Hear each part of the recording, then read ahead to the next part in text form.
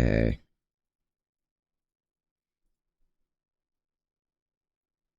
How should this exist?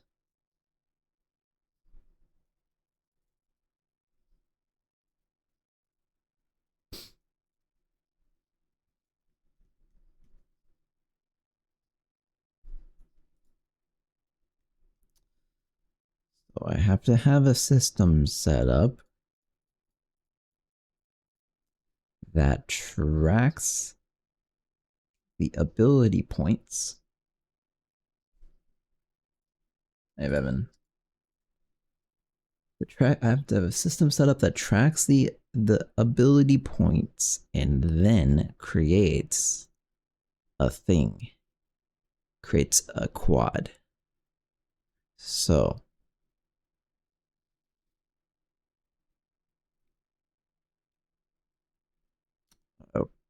okay.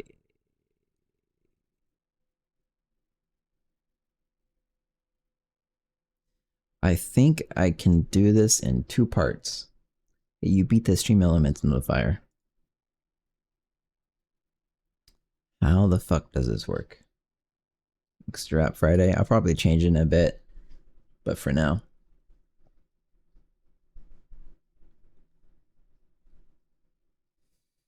What the fuck is this even called?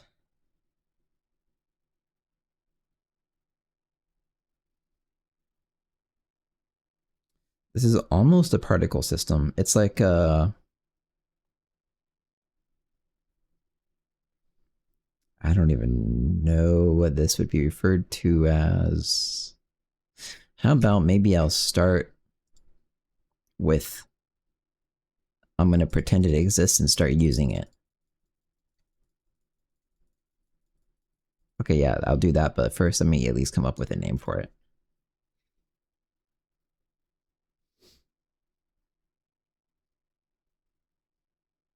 Oh wait, I'll add to-dos.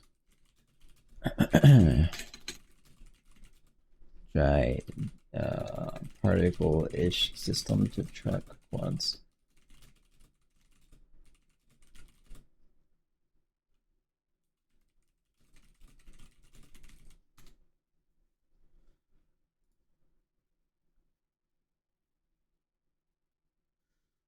So this would be called like a quad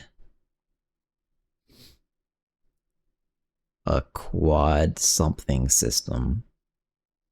VS Code took a dump when I was coding today. It was running slower than Cyberpunk with ray tracing on. Yeah, my VS Code has not been good.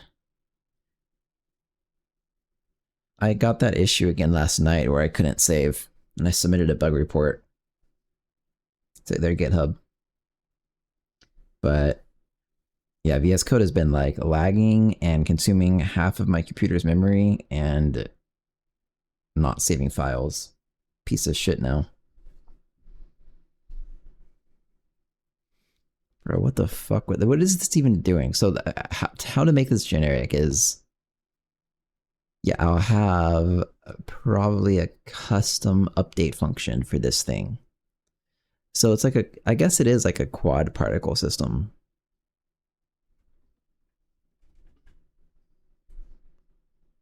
Okay. Where is my particle system though, first of all? It's just in source, I think. Okay, my dog finally left my room.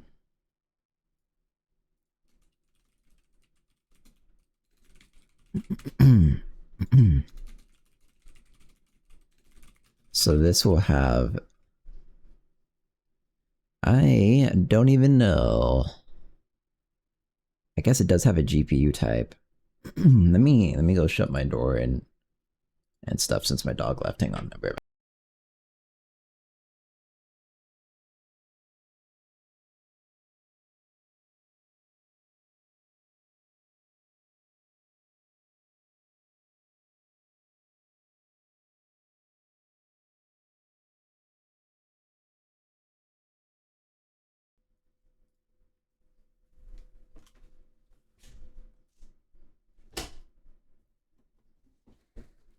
Okay.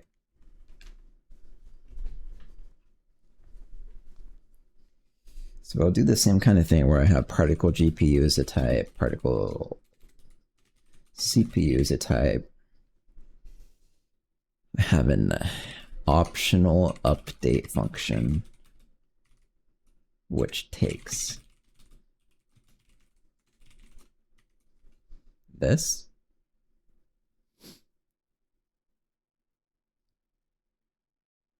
It might be, no, I don't know. That'd be a different way to do it. I could have the update function return a Boolean of whether or not this thing gets deleted.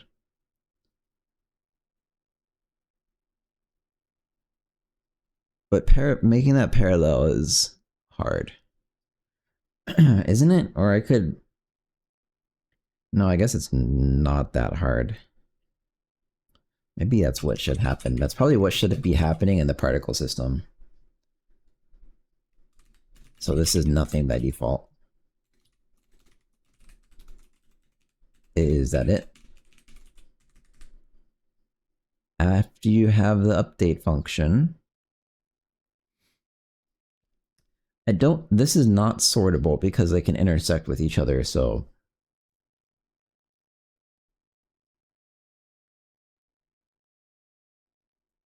That's kind of a problem.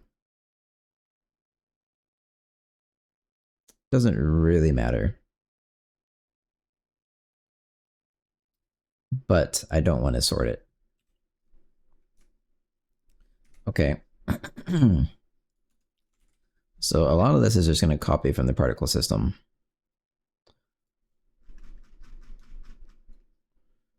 Yeah, I guess I need this. And maybe this.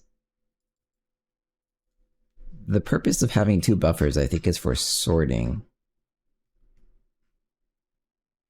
Yeah. So I don't need that.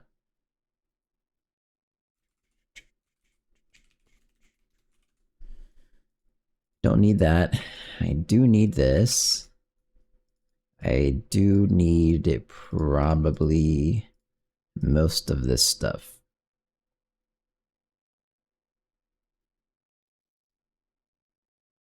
Indices count. I don't know what that does. Oh. It doesn't matter yet. I'll keep that also. Limit replace index. That is... This is also I don't really need. This is complicated. This is a complicated thing. So this is if you give it a limit to the particles, it'll start doing it this way, which I don't need. Okay.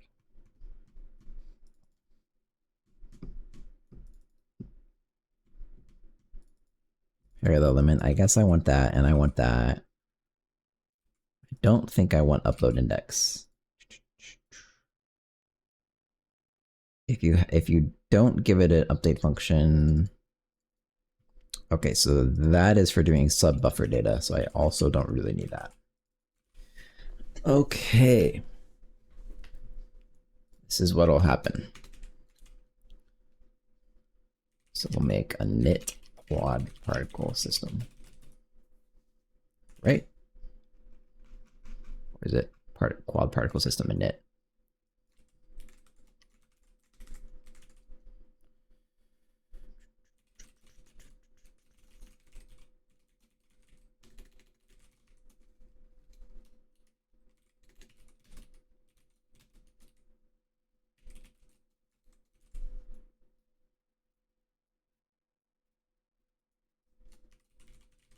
Whatever. Give it the system. You don't give it a geometry, which is different. What else do you do? Oh, this is...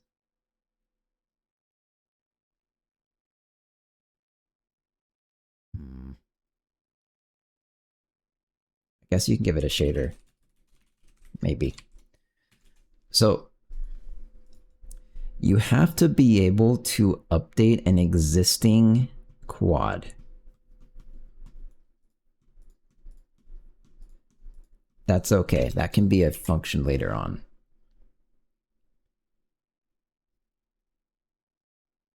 Oh shit, can it be? Fuck, this is hard, man.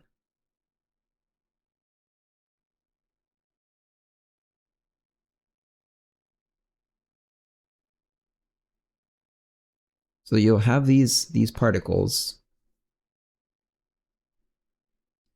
Okay, yeah, I can do that. I can do that because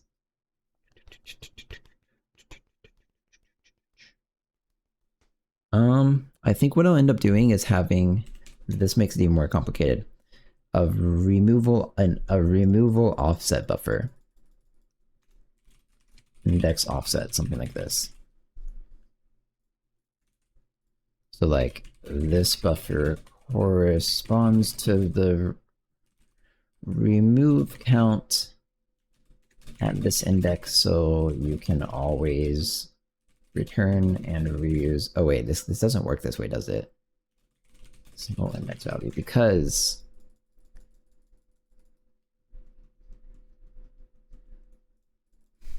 God.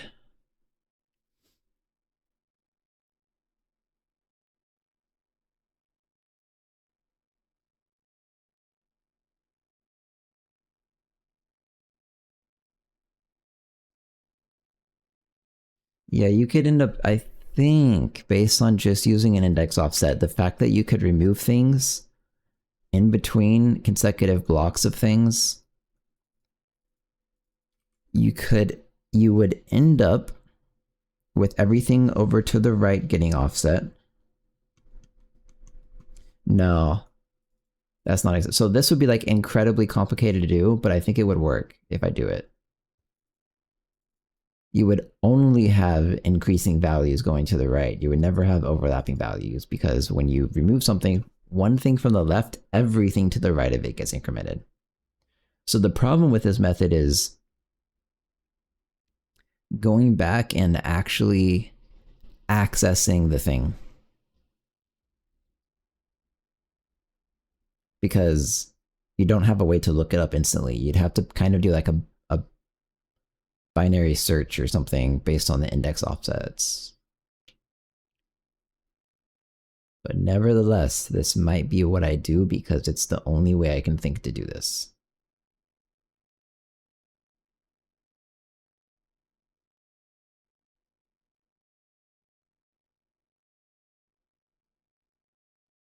So the two options for this also are, I guess I'll write this out.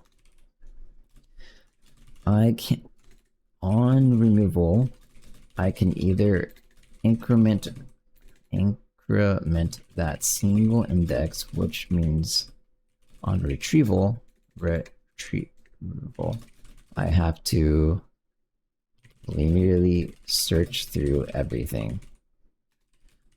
Or on removal, I can increment all indices to the right of the removal index. And on retrieval, I can binary search through everything. Those are my two options. I think this, like the way at least I'm imagining this thing to work for specifically for my weapon trails, is that there will not be that many ever. There will be like maybe up to 100 in the scene at once or something. This isn't my playlist. What the fuck?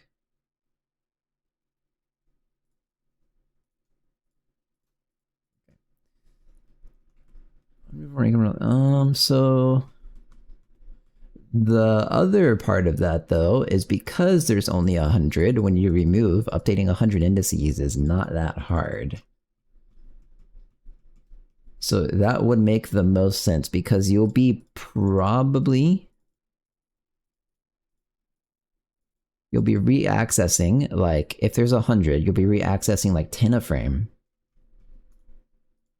And then you'll be removing, you'll be removing like 5 a frame.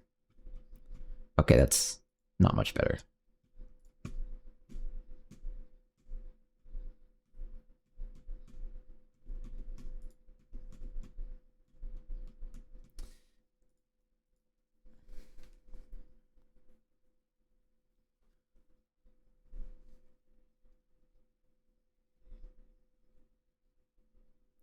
Well, hang on. That doesn't matter. I can track... Oh god, it gets more complicated. Doing this efficiently, this is like one of the few things that doing this inefficiently is incredibly easy versus doing this efficiently is incredibly hard. There's not usually this much of a discrepancy. I can track both individual removal counts and every update function I can... Every update function I can accumulate them all once down the array. Okay.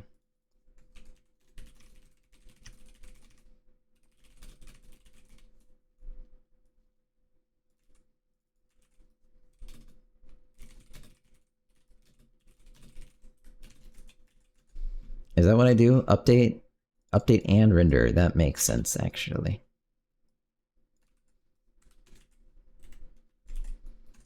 Time DT, that's it. Time. Oh, that also makes sense. It's okay. DT is for logic. Okay.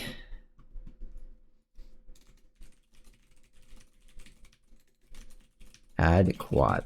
Wait, so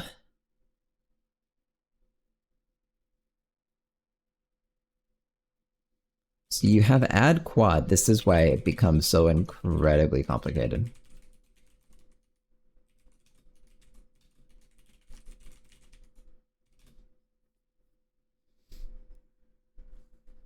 I guess those have like quad, which is forward vector 3. And this returns your reference index. Okay. So this is the method that is incredibly fucking hard.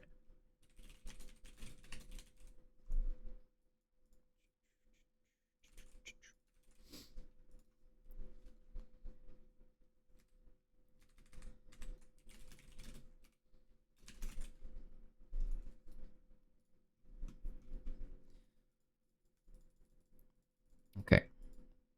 So also, I have my particles GPU, my particles CPU. I don't think I need that.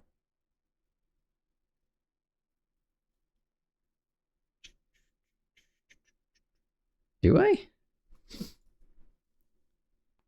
I could definitely imagine that I might need... Yeah, I can imagine I might need something with particle G. I would need something with GPU at least. I don't know about CPU. But anyways, I think it's fine to have that. Okay, so then lastly, I have... Hey, Raphael. Oh, the goblins coming along. Getting fatter, I hope. Actually, let me show you just how fat they are.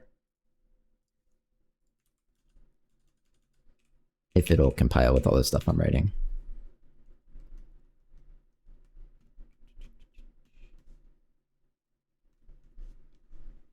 My first time running the game today. Yeah, the goblins are coming along well.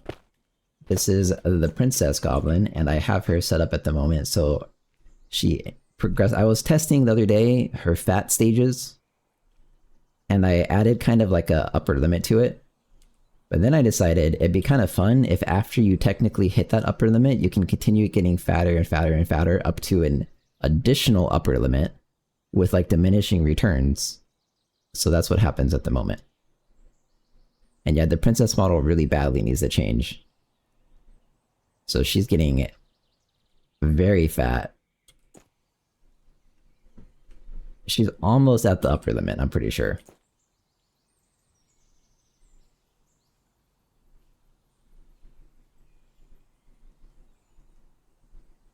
this is about it. And you can pick her up. And why am I so slow? This doesn't seem right. I don't think I'm supposed to be this slow. This is a problem. Okay, where I can jump. Yeah, that's a bug. I just redid some of the movement restriction code the other day. So that, I think, is why I'm so incredibly slow.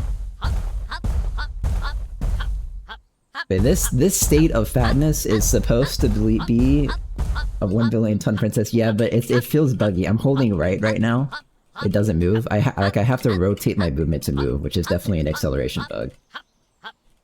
Oh boy, there's seed oil levels of fatness, yeah. That's true.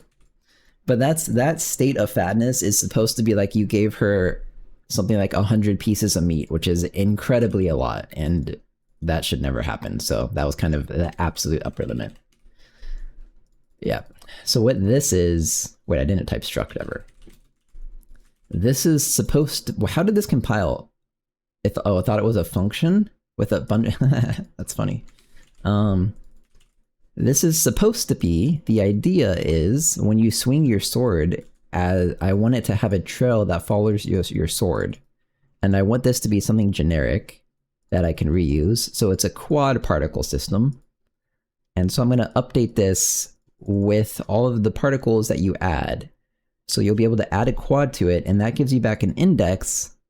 And that index, even though these quads get removed, that index will never change because it's going to be relative to the cumulative index offset at where it got added. So as things get removed, the index offsets will change. And so you can always use this same ID value to look back up and update your same quad. So that's the goal with this system. I did not think this was going to be this complicated. And so this might take me all day, I think. So I'm going to write this part first. I buy your game just for this. You're referring to the princess, I assume. I think if anyone gets her to that stage of fatness, I may have done something wrong with my assumptions. So let's see, I'm going to have an ability... what would this be called? Weapon trail tracker something. Yeah. Weapon trail claim. I'm going to write this part first to interface with that thing before I get too far into it, so I know exactly kind of what API I need. Guess I'll say this one.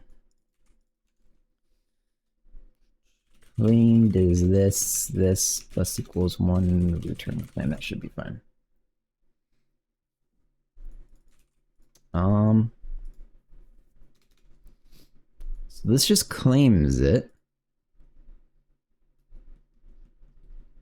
Should you claim it from the API's perspective? Should you claim it with a quad pre-made? No. Maybe. No. So this thing is going to take care of subdividing the quad also. I mean, you can keep it running in a loop and people would still buy your game, I believe.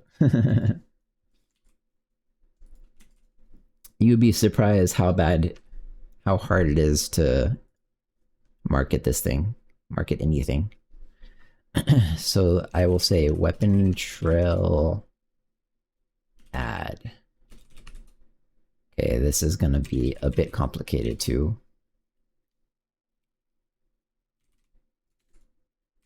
Points.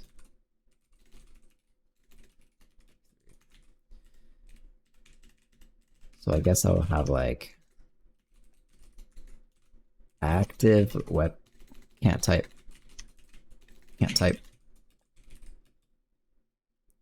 So this will have active weapon trails, okay. And I guess I'll have something that's a weapon trail. So the start never changes.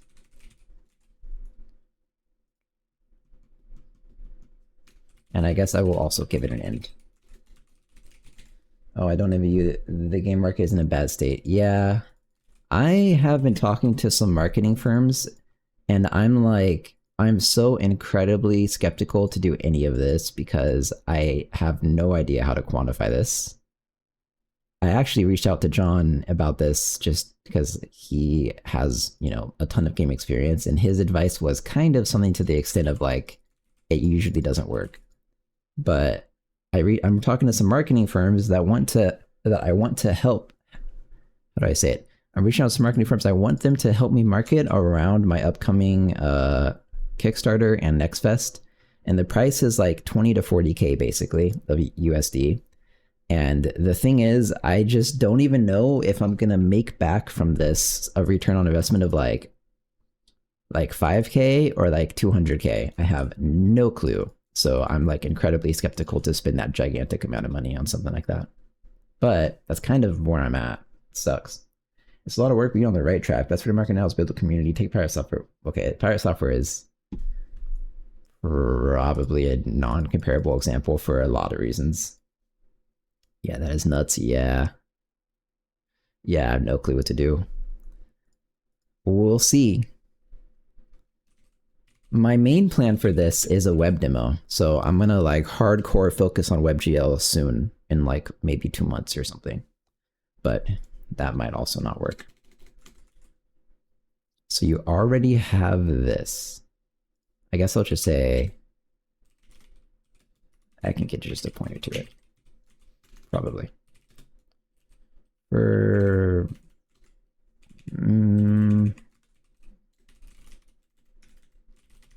weapon trail, active weapon trails.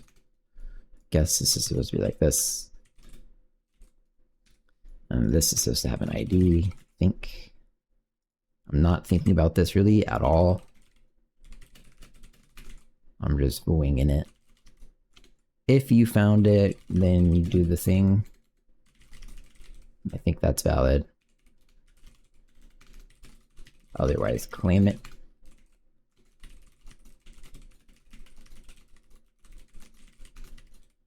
And then... Uh-oh. SEO then? Well, I mean, no, I don't know. SEO is the marketing. I think your SEO improves as you do your marketing. Even demos are double-edged sword. I guess you have to start dancing on TikTok or something. That is the thing, is that I think I need to do TikTok-y things and YouTube shorts, and like I just don't want to do it. I tried hiring someone. If you've looked at Upwork or whatever, you can hire people for like $20 or $40 to make YouTube videos. I tried hiring someone and I passed them like a bunch of my just entire Twitch VODs. And I picked a $40 guy. I paid him $40. The video he made was so god awful. It was so bad. I gave him like 12 hours of videos of programming videos, and he had like 2 or 3 different cuts inside of it. So it was just like 5-minute blocks of just flat stream programming, and like 3 of those. And I was like, man, I know you didn't put effort into this, but I'll pay, like, if you don't want to put effort in, I'll just pay you half and I'll just throw the video away. Is that fine? And he agreed to that. So did he use Window Movie Maker? I don't even know what he did. He got his $20 and dipped. That's what he did.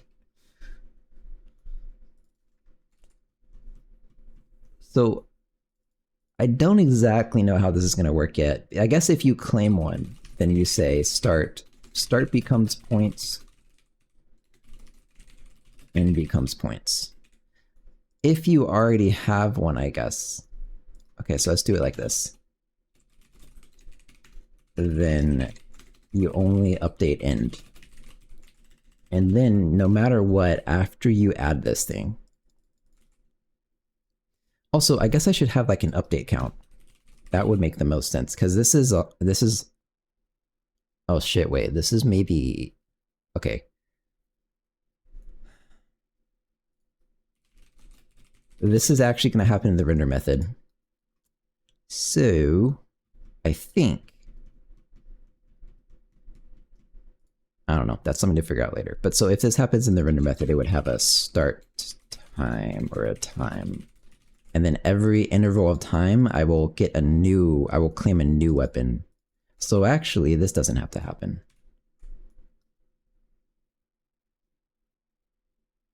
50%. Wait, I can make a video for you. Got 20 bucks. Yeah, I don't think it's worth it to you. It is a ridiculous amount of work.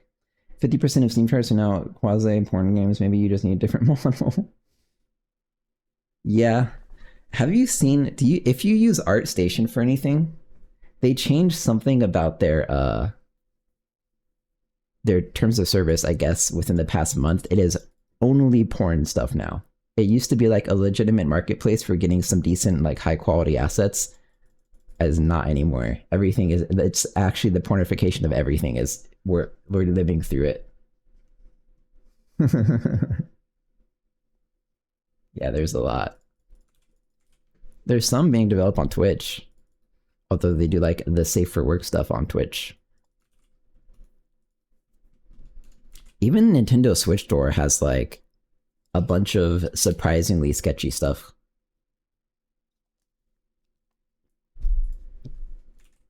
Guess it went shit since Epic Games Bought. Did they buy it? I don't know. That could be. I don't know what happened. I'm pretty sure they just changed their terms of service because it literally like it exploded overnight. I use ArtStation pretty frequently to find artists, and like suddenly it was like everything was just quote reference images, you know. So the server knows to get their assets or somewhere. True.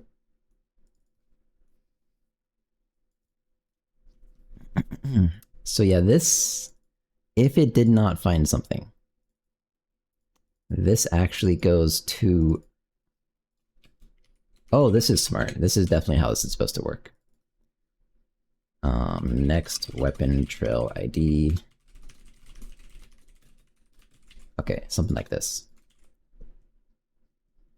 You set this to the next weapon trail ID, and that is it. At the end of the process, you return this, which you now have no matter what, and this is potentially updated because when you create this, you also say time to start. And then if you found a thing, I guess, and the start minus the thing time is greater than, like, we're gonna pick an arbitrary timing here, which this should be lifetime or something. It's greater than lifetime, we reset it. You did not actually find it. And so because of this, now we create a new one, give it a new ID, give it a new start time. And that's it. This is done. Wait, this is not done because at least our station is a better place than DeviantArt. Probably true. Good night, guys. Good luck with the goblins. Thanks, man. Thanks for stopping in. See you, Raphael. So you can add quad or update quad. So I guess it happens in each of these situations. Yeah, this, unfortunately for people watching, this is gonna take me. It's gonna be really sick as fuck when it's done, but actually this is gonna take me all day.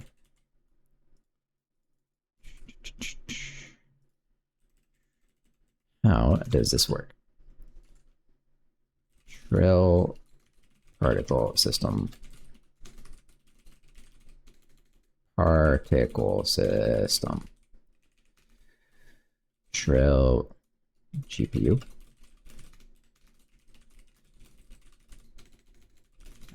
My hands are very cold. I think that's why I can't type. My dog was sitting in here. He wanted to be next to the window, so I had to keep it open. And then update method, which I don't know if it's anything. Yeah, I guess it is. Okay. So this is not how the update method works though. It is how does it work?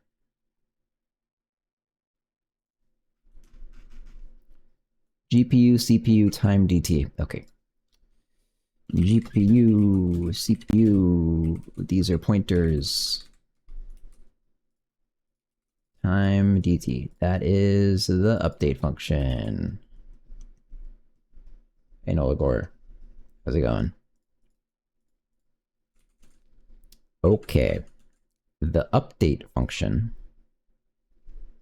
So GPU, trail, GPU, CPU, trails. This is, man, this thing's kind of fun to write actually, but writing this kind of thing on stream I dread because I know it's going to take me a long time to do all this extremely complicated stuff correctly, but it's going to be so cool. So this is going to return a boolean of whether or not you want to remove it is the logic. So I guess literally all I do, this should be on the GPU. It has a time offset that is a float. So return a GPU time minus time is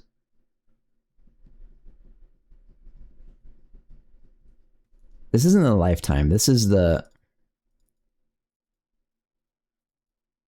I don't know how to word this. Update duration?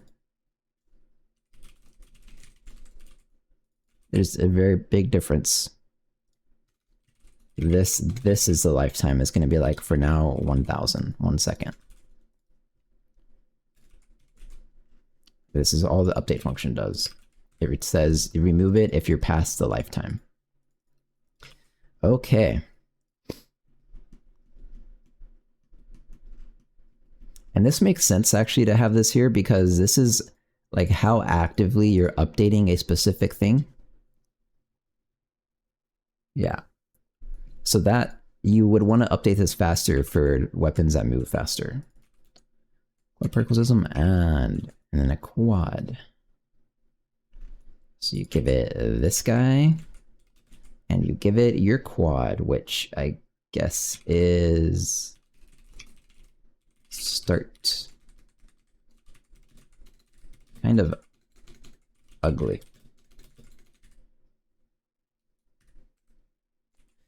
There we go. Otherwise,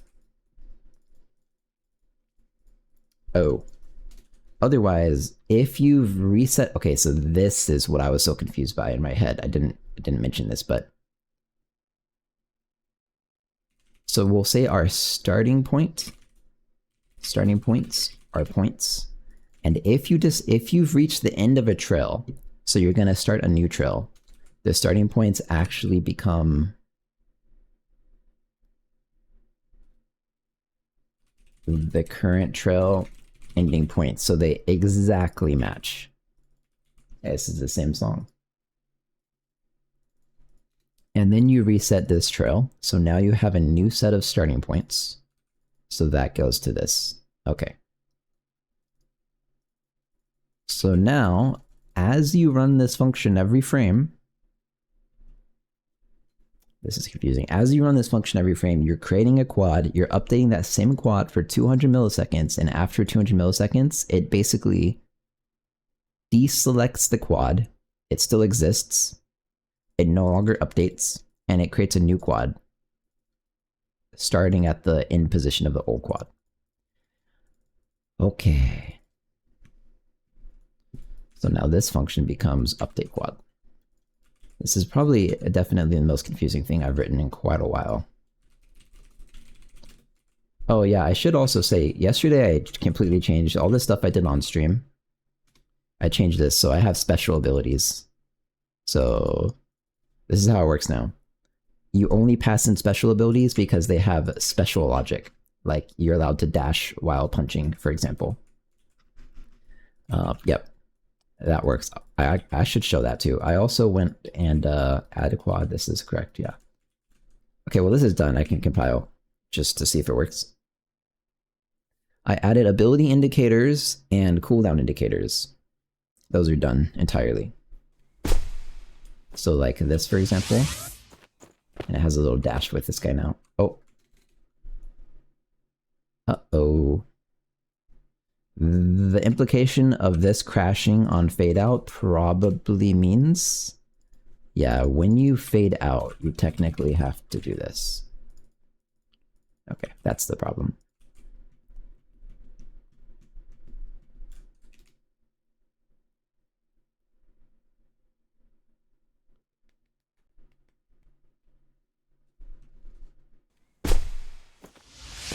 Why is it so laggy? What the fuck?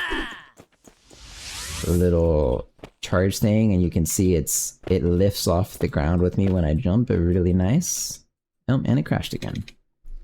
Another fade out issue. Same fade out issue? Interesting. If it's not fading out.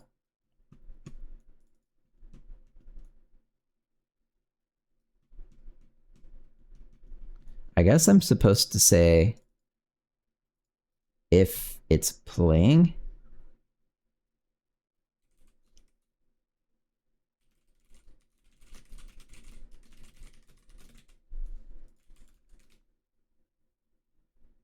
Because if it doesn't exist, it's not playing, but the fade out could... Fade out is a little bit different. Okay, crash fix.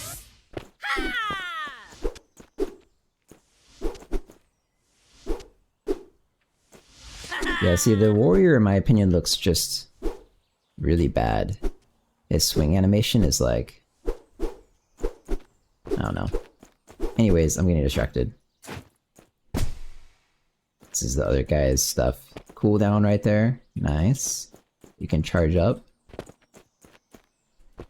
And then lastly, I have added... Where is it?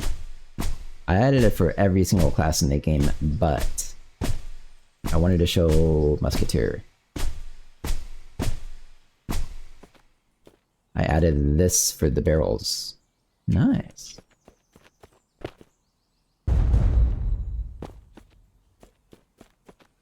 Yeah, you can see the little collision tracker mesh being rendered around this thing. Anyways, enough wasting time. Okay. I'm gonna do this first for the glaive blade?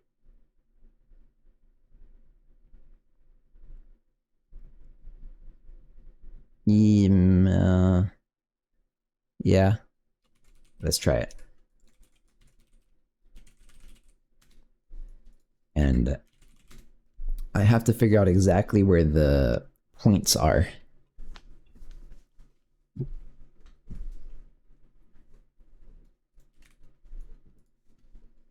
Okay. Not this. Hang on.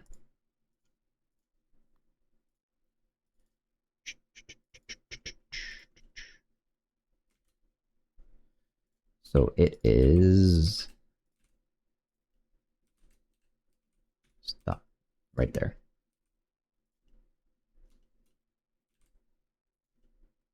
I'm gonna do like this.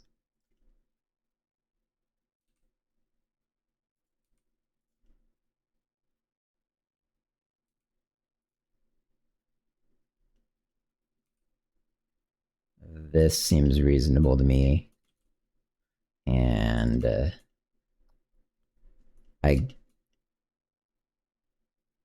okay, this is the back of it. That's actually where it's supposed to come out of. So we'll do like this.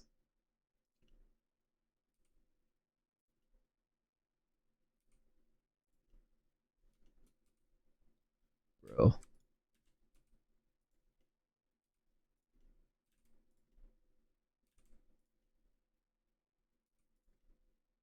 Okay.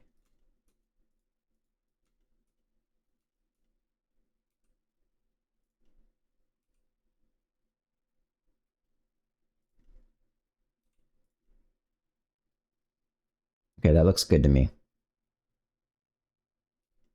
Okay, let's try it out. Render glaive blade. This is where it happens. So if you're swinging, I guess, if you have weight in your swing, God, there's so much in this class. There's so much shit happening. First swing, second swing. That's all I'm gonna do for now.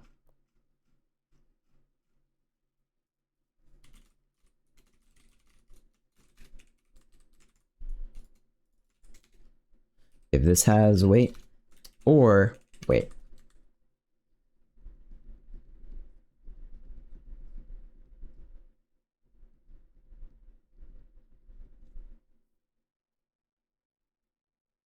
Do I do separate ones for the swings? I probably need separate. Yeah. I don't really know why or why not, but it just kind of logically makes sense, so. Okay. The other bit happening is you would have a first swing trail ID and a second swing trail ID. Okay, and actually because it already resets this with, oh.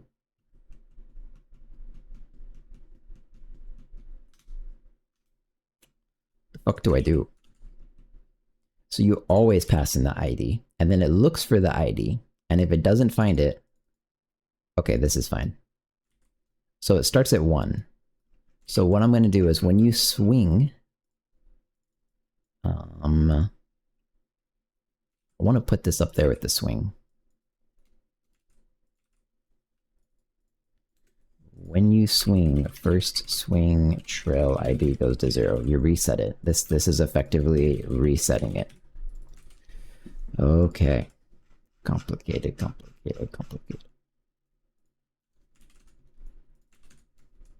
Then first, this is all you do. This is how the logic is set up. Trying to make it as simple as I can make this complicated thing. So this is the time of it. And then you also give it back its current ID and it decides what to do with it. And then I have to get start point, something, end point, something.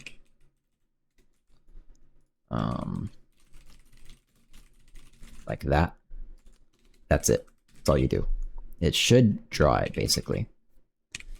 So what I will do then is get the glaive transformation. This. All right.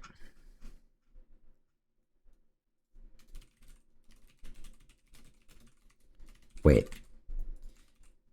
This is like correct, but this has to take into account time because it's being rendered, so it has to be interpolated, which this is all you do. This just interpolates it automatically. Okay, that should work then.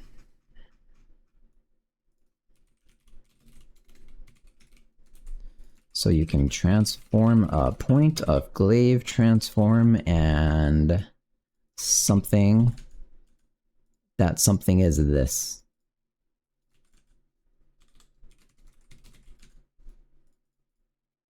This is the Y value.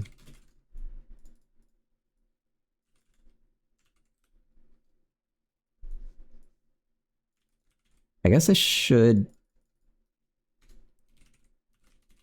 have a glaive start, right? Vector 3.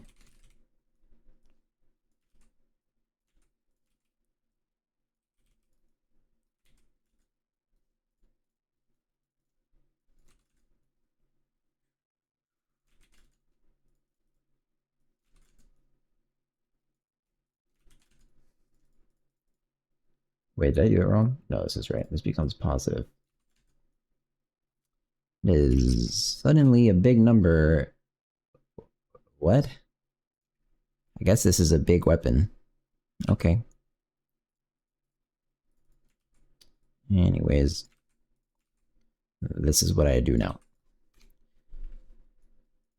And likewise, I guess, I mean, these are constants. They can go here. So the thing though is these actually will change later because the weapon itself rotates when you do certain attacks, but it's fine. And then second swing trail. Okay. So now though, I have to like initialize this. Weapon trail init.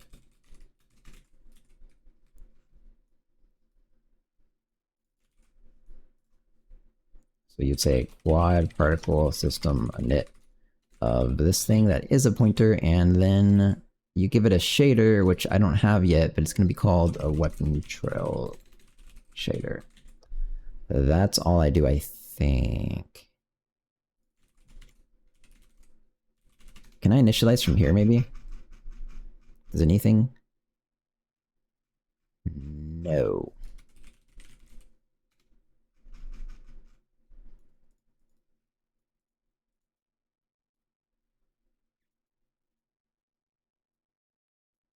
So this is a graphics manager initialize immediate, and this is initialize not immediate. So I guess I'll do it here. And I guess I'll just, whatever. Trill. Done initializing weapon trill. Sure.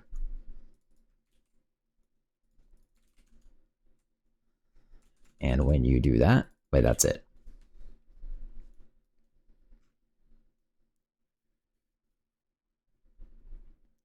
Okay. Now I have to set it up to be rendered. Trill render. That I think is all I do. And then you say quad particle system update and render. I guess this should match the name.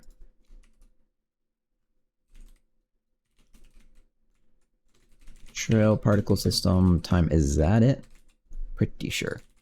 Now the gameplay scene. When I update the other particles, like this stuff. Time. Okay.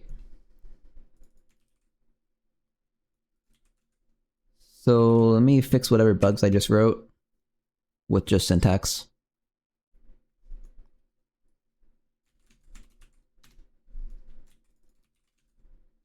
Declared weapon trill add. Oh no.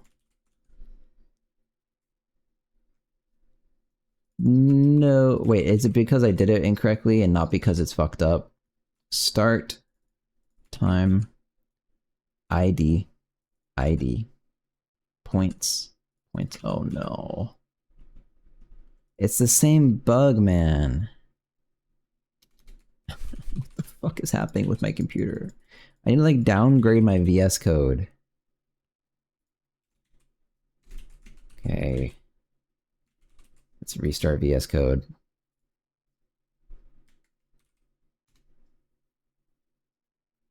I should never have updated. I'm never updating VS Code ever again.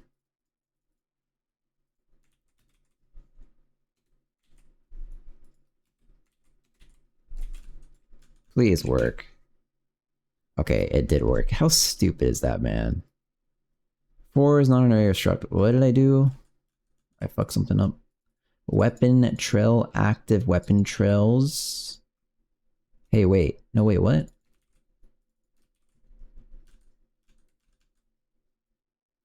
Argument of 4 is not an array or struct.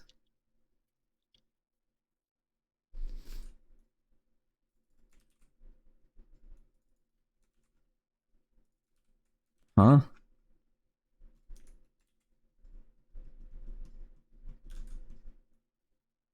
The type of this expression is, I think that is how you do it.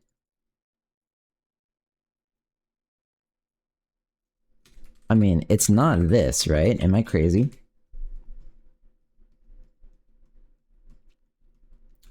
Okay, I don't know why.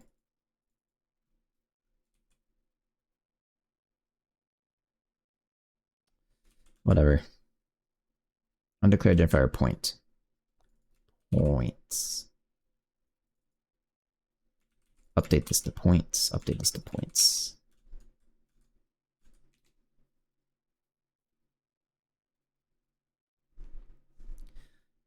What now? Update quad particle system. Update quad undeclared identifier. Is this the same issue? Please no. I'm so tired of this issue. Trill particle system, which is a quad particle system. ID 4 points.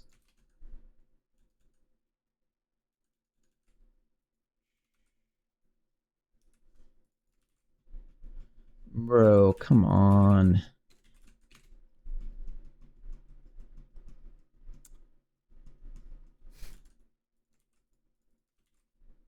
What do I do about VS Code, actually? I can't just keep restarting it every time I want to save a new file.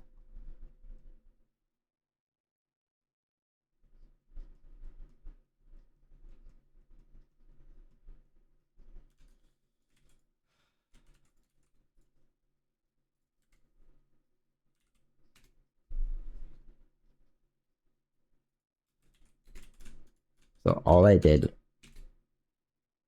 relaunch, press space, save, minus save. Okay, it didn't work. Oh, this one actually is a legitimate issue. See, it's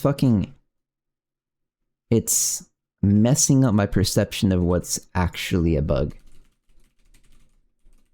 God damn it. Install an older version. Yeah, I'll find out how to do that off stream. It auto updates. No, it doesn't. You can say no. One into this thing, into this thing. Oh, whoops, that's actually my fault. Isn't it?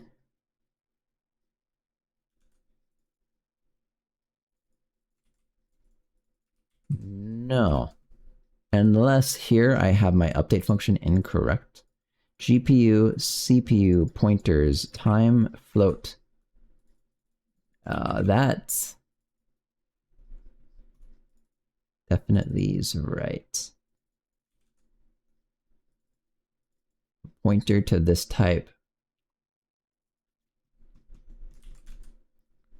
Wanted a trail GPU pointer, type given trail CPU pointer. Oh, that's this. It's supposed to be PC. Okay, not all paths return a value. That's probably also legitimately an issue. Wait, what? Which one? What is that complaining about?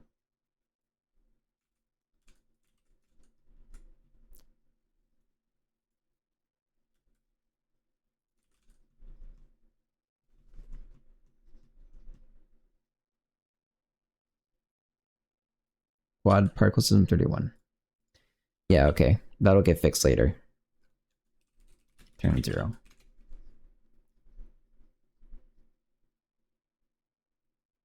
Declare identifier. Okay, so now I add the shader. So I'm gonna have no, to keep this simple, this is already gonna be really, really complicated. Yeah, I'm gonna have a really basic shader at the start. I just copy anything.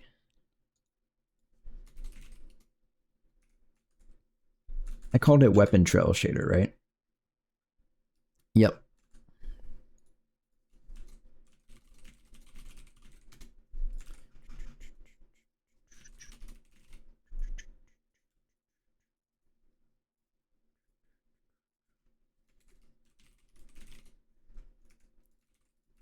All right.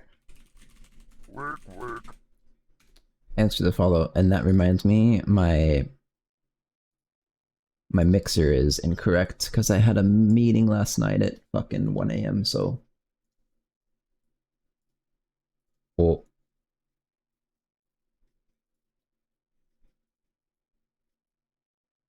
I don't know if that affects OBS sounds volume. I think it does. Anyways, thanks for follow, man. I think that was a follow. Let's see. Weapon trail shader now is after water shader.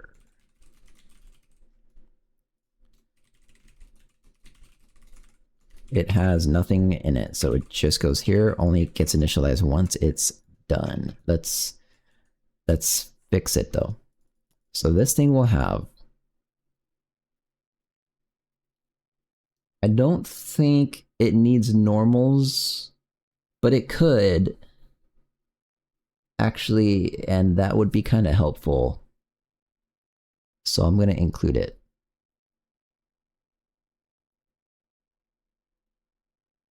It does need texture coordinates. Actually, so this is all correct. It just goes like this, and then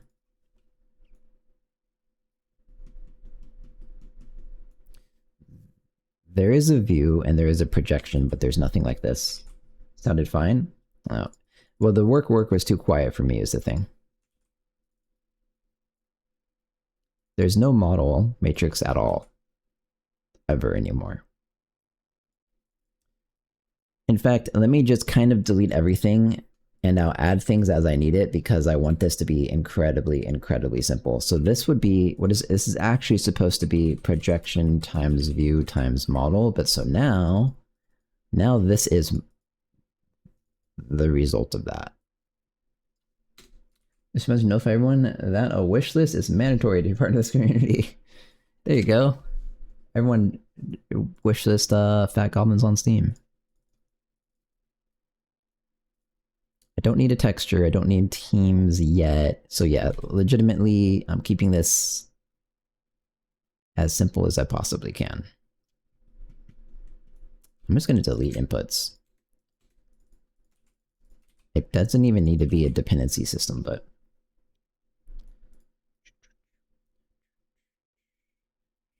it is opaque and it is being rendered. Okay, I think it's fine for it to have these. This is in the correct path for this, I think. I mean, if it's not, it won't compile, so. Okay. None of this. All I say is this can actually be 0, 0, 0, and you have normal constants. What's it called? So I will say no shading, no outline for this guy, which is the alpha value. It's going to be white. Shadow is white, which is no shadow. Okay. So now these are the attributes that my guy needs.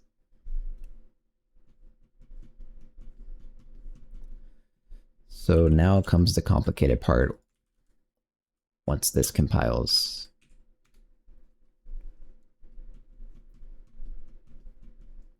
Undeclared identifier weapon trail shader.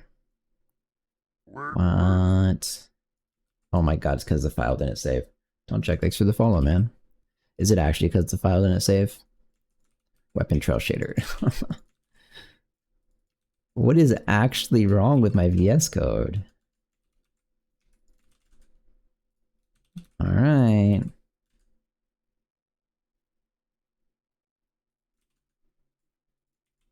It's in Fat Goblins, so it should definitely be included. Well, the good news is I don't have to write any more files today after this one. But sometimes it even affects updating files.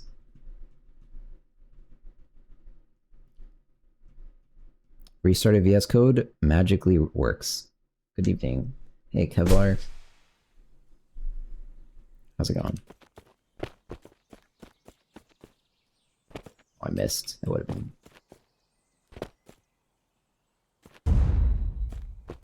Okay. Anyways, it compiles. Let's go on with it. Okay, now we actually... So this is probably technically all I have to do. I'm going to increase the lifetime of this to like last basically forever. Because the part that's really going to screw stuff up is when I start trying to use the index offsets. This is a big problem. So if I increase the lifetime of all these particles to basically forever, that should never happen. Okay, so a lot of this is just going to come straight from the particle system, and that's very helpful. Yeah, I can initialize the lock, set the shader. The other thing...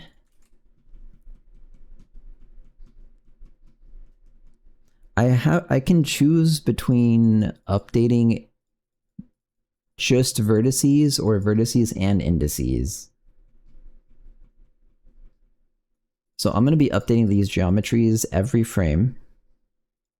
I think there's no benefit to me updating indices. So this is going to change as I go through this. But so in that case, my point is, this is what I will basically have. How do I want to do this?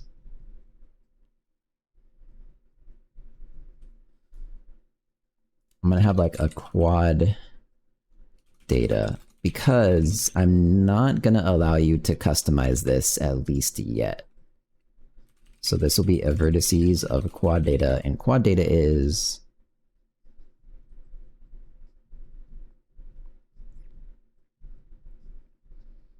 I guess it's gonna be something like this. And there are gonna be 3 of these per triangle. Okay, this feels really stupid now.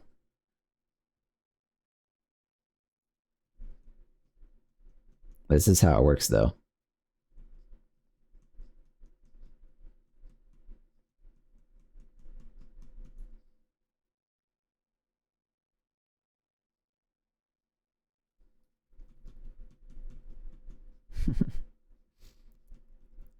I guess I could have this one be 6.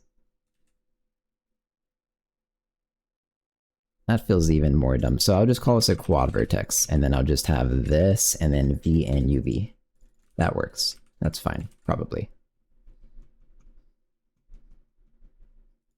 But it is literally quads, so quad vertices.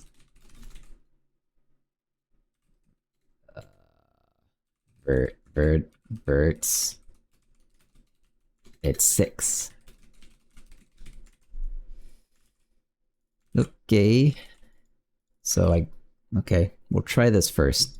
Feels kind of dumb, but at least it's like concisely organized and you can't mess it up. Otherwise, I'm going to be calculating like offsets into the float array and all this stuff. So, okay, continue. So all this stuff I do not yet currently care about. I can generate this ahead of time. I can generate all this stuff ahead of time. Let's just copy everything. Is there a reason you use the Windows terminal instead of the VS Code internal terminal masking? Because I'm not familiar with Windows and the workflow. No, not really. I think you actually can set the VS Code terminal to be PowerShell 4.5 or whatever I use. So it would be the same. It's just I don't like to use my editor space for stuff like that is all. But that's just my preference. There's no reason one way or the other.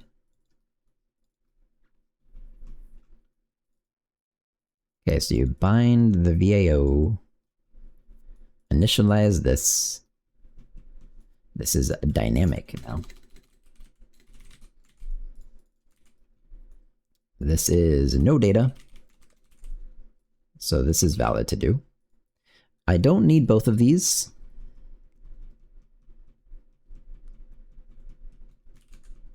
Which one, what goes into what? Okay, indices. I don't need the EBO. EBO is gone. No EBO.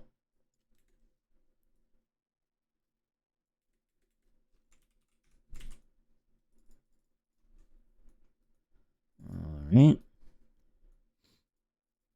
So this is vertices count. So this is going to be kind of what I'm pre-allocating it to if I want to do that.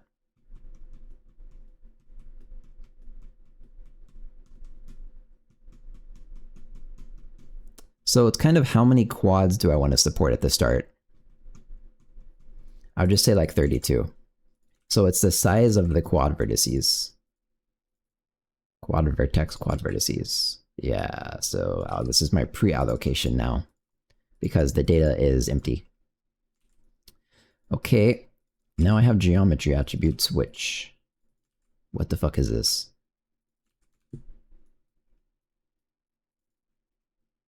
Oh, that's if you pass in a geometry. Okay, so this is what I'm not doing. So my geometry attributes are position, normal, text chord.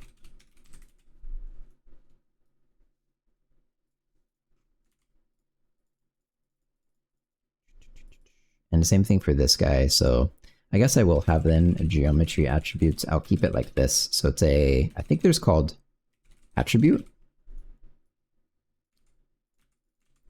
We pass that in, and now we can iterate through them, getting the offsets of all these things, the size of all these things. It's setting up the attribute pointers or whatever, and the shaders. Default particle count. Okay, I'll stick that here too. So that matters because effectively in this context, each quad is a particle. So this will be, I'll call it default count. It's not exactly particles.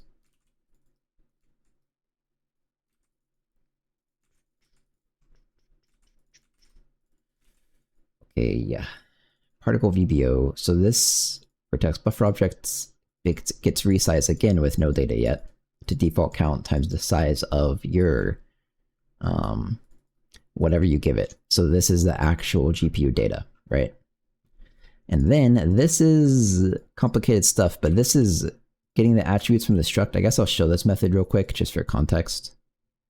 Come on. This method takes it's run at compile time, so this is not constant. So it takes a type, and then it basically processes through, the type has to be a struct, I think. It processes through the members of that type and gives you back the list of attributes for that type. So if a struct has like a vec3, a vec2, and a float, it would give you back like a vec3, a vec2, and a float. That's it. So this is so that the GPU knows, oh, well, that's not exactly it. Then it constructs, you take that, you get instance opengl initialization. So then it sets up the vertex attribute binding code at compile time based on your struct's members. That's what's happening. Inserting the string. Hey Chandu, how's it going? Anyways, this is already done. This is complicated stuff, but so there you go. I guess this is actually done now.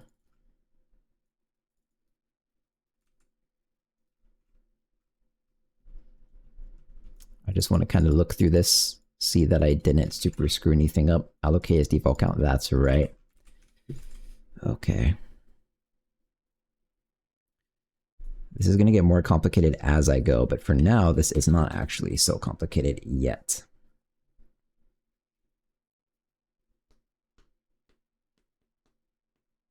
So I'm not even going to have the code. Actually, I could. I'm going to make it all single threaded at the moment. Yeah, let's go through my particles. System particles GPU count. Let's call it by. Actually, so this is specifically if update function, because update function doesn't have to exist. If you don't provide an update function, I don't know what I'm going to do yet, so I will say you empty update functions not yet handled, but it should be. Something like that.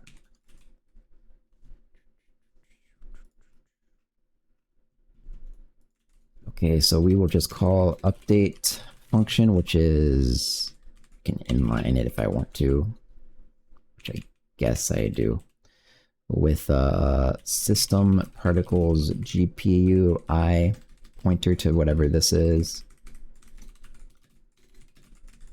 Particles CPU I.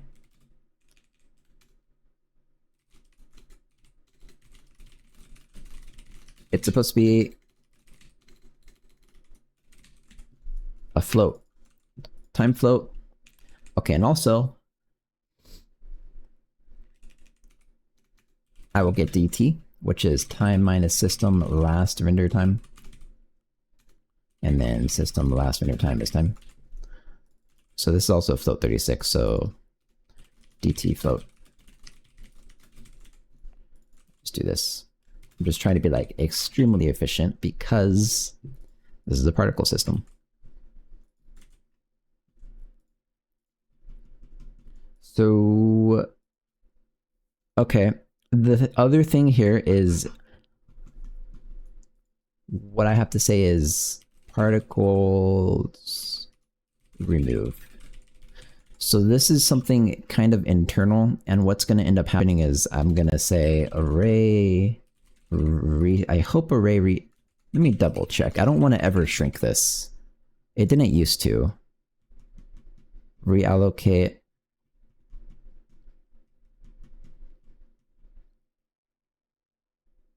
Okay, so I'm not confident what this is doing. So what I'm going to do instead is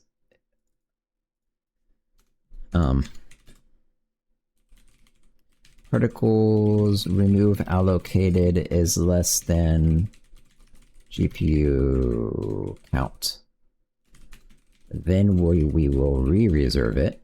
Reserve system particles remove of system particles GPU count.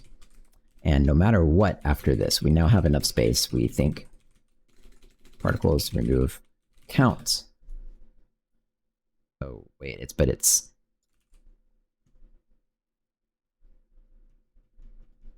this is fine. This is fine. Set the count to this, and we will mem set this, I guess. We will set from particles remove data to system particles remove count times size of boolean to false. Hang on, I have a message. What's happening? Ah, okay, I'll have to get back to that later.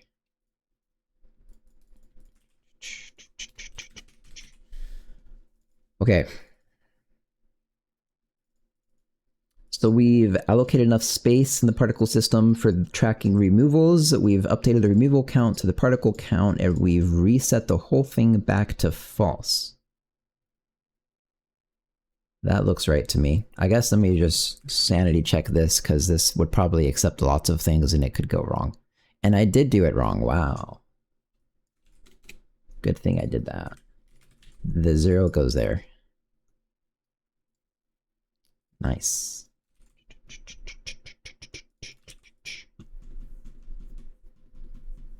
Okay, so what happens is you say the particle removal thing, which is now a valid index, becomes this. So after update particles, track removal requests, apply removals. Okay, so I have a method to do this. I guess I will use it. Wait, no, I won't. I have something called efficient remove, which does exactly what I'm about to program. But for this context, I have to efficient remove this guy, this guy, this guy. Holy shit, I have to do so much. This guy and this guy. Okay. So actually,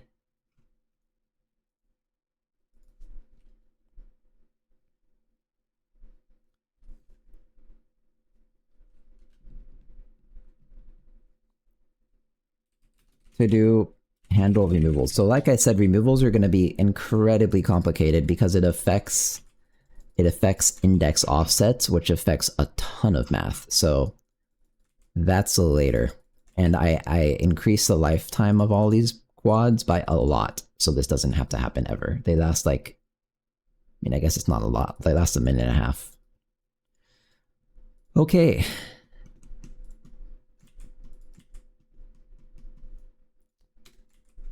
So let's take a look at the particle system and see how different this stuff is. I guess this should be here, yeah. If there's nothing to render, don't render. And this is the efficient removal code, by the way. But the quad particle system having to track removal counts on specific indices is more complicated than this. This I do not yet care about.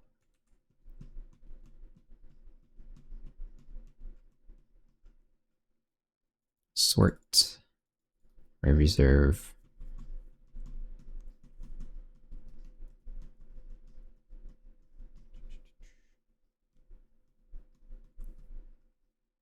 Okay, so sort basically doesn't matter. So here's the update function. So yeah, this might be the same. Let me copy this. This might all be the same. Let me copy this and see what's happening. So this is if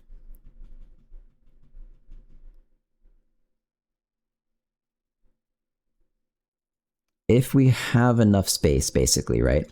So if the allocated VBO space is greater than the particle GPU's count, or the same, so we have enough space. If there's an update function, we can expect every particle to change every frame. Okay, well.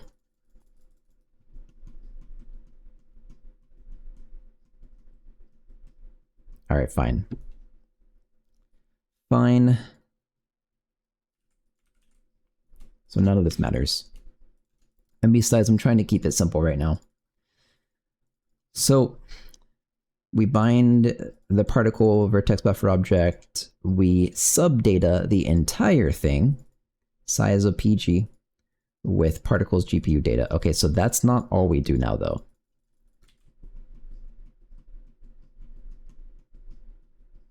But yeah, it's not all we do. Okay, the other thing is we actually do the vertex buffer object as well. So we'll do that in a second. So let me look at this one. Otherwise, if you don't yet have enough space,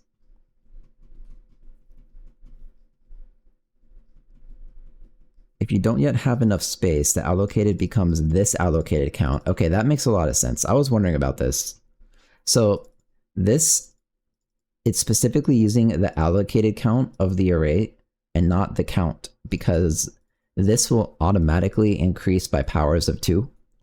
So essentially, you don't want to be allocating the GPU memory more than you have to, right? And so that will automatically handle it by using allocated. So it's actually just filling in all the trash data. And that's good. Okay, now this geo bind buffer, it is an array buffer, right? Yeah. Same thing, basically. Find the BBO, BBO. Particles GPU.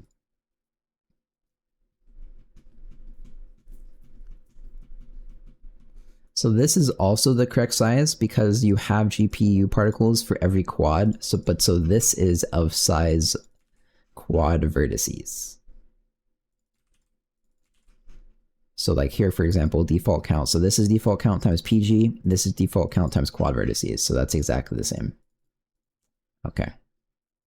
And so this specifically also becomes vertices data, which also, well, I'm not doing it here, but okay. Good. Same thing. VBO allocated count times quad vertices data. So this is allocating additional space and then writing the entire allocated size into this guy's VBO of quad vertices using the vertex data. Okay, this looks good to me. Projection is weird. What is projection? You pass it in. I guess that's fine.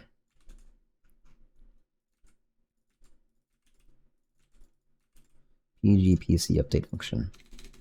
Time. So this one specifically wants perspective. Or is it projection? Projection. Same thing. System time get perspective matrix. That is all you do, and now I have access to the projection matrix, and so that gets passed into particle system quad particle system render.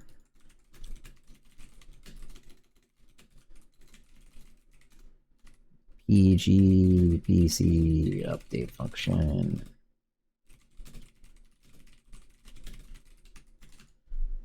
All right, and then when you render,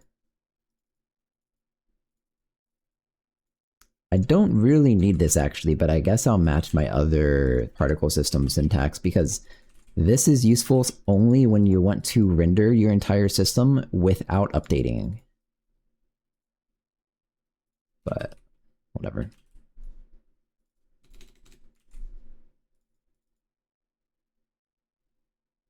Okay.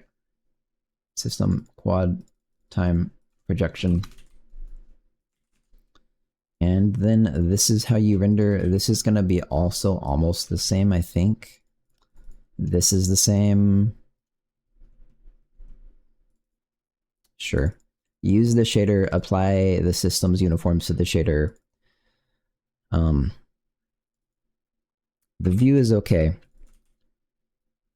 You create projection and view uniforms also, and you also apply those. The depth function, that's okay. System VAO, triangles, indices count. Okay, so this is different. I don't actually remember off the top of my head the correct call. Let me try to look it up, hang on.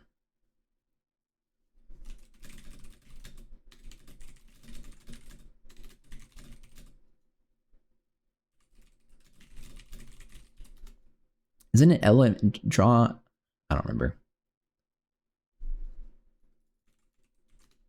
GL draw array is instanced.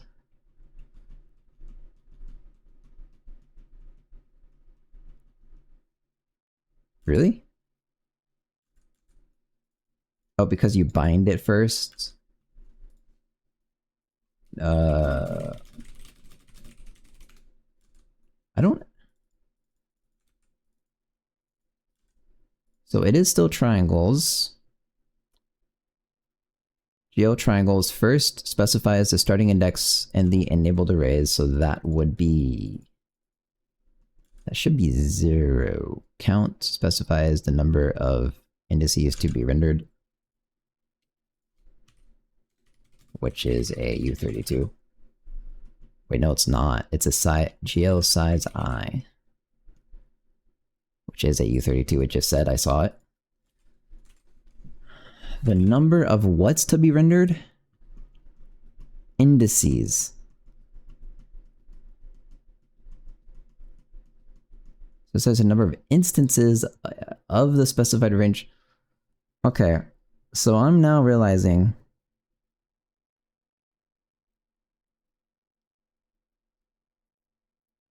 this is fine. There's actually no particle VBO. This does not exist, is what this means. Let me finish doing this and then I'll go fix that. But so this is just system particles GPU counts. No, because it's triangles, so it's times 2. It's a quad, right? So unsigned int, null thing, instance count. So okay, this is... I actually just need GL draw arrays.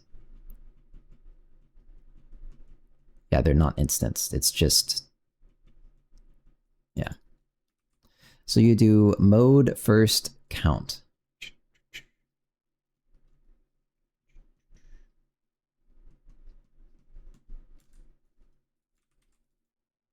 Find vertex array, mode first count. I guess that's all I do. So let's go completely get rid of particle VBO. Yeah.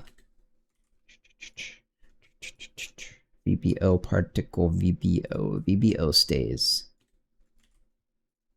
So the reason I'm getting rid of particle VBO is that the actual the entire purpose of the quad particle system is that the shapes of the quads are all unique. And so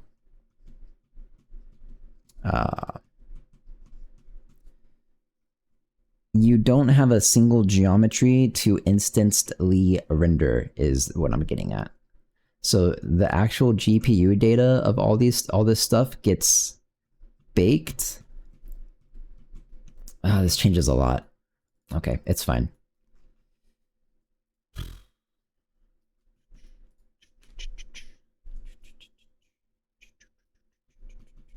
So it looks like this now, by the way. Quad particle GPU is a... I think I'm allowed to do this. I don't know if I've ever done this.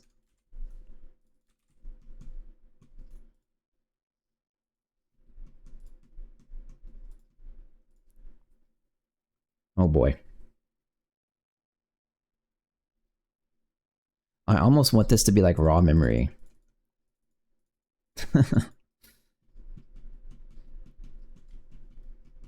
So you're gonna have this.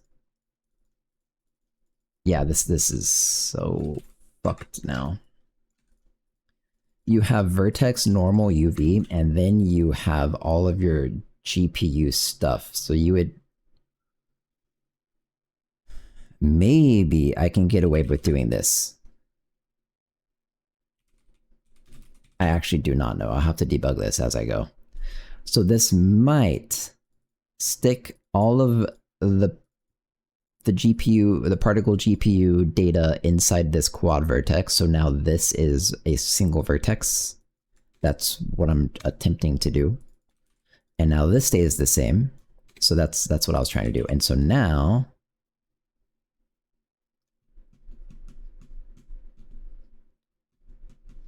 Oh my god, that's not even exactly right.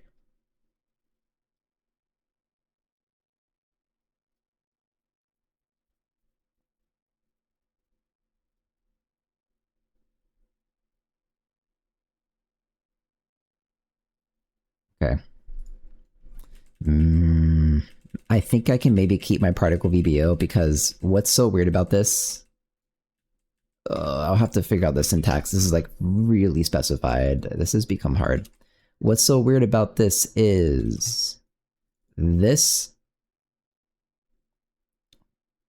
Okay, the vertices, the GPU vertices is 6 vertices, and each one of these has to have a single particle GPU put into it, right?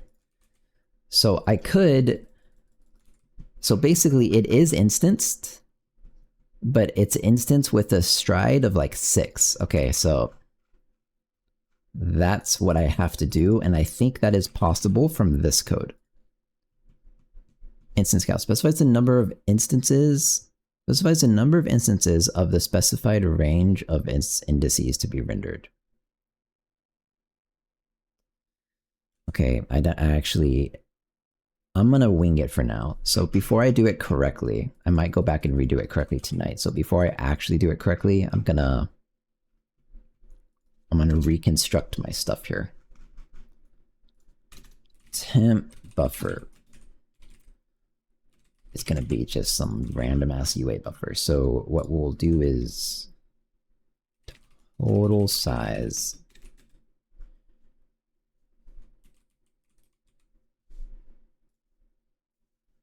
For system particles at GPU count times, we will say size of, it is a quad vertices plus a size of a particle GPU.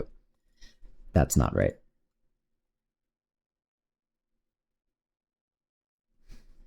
Times 6. If system temp buffer allocated is, this is so stupid. I'm almost certain opengl gives you a way to do what I'm trying to do, but I don't know how, and I'm not going to figure out while I'm streaming. That would be not fun.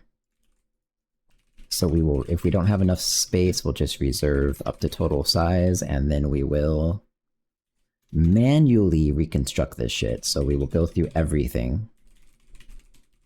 Which this is actually not that bad to do, because for my use case of this particle system of weapon trails, there should not be that many on the screen. They go away pretty quickly.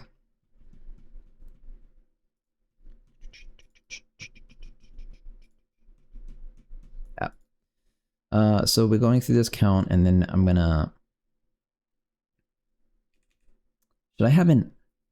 I can calculate the offset. Is I times, it's this.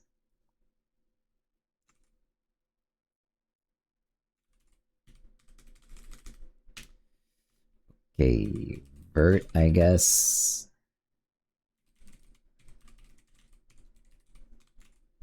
System vertices I. So the vert of system vertices I has 6 verts in it.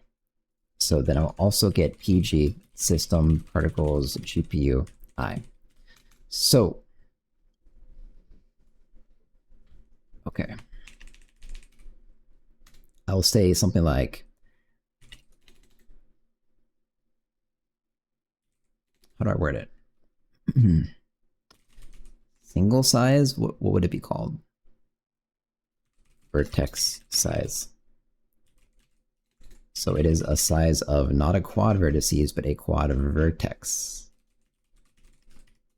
plus size of PG. Okay. So technically it's this times 6 also, by the way, so I can say this times 6, because that's, yeah. Data offset. We have reserved it if needed. Wait, and then temp buffer count is total size, and now down here, no matter what we reconstruct, that's what I meant to do. Okay. So we're gonna go through this 6 times also.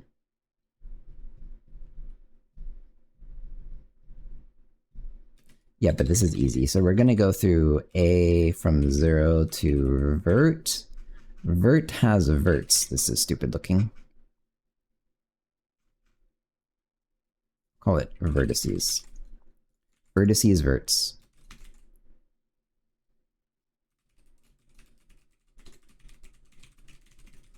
Okay, so this goes through it 6 times, and so for each one of these, oh boy. System particles GPU data plus data offset is where we are. Plus, that's the data offset. This is the vert offset. This is A times vertex size. Okay, so this is like very confusing. Okay, so this guy becomes something.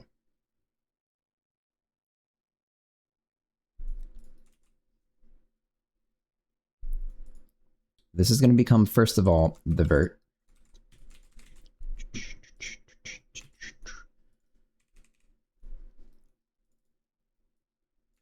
Okay, then I take this again, and I add the size of this thing I just wrote, which is a quad vertex. And so let me just be sure, by the way, quad vertex, that's what that is. Now we write the PG, the particle GPU. Okay, so the end result is we have a quad that has 6 vertices, and so we have like V1 PG, V2 PG, V3 PG, all the way to, so I'm just kind of appending this to the end of every single vertex in the quad. Hey, Soundle, thanks for following, man. All right, so that should do it, actually. If I did the math right, which, like, actually I think I did.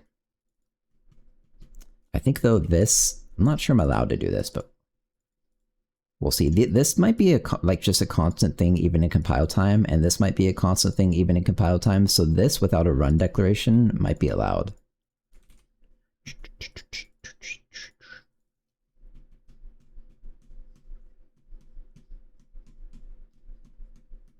I'm just trying to double check this real quick.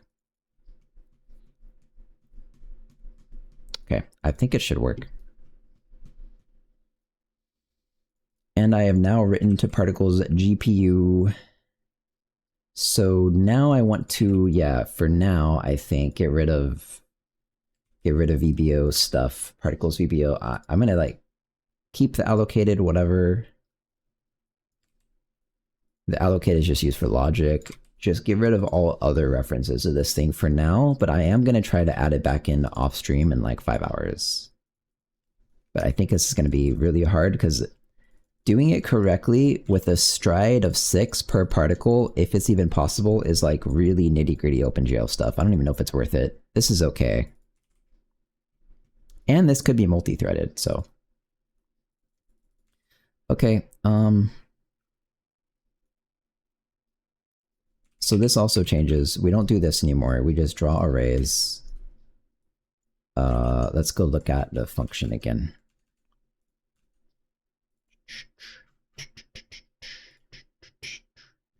So mode is GL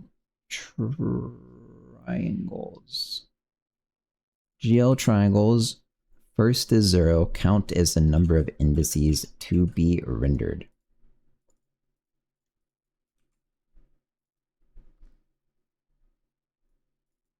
number of indices to be rendered. So that would be this times 6, actually. So every particle is a quad without indices, because I don't want to track that. Yep. I think this will work. I just want to sanity check here as much as I possibly can.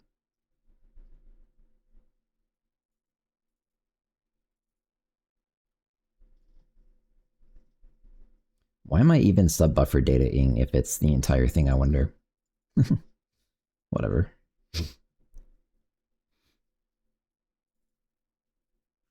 Okay, so now I have to start adding quads and stuff.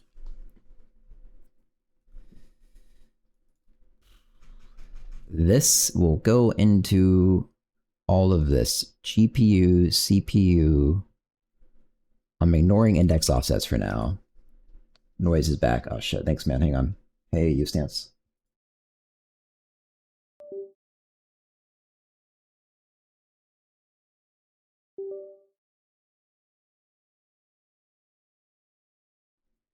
Okay, yeah, I'm really thinking about getting like trying to find some like $40 audio interface to swap over to until Focusrite fixes their issue.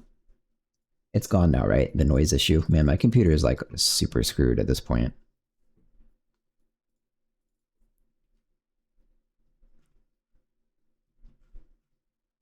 Okay, time to add quads. It's gone. Nice. So this adds the quad, but it also has to add a GPU and a CPU, which I'm considering removing the CPU entirely.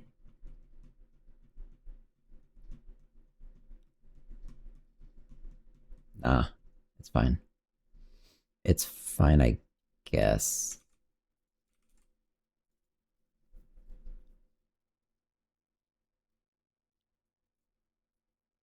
So also for this guy, I'm gonna make it to my specifications, my needs at the moment. Let me fix my little dude, he's not talking. So I don't ever need to update the GPU or CPU buffer after I create it for my specific use case, so that's how I'm gonna make it for the time being. So I guess I just do something like this, right? For now. Particles a GPU. Hey Goko, how's it going? CPU, and then system particle. What is this then? This is vertices. Okay, I have to construct this myself. So this is quad vertices, quad vertices.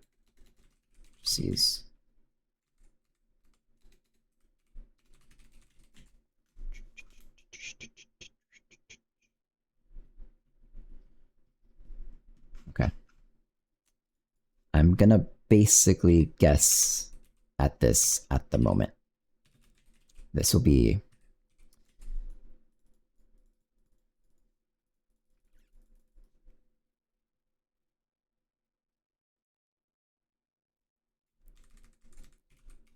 this is how it works, I guess. 1, 2, quad, 1, 2. So I'm gonna just say it's something like this. You're giving it a counterclockwise wound thing. So we're gonna say 0, 4,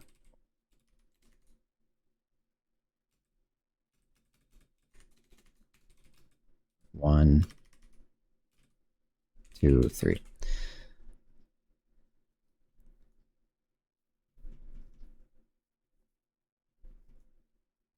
That's what I assume quad is. Right? No, that's not. No, that's not exactly right, because, I mean, it doesn't really, it does matter actually. This is not right because I'm assuming you update the last 2 vertices as it moves. So actually, it would be kind of this whole thing. I can just change the numbers. It would be 3, 2, 1, 0. So it's moving up. Moving up, kind of. Okay. So now I just want to construct these counterclockwise wound triangles from this. So yeah, 0, 1, 2 is fine. 3, 4, 5 goes 2.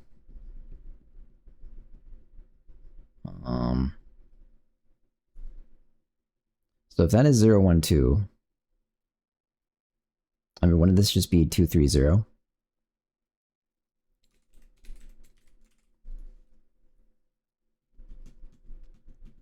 Yeah. I could also actually... I could render this as a triangle strip. No, but the congruent or whatever, like, the adjacent quads don't actually triangle strip to each other. Only these ones do. Okay, so I can't do that. Every other quad kind of does. You don't actually know the data order of this thing.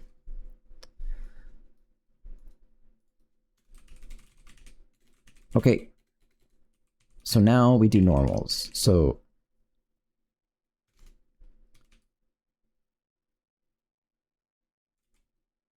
it's going to be flat normals. So I'm going to also wing this. I do not know the correct order.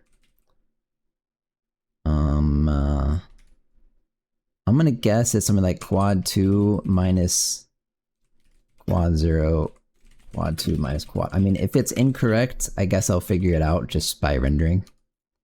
So if that's what I did, this one would be 0 minus 2. So if that's, yeah, and then 0 minus 3. Okay. So dot n is n1. That meant to make that. Manually constructing this stuff. Boom, boom, boom.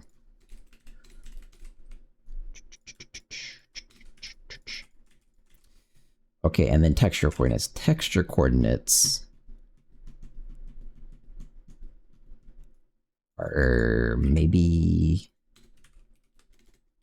harder, but I should do it like this, right? It's like uninitialized. Okay, so 0, I want this y coordinate, I think, to make it easy.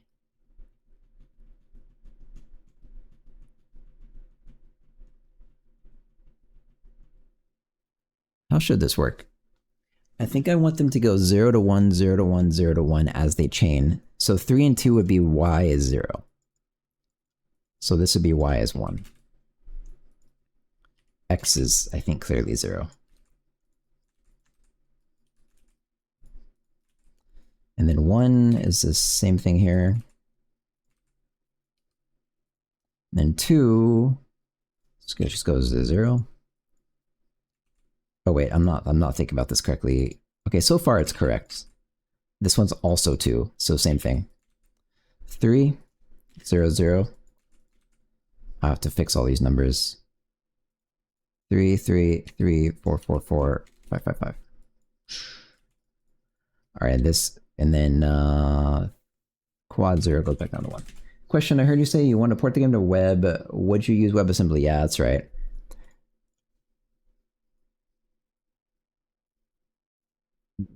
WebAssembly with like a custom OpenGL binding, OpenGL, whatever it be called, wrapper. I'm going to change playlist now, I guess. We'll listen to this last song, I guess.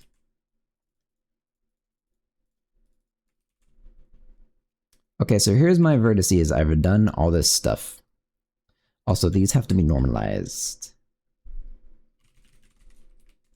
These have to be normalized, but... Yeah, just these have to be normalized. Okay. So... that's it.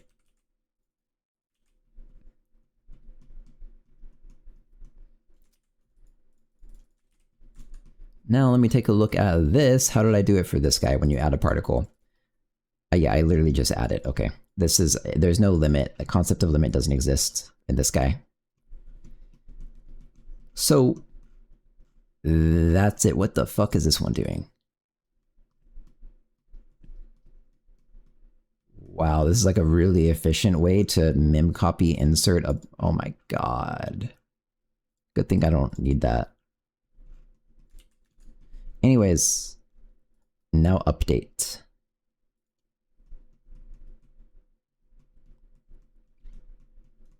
I think I might want a function like this. Create quad vertices, and all you give it is a 4 vector 3 thing, and it gives you back quad vertices. And that would be this.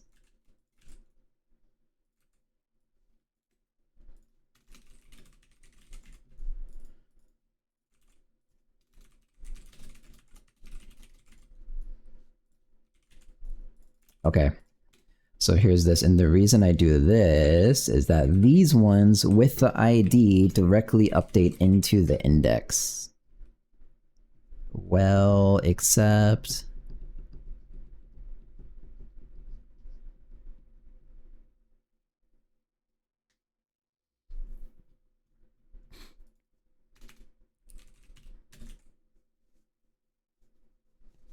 then I return basically particles GPU count -1. So this is returning the index of it. I want to see when you add it.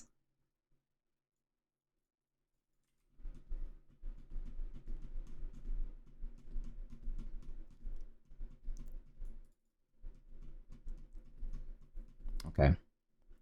So there's a difference here. So in my weapon trail, I have an ID, which is like a valid ID of a weapon trail.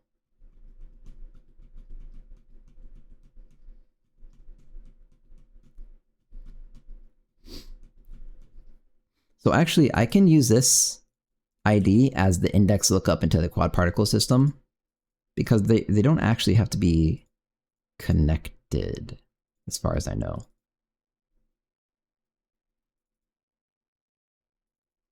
Okay, play this change time.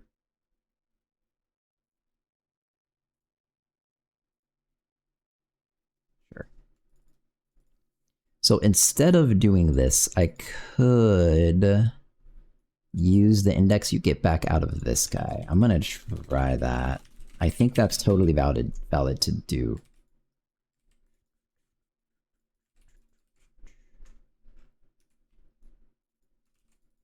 When you add the quad, it gives you back the index. So the thing is, I don't want 1 to be valid, which is kind of fucking annoying then. So this also conceptually is giving you back like an index for the thing. So I'm gonna give you back this. We add 1 so that we never return 0. And so when you use this value, you say system particles GPU ID -1. Okay, well, except like a, okay. Except you never update GPU and CPU for now. So system vertices ID -1. And this is going to get way more complicated in a minute, but it's not yet. That's all you do.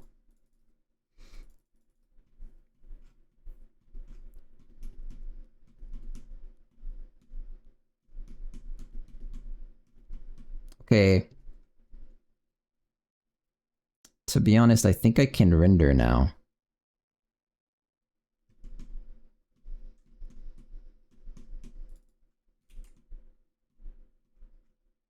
I think, like, if I run it, I actually kind of expect to see something. So I'll try to run it, I'll fix these issues, and then I'm gonna check on my dog, because I thought I heard him getting into some stuff. What's wrong with this? Wanted 4, got 2. So when you add 1 for the first time, okay, sure, trail So I'll say GPU is trail GPU, CPU trail CPU. Trail GPU is time.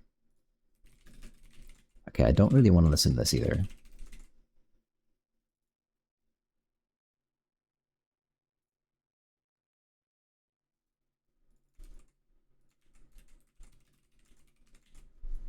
GPU, CPU. So there we go.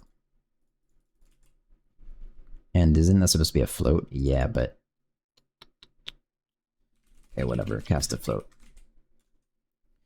That's when you add...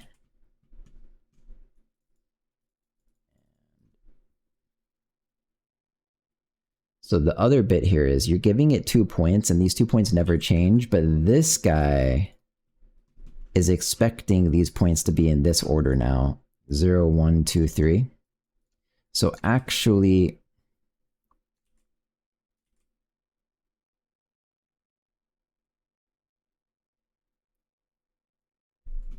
maybe I should just correct it so it has the correct expectations of this. So my thought is this would be like you swinging your sword, starting, this is where you're holding it, you're swinging it up. Okay, so actually it gets even worse than this if you're thinking about it that way. The correct way would probably be if you're swinging it counterclockwise. So you'd be holding it over here, swing it up. So okay, this is okay. But so that would be 2, 3. So everything that has to do with 2 and 3 has to swap, unfortunately.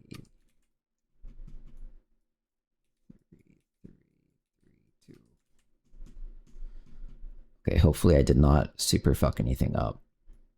So now I don't have to change stuff when it gets passed into here, but the order of this is just... okay, if this is supposed to be a generic thing, maybe this is not good to do it this way. Yeah, it's weird to require them to not pass in a counterclockwise wound quad. Okay. So that would mean I fix it here. Basically, ending points has to always flip. Like this.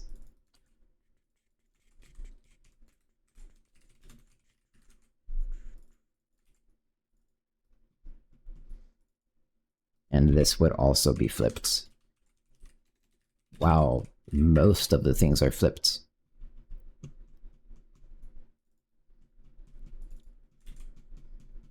Starting points becomes points. That is valid when you pass in, when you reset the thing, the starting points get swapped over to endpoints, so that has to flip. Yeah, and the starting points is always valid. Ending points just always flips. Okay, I think I did it right.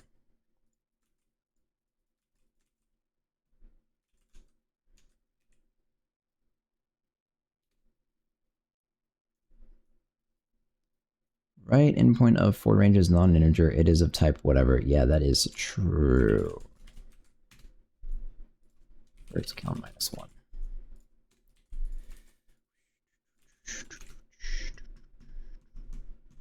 Mismatch incompatible structs. Wanted trail. You don't want anything. What are you doing?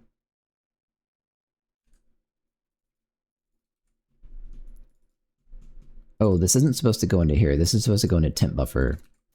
Whoops.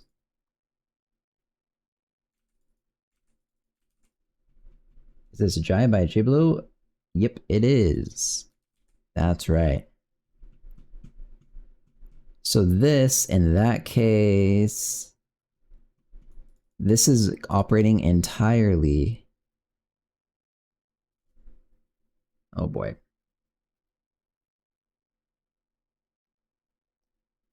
The guy, the legend. This is operating entirely on bytes, by the way. And so I could, so my two options are I memcopy, which is okay, or I construct a view. I'll just construct a view.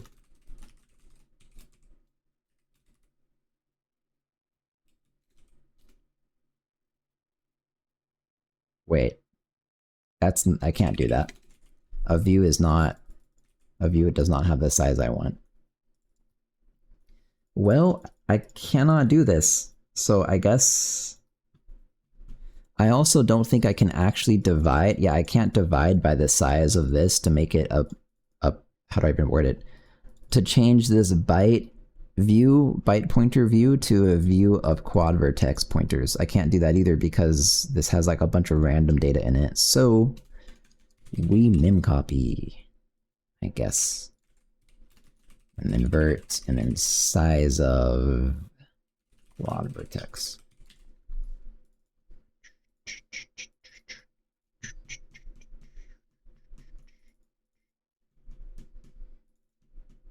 I don't actually have to do this. This is copying the data, you know. This is maybe worse, I don't know, but it's data plus A. Hope it lets me do this. Now we memcopy this guy. PG, it says also copying data potentially, which I also don't need to do. This one's okay. To this guy, particles GPU data plus I. That's the same thing, particles GPU data plus I, and then the size of this thing is size of PG. Okay, probably technically valid, maybe. Synchronous lock, yeah. But didn't... I do want that though.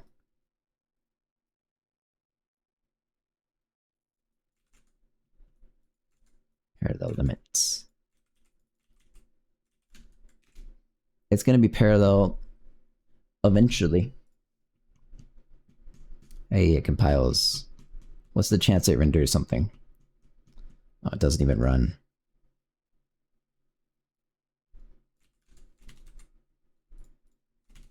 I do really need to check on my dog though. Initialize, what? That's a problem? Oh, wait. I am kind of stupid. This is probably supposed to be this. It's not supposed to be a pointer. I mean, it could be either one, I guess, but this is probably better. This is where it lives.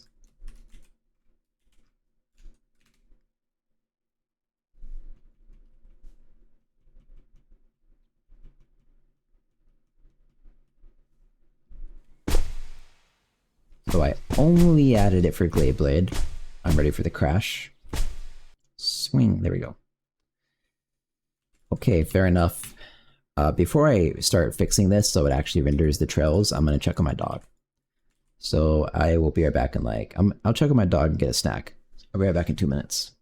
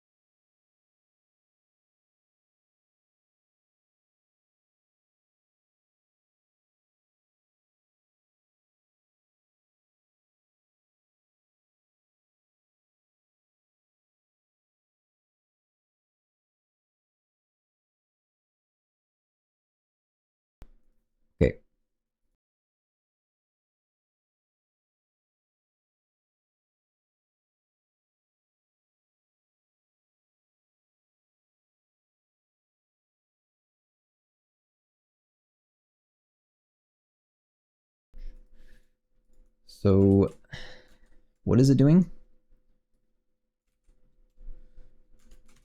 Something is not allowed. Okay. Oh, that's why. It was assigning it to the locally scoped variable instead of the previously declared variable. Swing. Oh, hey, that did something. Kind of more than I was expecting it to do. Definitely, this is not looking right. It's kind of interesting. The other thing is, so you see how it looks like triangles only? Right now I have no logic to like shrink it. So the reason it looks like triangles only is because, well, for one, my coal face direction, that just needs to be disabled. You should be able to see it from either side. But secondly, my logic here is not right, it seems. Wait, how could it be wrong though? So it goes 0, 1, 2, and then it goes 2, 3, 0. Wait, that looks very right to me.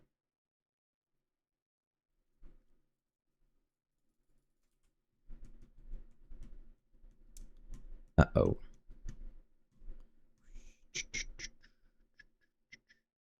Wait, that is clockwise. Or not. Wait, isn't it? Wait, no, it's not. That's counterclockwise. 2, 3, 0. 0, 1, 2 is counterclockwise. 2, 3, 0 is counterclockwise. Fuck.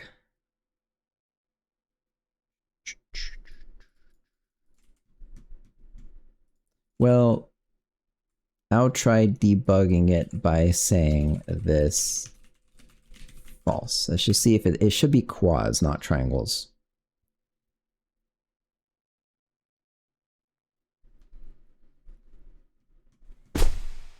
Swing. That surprisingly didn't fix anything. Suspicious.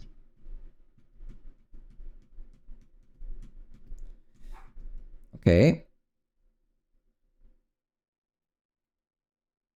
Why? What's happening? I guess let me slow down the glaive blade thing. I should be able to do this probably very easily.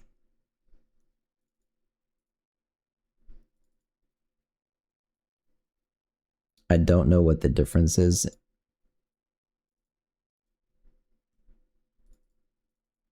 I'm guessing this is what I care about. I'll make it 10 times slower.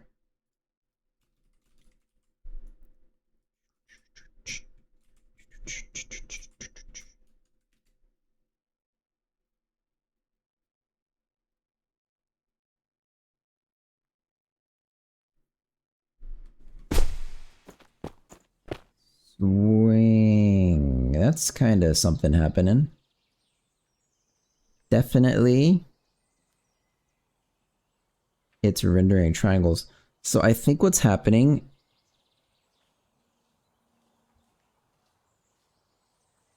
Okay. The way it's updating makes me think it's only updating the top, whereas the way I was visualizing this is that, like for this quad, that's supposed to be a quad, this would be the first 2 points, this would be the second 2 points. That does not seem to be what's happening somehow.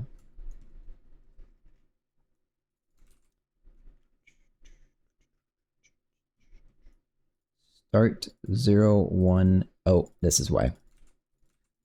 That was just kind of a typo thing. Start, end, end. Same thing here. Whoops.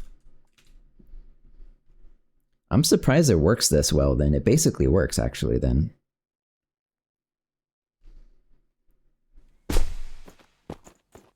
Swing. Wow, look at that. It does stuff. Wow. I don't actually know why it is offset from my hand like that.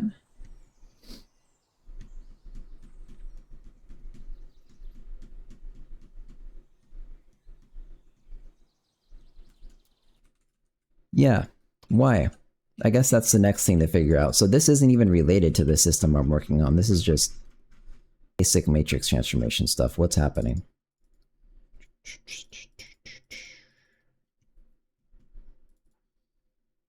Get the glaive transform. This is the goblin transform times the right-handed joint matrix multiplied by... Okay.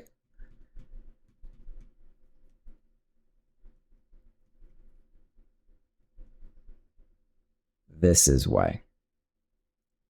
Yeah, this is why. Get right hand transform. This is actually what I think I think this is actually what I need.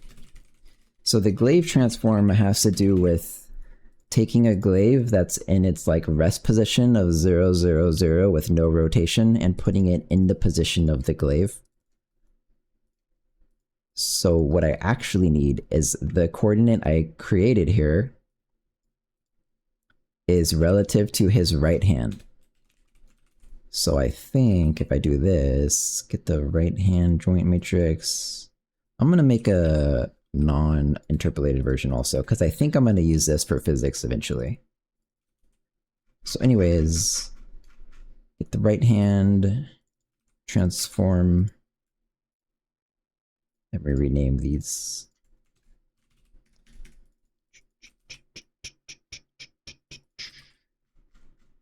This is like scope file, right? It is not. Uh-oh. Because get right-handed transform is like a really generic thing. Okay, so I'm supposed to say glaive blade. It's so annoying to write this out.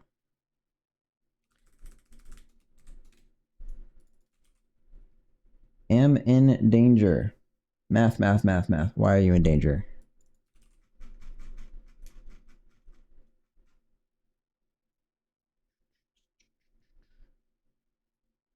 Get glaive blade hand transform. This probably will work now. Let's try this out. Uh-oh.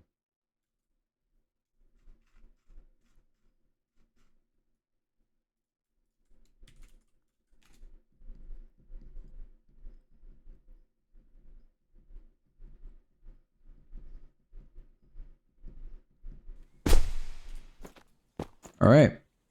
Woo, look at that. Exactly on my weapon. Sick.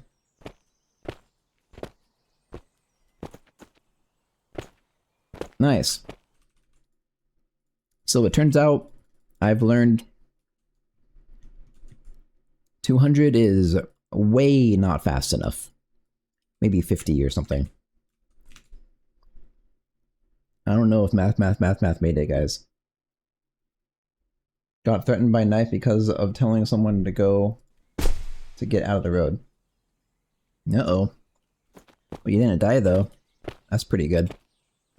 Where do you live? Man, look at this shit. It's so good. Wow. Wow. My weapon trails. I'm very happy with this so far. Okay, now we gotta... I think the next step before I do shader stuff... This didn't take as long as I thought. I guess I'm not done though. The next step before I do shader stuff is let's see. I have to make them expire. So 1 second, 1 second. I'll do like 4 seconds for now. Is this even used at all anywhere? Oh, yes. This is the deletion request. Okay.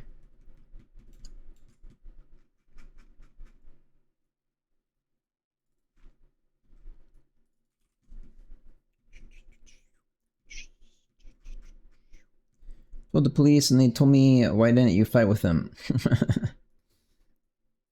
find that hard to believe they said that to you, to be honest. Is that actually what they said? There's no way.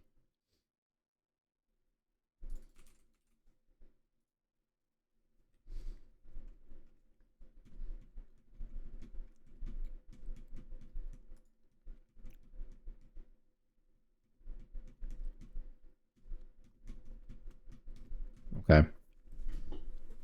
So, God, I need to make my dog stop barking. Give me 1 second. I'll be right back. I don't know if you can hear it, but he's like barking a lot at nothing. I'll be right back, and then I'm gonna remove particles, increment removal values in the index offsets, and then that'll yeah, you'll see. Be right back.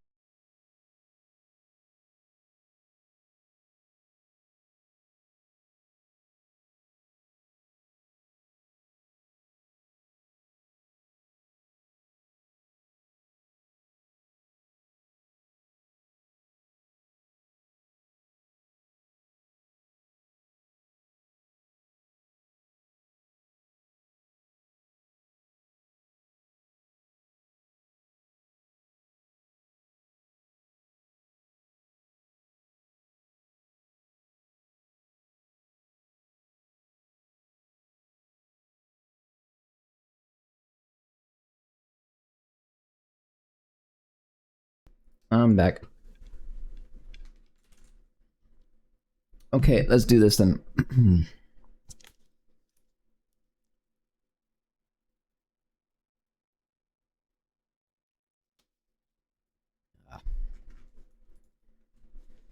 So, this is already taken care of. They meant it by saying you were there and you did nothing. It's like they wanted blood, like the police were making fun of me. Where do you live? What country is this in?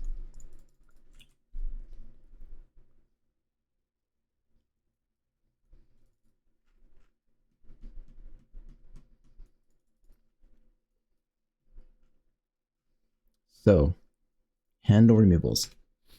Okay.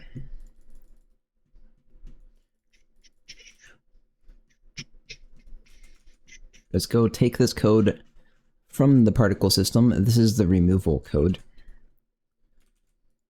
So this has to be linear, more or less. Go through GPUs, not CPUs.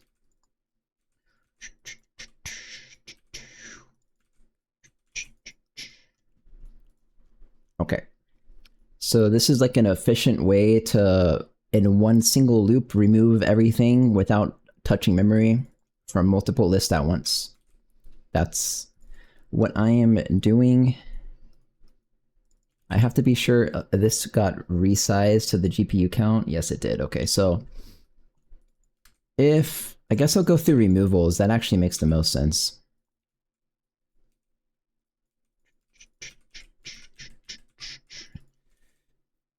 Let's see here.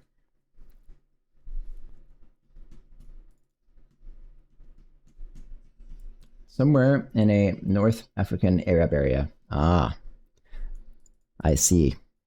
Okay. I guess I could see that. I don't know anything about that. Culture, I guess. That sucks. Am I allowed to do this? So the check index, if you want to destroy something, okay, the check index removes.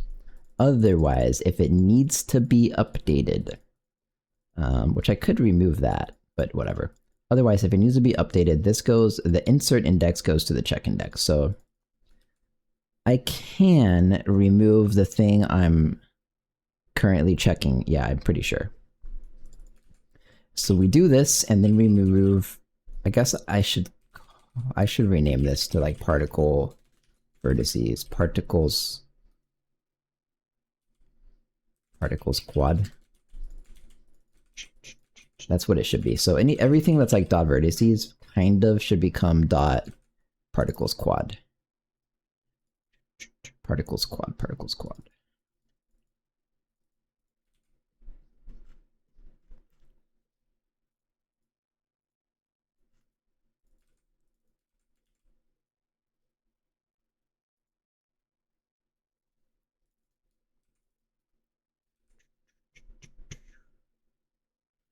Sure, I think I'm just about, this is good. So up here then, the vertices, that becomes particles quad.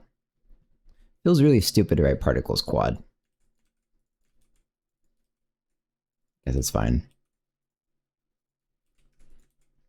Good luck with your project. Sorry, telling a random story. I'm African. I'm not black, by the way. Okay. Is that relevant to the story? Like, genuinely curious.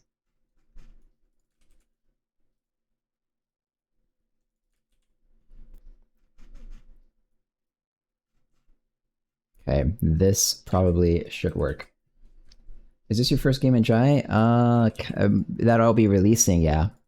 I've done like little projects in Jai. Not this is like my actual work though, so it's not destroy, by the way. It's if this is true.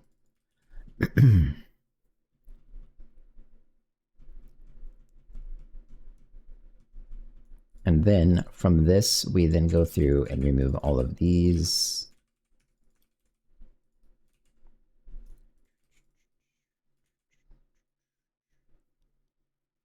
Okay, so this should probably work. I mark the removals in the using the update function. I go through all the removals, and in one loop, I basically remove them all like this.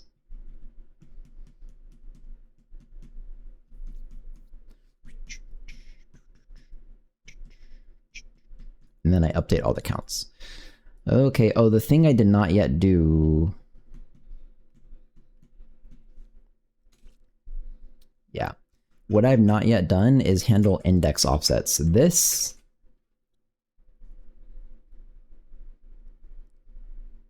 I'm actually not even entirely sure. Most non-African European people think that African people are all black. Oh, I see.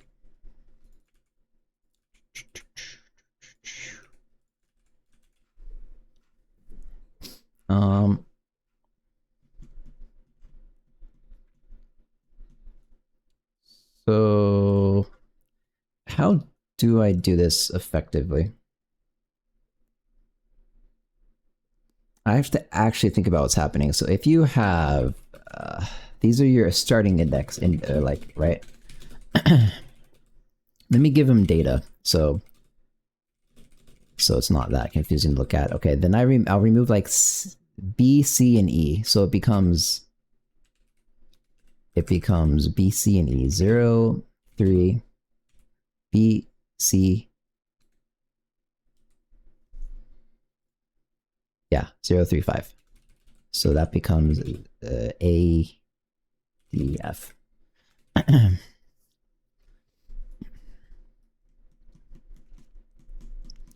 So if I remove B, B has to get incremented by 1.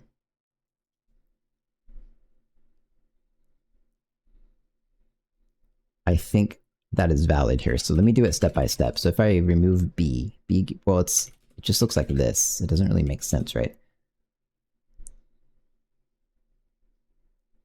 Oh, this can be even easier than I thought then.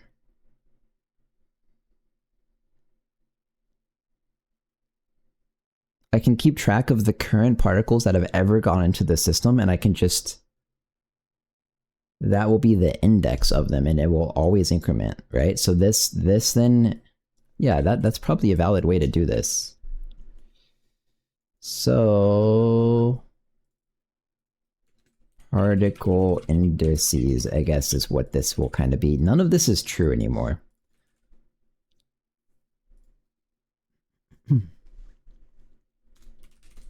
Next particle index.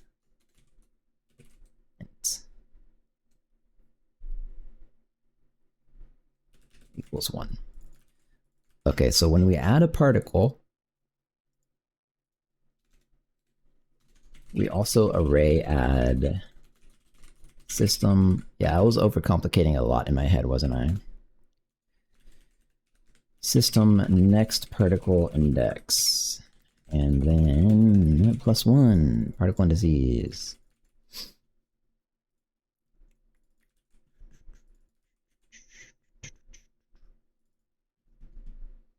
Okay.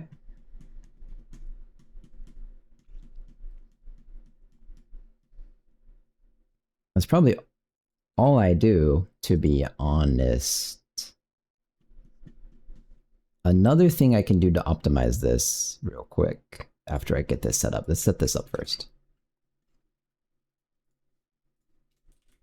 So system particle, whatever, insert index, I have to do these check index.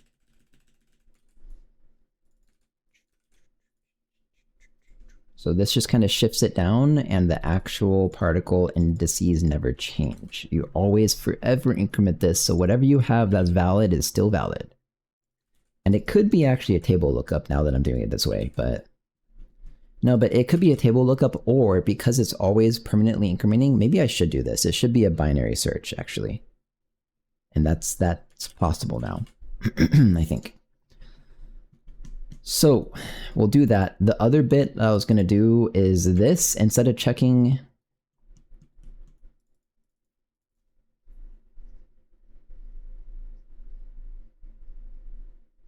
Yeah. Right? What I want to do is never assign this. I don't actually know if I'm allowed to do this. And I can just remove an assignment like this.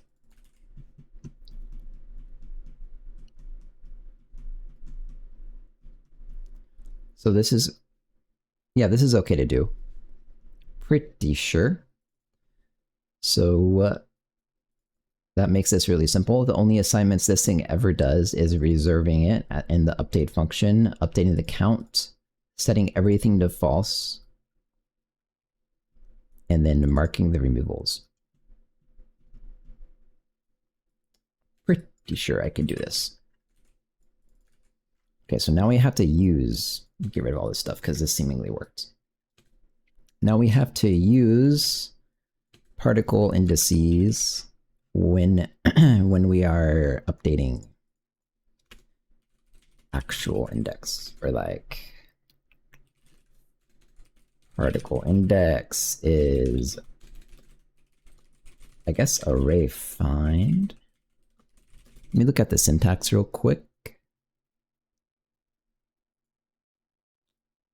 I thought it was array find.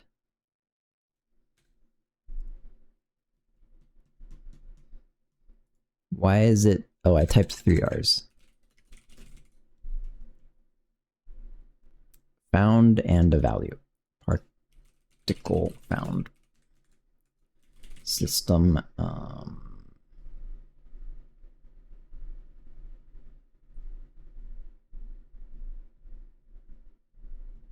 Okay, there's some stuff going on here. Hang on. There's a little bit of desync, I just realized. So this, I can do this. Particle indices. I want to find this ID. If it's not found, I don't know, just return or something, right? And then you use index here. That's all that happens. So the desync is because in this guy,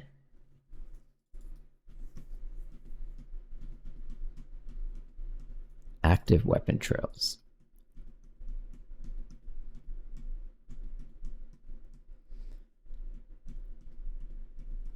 Okay, this is okay. Yeah. Because this is only active for the update duration, which is like 50 milliseconds, but then the lifetime of it, which is in the trail update method, this is when it gets deleted out of the actual particle system. The lifetime of it is like a entire second. So this is never a desync issue. I thought I was trying to synchronize them this way, but no, this is fine. Okay, I think I'm done with at least making it work. So if I run it, the expectation here is that when I swing, I see the particles again, and they stay floating in the air for like 4 seconds and go away. They should start going away like now. Okay. Huh?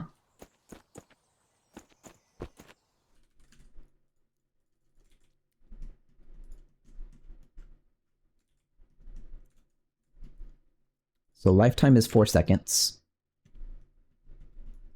seems like. When I create the GPU particle and pass it in, time gets set to start. Start is float.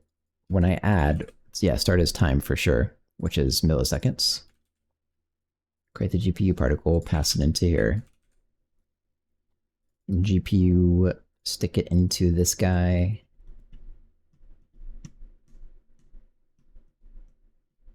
Yep.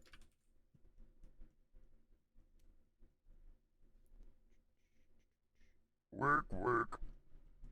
Link 8. Thanks for the follow, man. So that looks right. I guess I just want to check the print statement here. So it does have an update function, and then it's running the update function on the GPU and CPU particles. I have an even better idea. I don't even need this particle removal system with the way this works. Holy crap. Wow. I think I can entirely get rid of it. So I would do it like this. Removal is the inline of this function. And then if removal, do this. This thing doesn't even exist anymore. Oh wait, but now I can't multi-thread it. Okay, so I have I guess time to incorporate the parallel limit.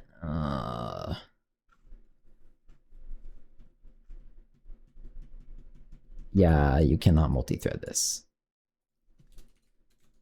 Is parallel is system particles GPU count is greater than equal to or greater than maybe parallel limit. How's the particle system work? Greater than equal to, sure, whatever. So if it's parallel, you'll do it this way. Otherwise, you'll do it this way. Kind of bad to have these being two entirely separate things, but that's also kind of the only way to do it while being this efficient. Did you try Odin, or just curious about your perspective on the comparison between the two as you work with Jai a lot? Sorry if I'm breaking your flow. No, it's fine. I don't mind questions. I haven't tried Odin, but I've seen Odin, and I think it just generally looks pretty ugly. But I haven't tried it. As far as I know, it's basically like suspiciously similar to Jai.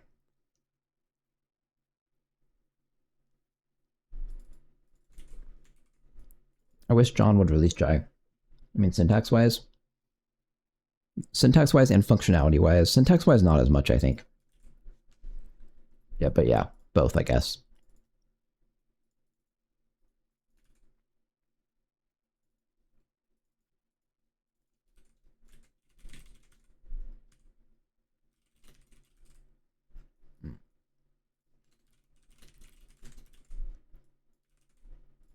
This is check index.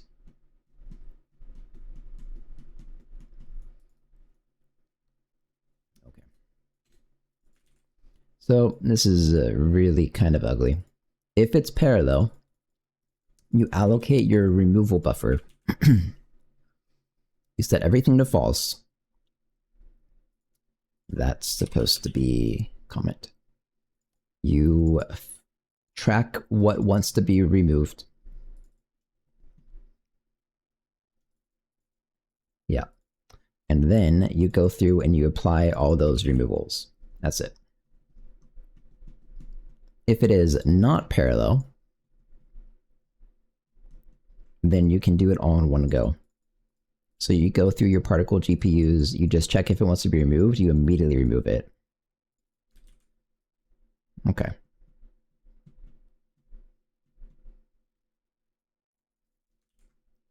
So the other thing I wanted to add, I want to know how many particles there are after removals. Rendering trail particles. System particles, GPU counting.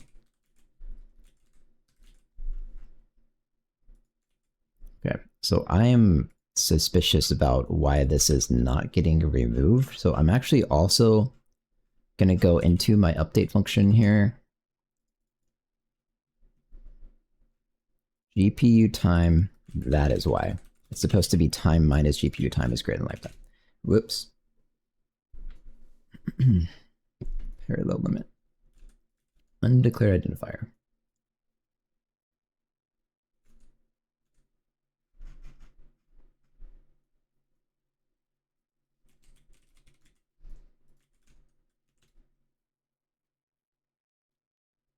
So I have this whole thing set up to be parallel, but it's not actually parallel yet.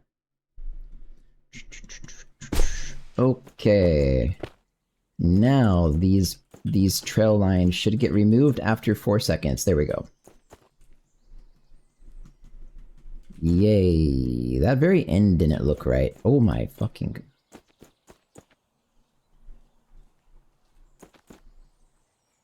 Okay, well that definitely did. It seems like the more I click it, the worse it gets, right? Interesting.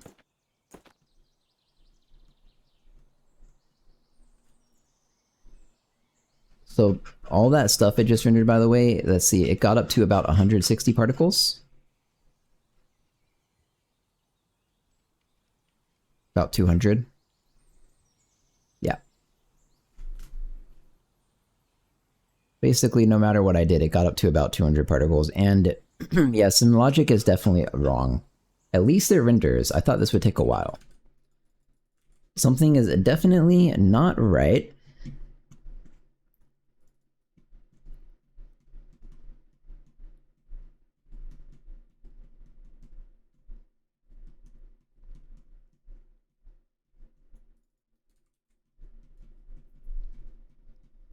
I can only imagine it has to do with indices. What I think maybe a way to test that would be if I start removing things as I'm adding them. So now particles only last half a second.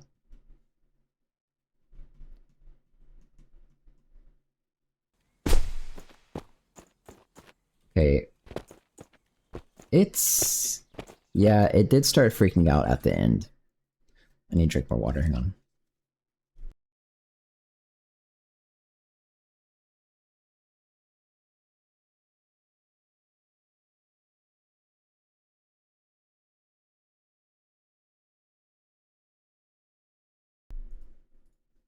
Okay. Okay. So why is it freaking out? What's actually happening?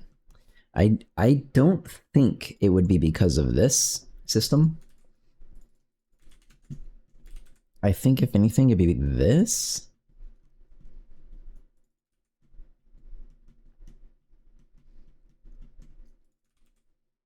But there's actually nothing to this. It just adds this.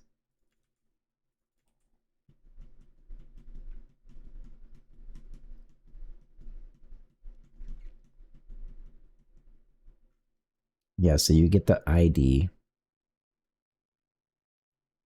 I guess it should be called next ID, even though it doesn't matter. It's not an index, it's an ID. So this should be called particle IDs.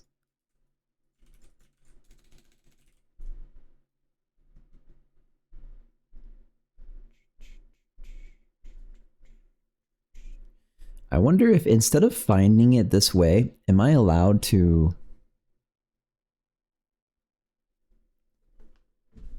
I could have another array that basically never gets reduced in size. No, that's a problem because that literally always permanently increases.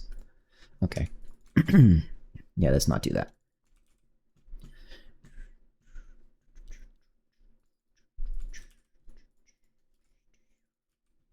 So I guess I want to check that everything everything that changes the size of particles quad also changes particle IDs. None of this is true anymore. This is like a really simple function now. Particle IDs, that's correct. That's correct. Enter index, check index.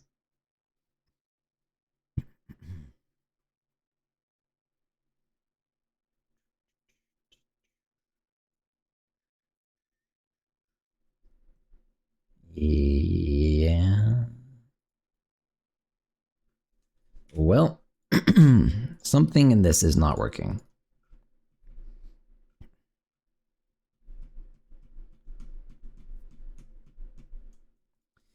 That's okay.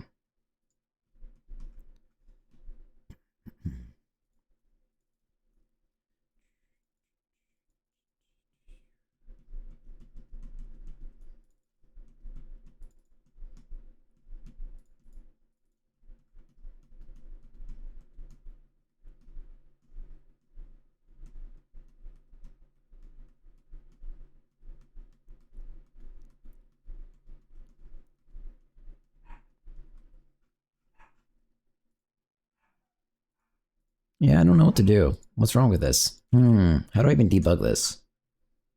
My throat is also, I'm losing my voice.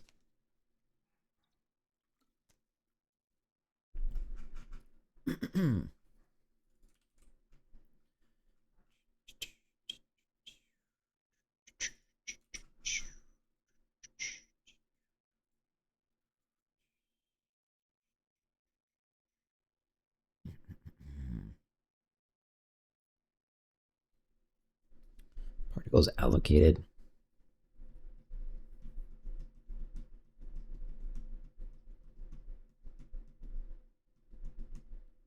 I don't think this is right.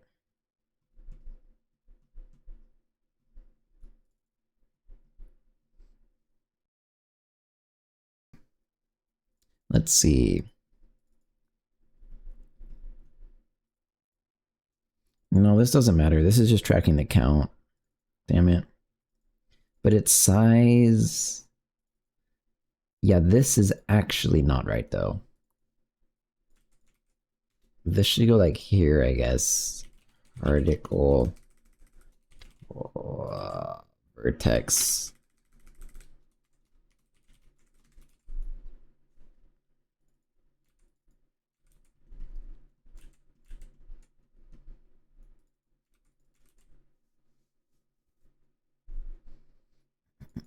So this is of quad vertices. So the number of things you're trying to allocate per GPU instance.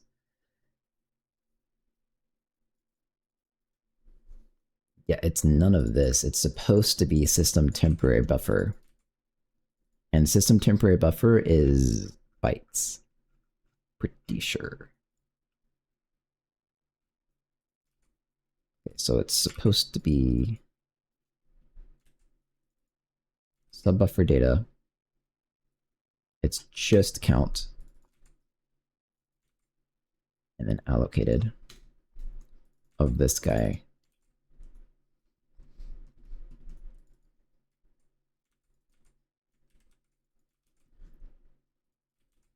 How was it doing anything then before? Let's see what happens now. That is a huge change I just did.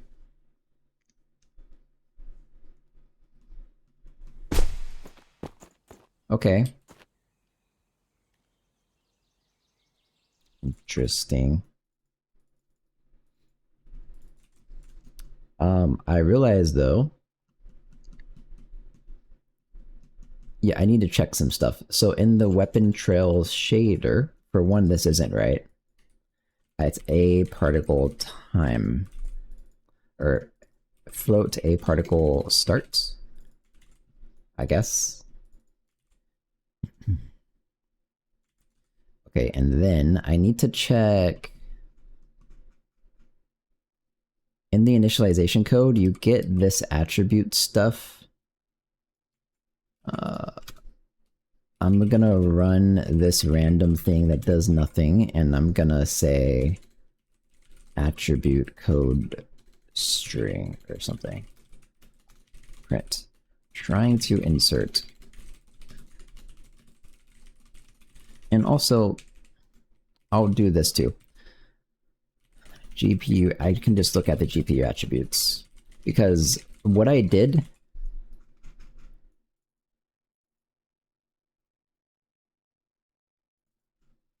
Wait, what?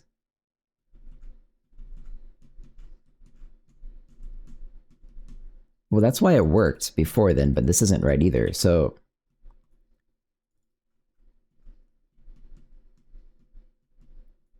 this is supposed to have PG put inside of it. So I'll have something, so wherever I accept PG into this, so I'll have something like combined particle GPU data. With what that is something like using PG,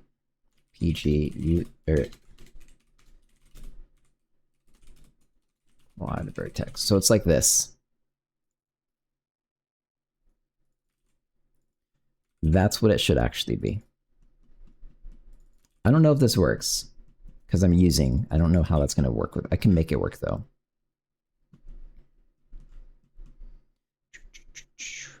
Okay.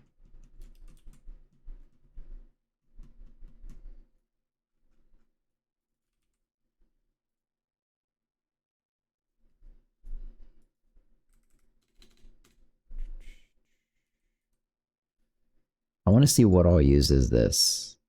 So this VBO buffer, not right.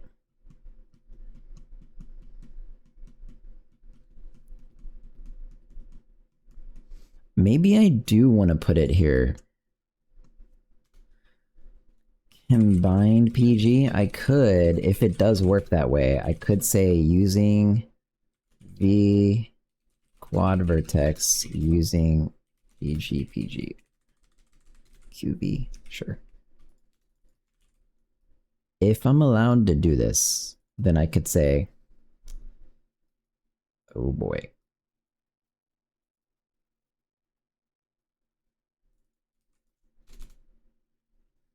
Combined PG is my quad particle system of PG, PC, update function, doesn't matter, dot combined. I have to declare all the types when I get this back out. Okay, so this is the actual data size. Geometry attributes, that's not right. None of this is right.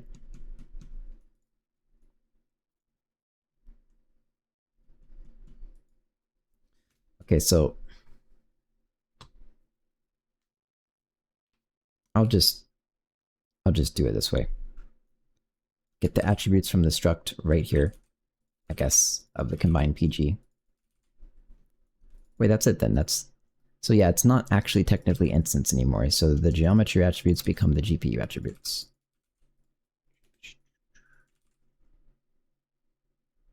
So V and UV. Yep. And this doesn't even happen anymore, actually.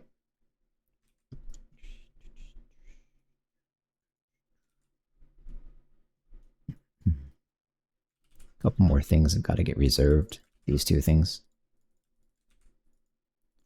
Particles quads, particle quads, particle IDs, particle quads then. Damn it.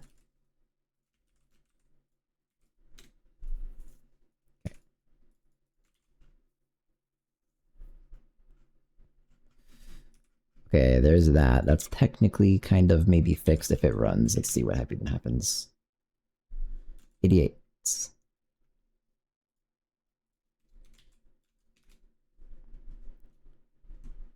Combined PG is used here, but is over there. Yeah, that's my fault.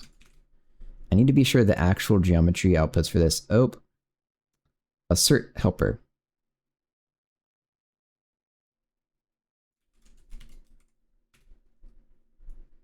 Invalid invalid member stride for float attribute.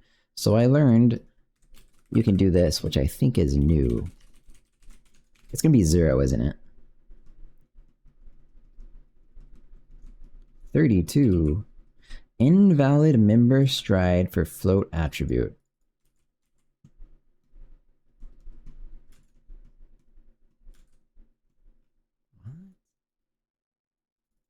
Member has a name, right? Hang on, I think I heard my dog squeak, which is concerning. Let me be right back.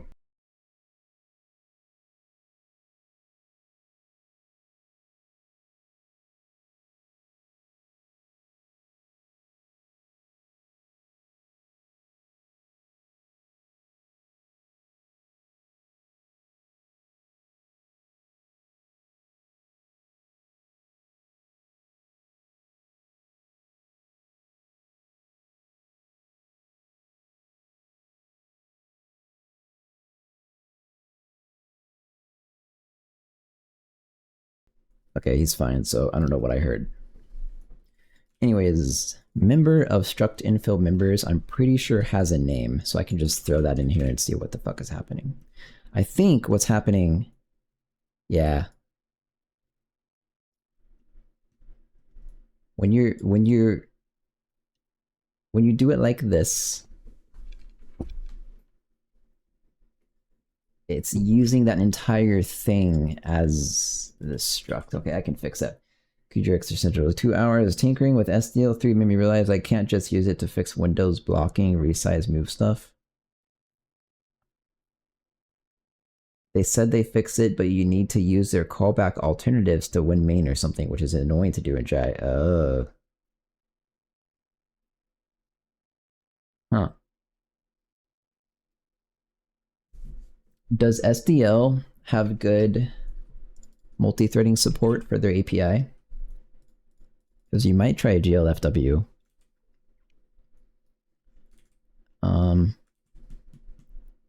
Let's go look at this real quick. So it's preload, I think. Or is it? Yeah. So flags. Okay, I have to check the flags, and if it's using, then it should be another struct. It should have asserted here, actually. Is integer or float? Interesting. Is using. Jai metaprogramming stuff. Member name, member flags. Is it using?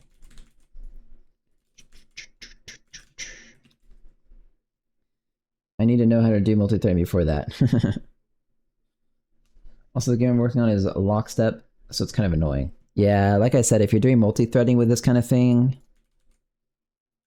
you would basically use the multi-threading just for your purpose of not freezing the window, and then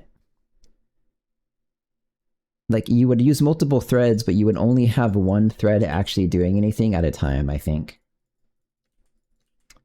Member name, member flags, and using. I don't understand how this is working. What is member type, I wonder?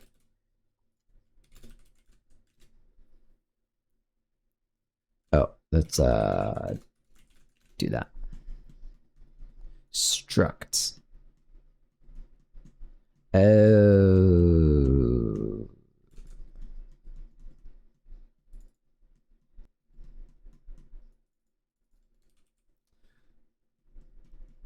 I forgot this is how this works.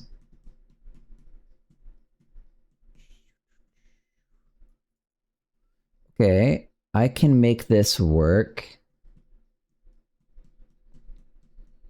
So, it's actually very easy. What it's assuming is that if it gets a struct, and that struct only contains floats recursively down the pipeline, it's like a vector or something, and that's okay. So, member stride is runtime size, which, okay, that's fine. So I think all I have to do is say if member flags and using array add into attributes this spread thing get attributes from structs the child. Okay, hang on. So this is a pointer.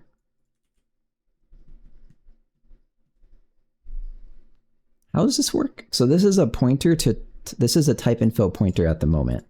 So I think what I'm supposed to do is this, a pointer to type from a double type info pointer and dereference it. And so now I have a type and I can pass the type back into my thing and it gives me back attributes, and then I can spread operator into it, into the attributes. That should work. But I will assert first. This should be first.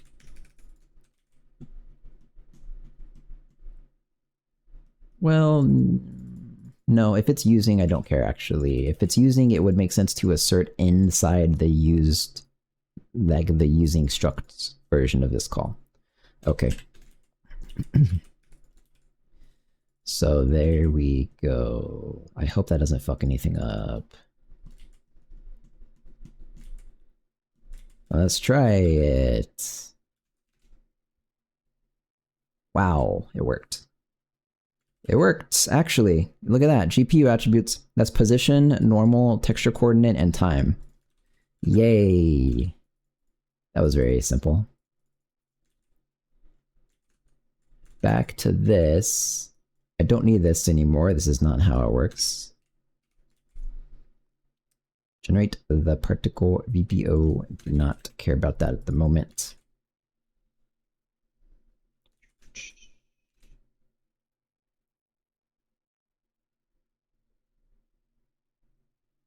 So what happens when I swing my sword? Okay, and it does start to look very bad and disconnected towards the end. Okay. So I'm back at the original state I was at, except now I actually have time in my shader. Got it.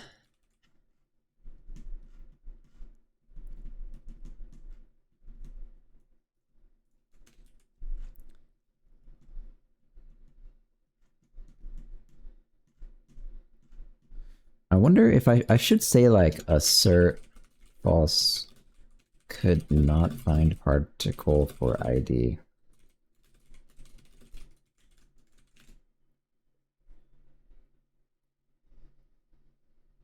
This could cause the issue I'm looking at, but I don't see how this could ever possibly happen. Oh, okay. Okay. Now I know what the problem is.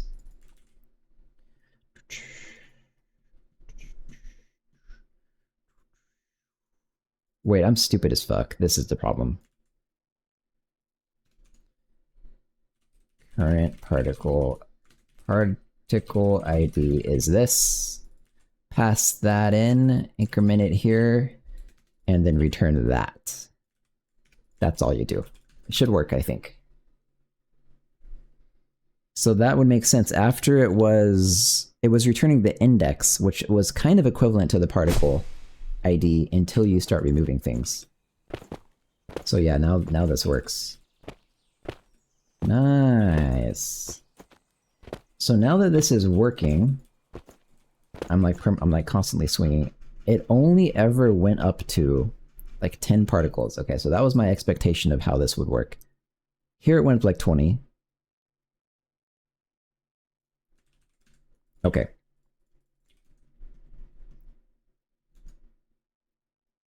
The reason it went to 20 is because I did multiple swings at once. I did 2 swings at once. That's what was happening. So I need to make it look good now. This actually works now. This is essentially done, actually. Let's make it look good. So let's lower back this stuff I changed. Just give it that times 10 times 10. And let's just see how that goes.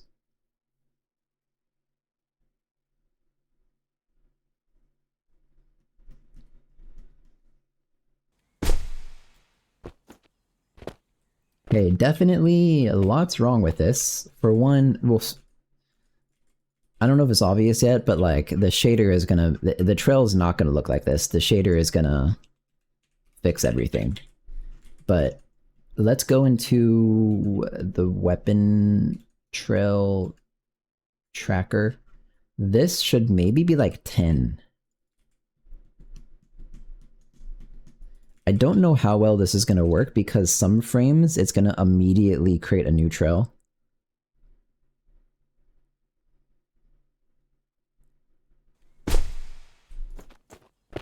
Guess that works. Interesting. Okay, so there's that. Active weapon trails. Does this ever get removed from? This probably never gets removed from.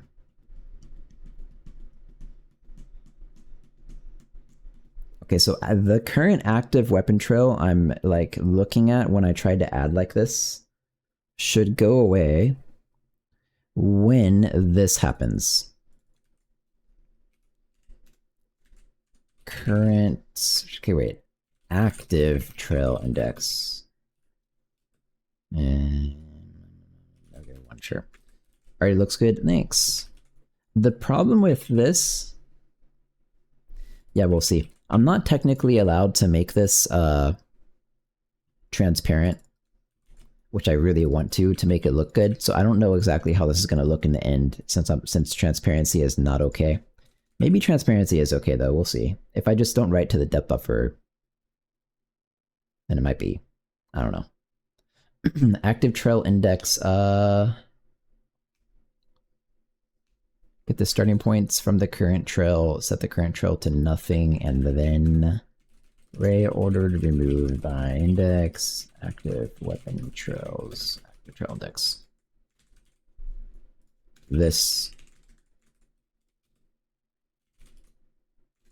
the index becomes that. So this feels kind of bad to do, because I'm ordered removing by index on an individual, like one at a time trail thing. Yeah.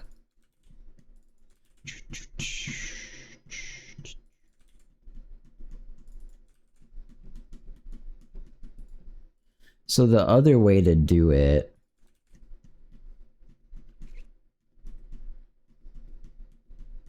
I don't even know. I could manually check the lifetimes. That would work for this. So I need to remove it after you update, but the very last one will not get removed. So I should be doing something like this. By the way, there are blank active trails. So watch the problem. I will show the problem right before I fix it. If I don't do this, the trails will go away, but I think this number will just keep going up forever.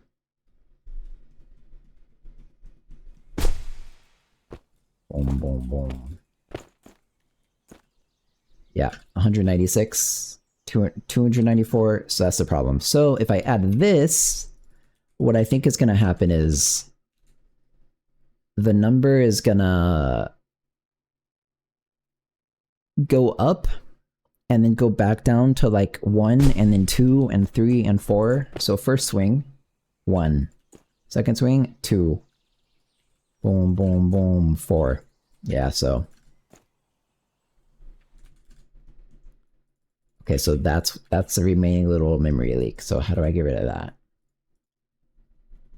So the problem is you never actually call this. So you never call this again after you've finished a trail. That's what's happening. So this will work for this. And then I think I just have to check if... I think I should do it, instead of actually having an entirely separate bit of logic to check the lifetime, I think it would make more sense to have a function in the quad particle system to say quad particle system has quad. It doesn't have to be a pointer, but I think it should be, just because everything already is. So all we do is actually return this. System particle ID's ID.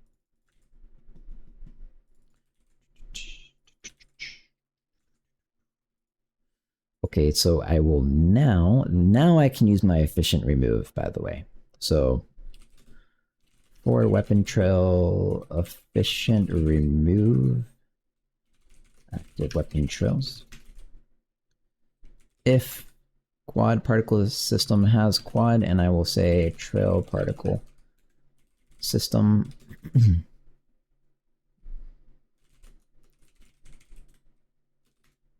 remove. That should be all I have to do. And this removes them in order in one single loop. So now I think it'll go to like 1 and linger, and then 1 will go to 0.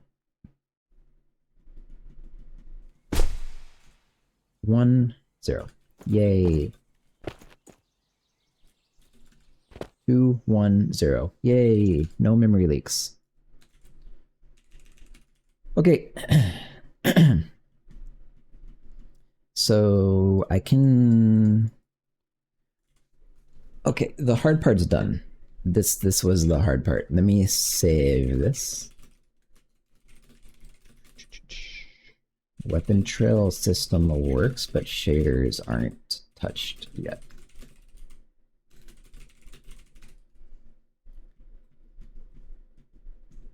And then I'm gonna have to go and add this weapon trail to like all of the weapons. Oh boy. You know, it would be really cool. So I was talking about making this generic, like with the GPU particles and stuff, the quad particle system. It'd be kind of interesting if instead of, well, that too, it could be generic with the GPU attributes and stuff, but I could pass it a geometry that is a single line.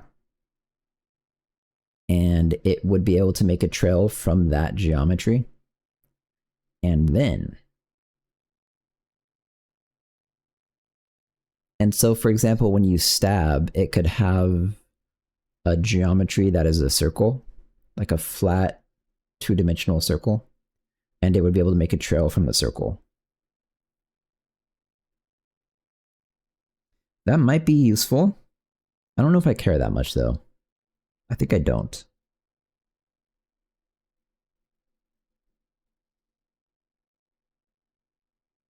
Yeah, I don't know. Like when you stab, for example, I could still do that by creating, for example, 8 quads or something.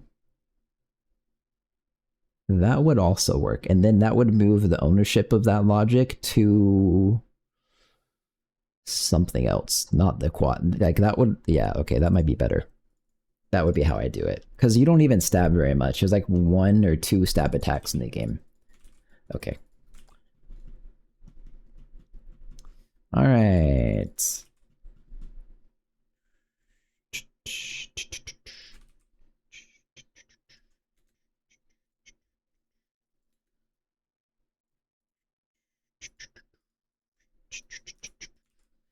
So let's, I guess, do the shader now.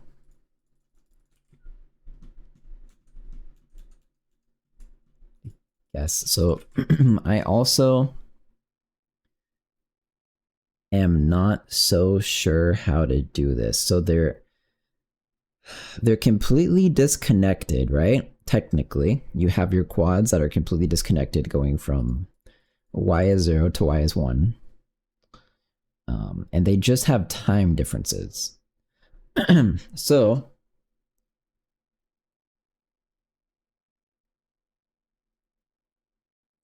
I think what I will be doing is actually updating GPU and CPU data. That would maybe be the best way to do it. Otherwise, the only way I can think of is using this particle start value.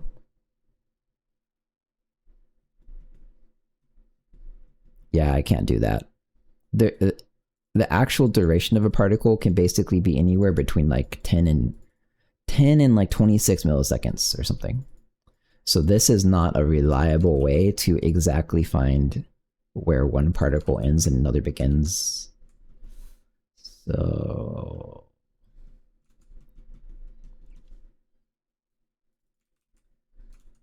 I am pretty certain I have to pass in when I update a particle GPU and CPU.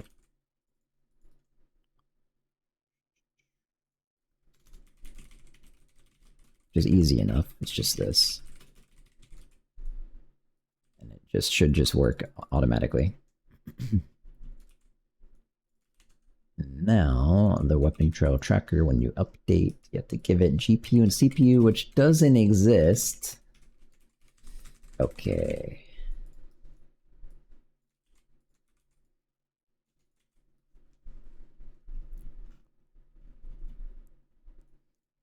So you have a time for the GPU. So what I actually want is a start time and an end time. So similar to how I keep the two edges of these quads exactly aligned by updating the starting points when you're resetting to a new quad, I'm going to do the same thing with the GPU times. That's my thought process here. So start time is cast to float of start. And I do that more than just here, don't I? Current trail. Guess not.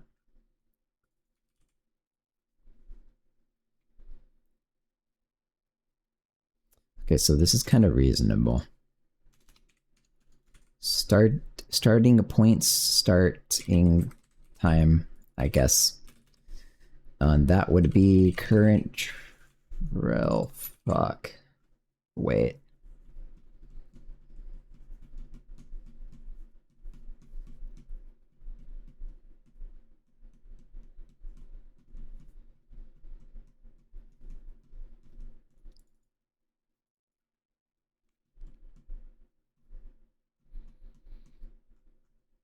So this is looking for the weapon trail, which is a thing specific to this system. And so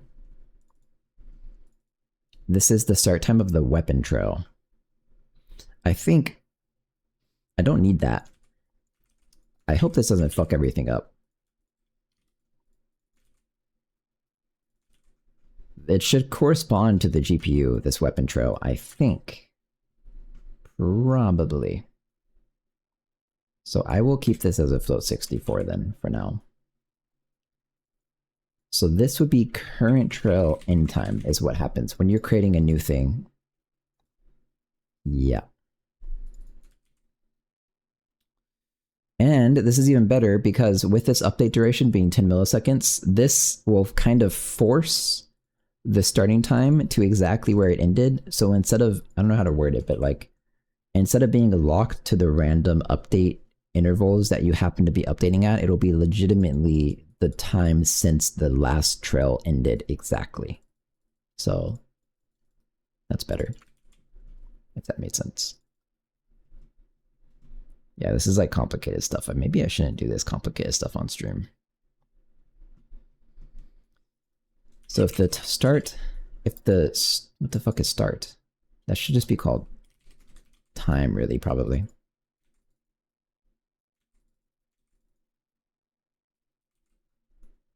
So starting time is time. That's fair. If you're replacing the current trail, like it's lasted more than 10 milliseconds, the starting time becomes the previous trail's end time. Okay, that makes sense too. So now when you create the GPU thing, you say start time is cast float of start time, end time is cast float of end time.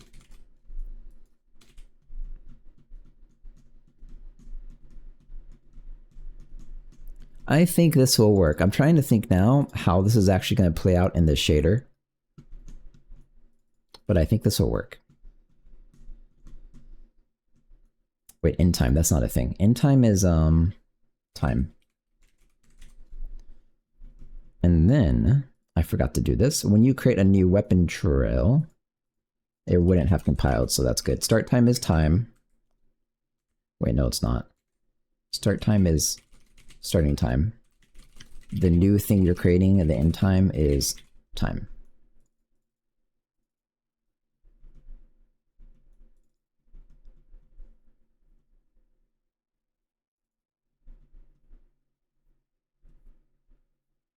Trying to like be sure I didn't mess anything up before I continue. I think this is right. And then you have to update it.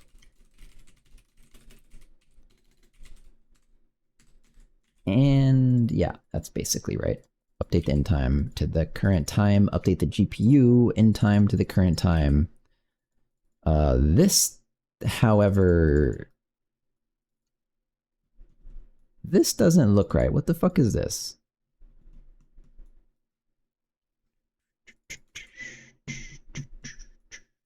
Starting time is time if you So this is okay. Man.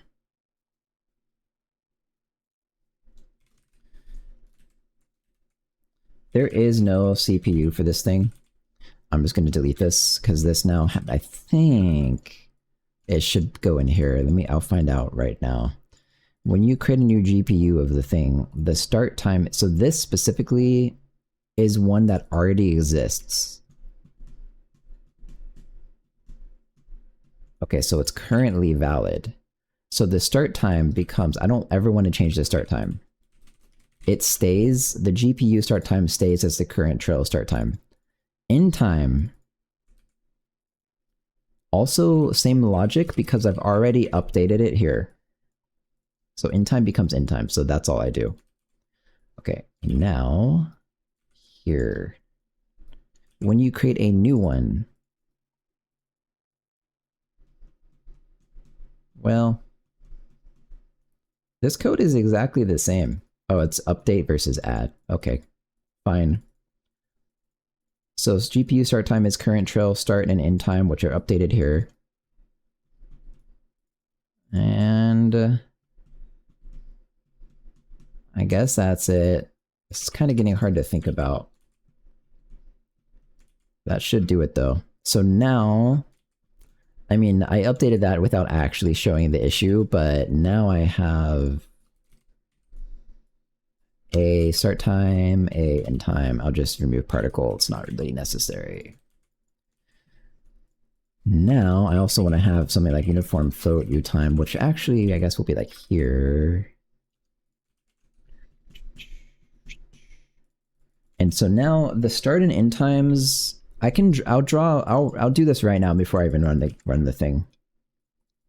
Before I update this, trail particle system uniforms, U time is create uniform.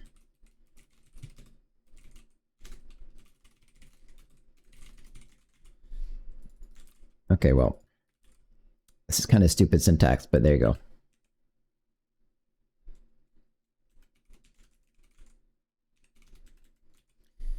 It has a time value, so now I'm going to take this time value and calculate some progress, which I'll clamp it to something like...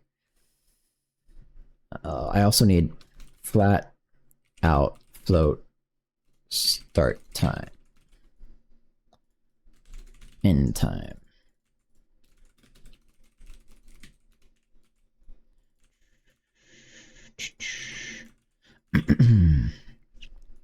Okay, now I need these down here. And I guess they're varying. I guess they go above uniforms, probably. Makes the most sense. Flat end, start time, end time. Okay. So... wait. It would be better to do this even. Out float. How do I even word this? Frag time. I'll keep these for now just because. Oh shit. This is stupid. I can let it interpolate, but the weird thing is that the start and end time is associated with the entire quad, not the vertices. So I wanted to just do a varying thing like this, but what that would actually be then is something like the texture chord, if you remember, at the top of the quad is 0, which is the top of the quad I'm thinking about as the end. Okay.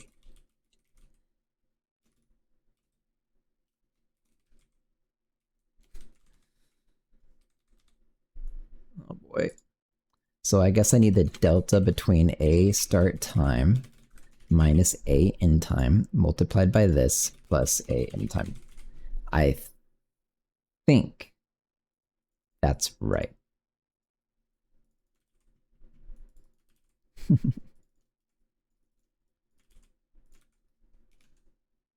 Oh, not flat. What am I doing? I meant outfloat. Let me think about this for a second. Start time So I want the end time when atex is 0.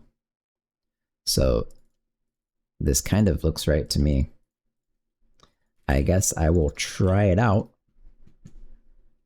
So it'd be something like the current time minus the frag time over, I don't know. This is milliseconds, maybe 500 milliseconds, and then 0 and 1. And here's my progress value.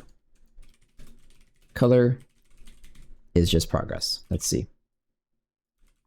I'll just do this. Okay, so 1 minus. It's gonna, this is the delta time effectively. So as this gets older, this goes towards 1 and this inverts it. So towards the sword or glaive, towards the glaive, it should be white. GPU time, whoops. Towards the glaive, it should be white. And then at the end of the trail, it should be black. Blackish, or yeah, probably black, because this is 500 milliseconds, and that's exactly what I did. Okay.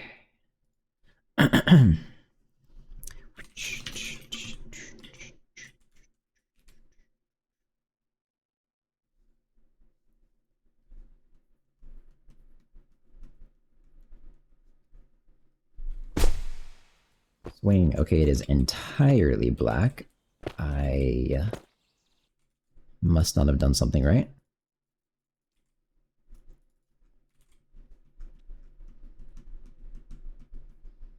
I am passing in GPU. GPU is making it onto the thing. And then GPU gets set here and here.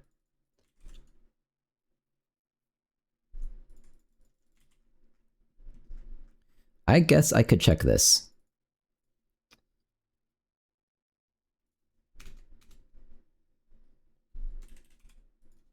GPU. System particles, GPU I print GPU data is. Let's see what's actually in the GPU data. Should just be 2 floats, a start time and end time in milliseconds.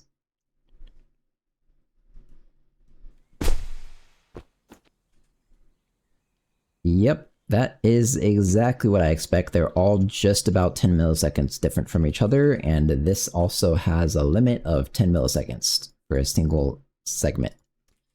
So, what the hell is happening? I could imagine maybe the uniforms aren't getting applied correctly, maybe.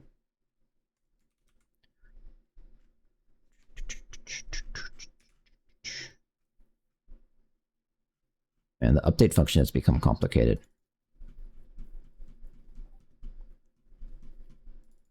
So this is the size of the quad vertices. It'd be better to put this here. Vertex total size times 6 is what this actually is. So the number of GPU things, which are quads. Yeah. Times the total size of this, which is a single quad vertex. Actually, I could do this better. I could say, now that I've set this up already, I could say combined PG, which is basically this type combined PG. So this is this guy, which I think I misspelled. So it combines a single quad vertex and a single particle GPU. Okay, so everywhere I use this combined, I think I'm allowed to do this now, and like, or maybe I haven't updated my beta. But whatever. Text total size, combined size, combined size, combined size. Okay.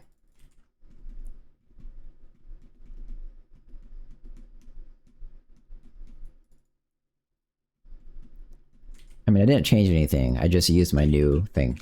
Let's see if that size of works. Oh, it does.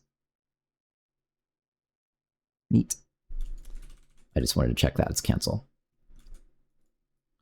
GPU data. I know GPU data is now correct. The GPU data it's referring to is I, in fact. This is going through the vert counts, which should be 6. I know it's 6. The opposite of A times combined size. That is also correct. This is not right, is it?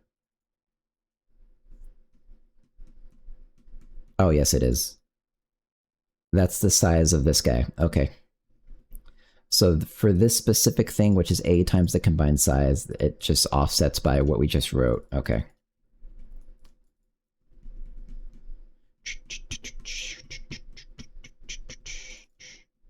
Yeah, this looks right to me. This gets the particle GPU data pointer size of PG. Okay. And the vert offset. Okay. Nothing here is wrong as far as I can tell.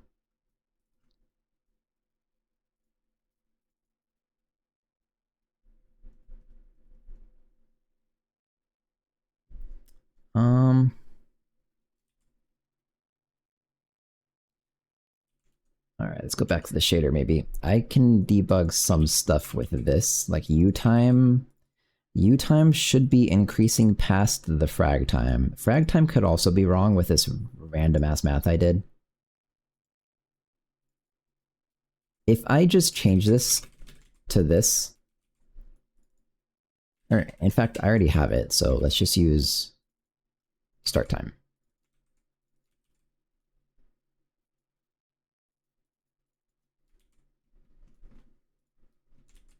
I mean, yeah, and the U-time should definitely be a larger value than start time, I'd say, so.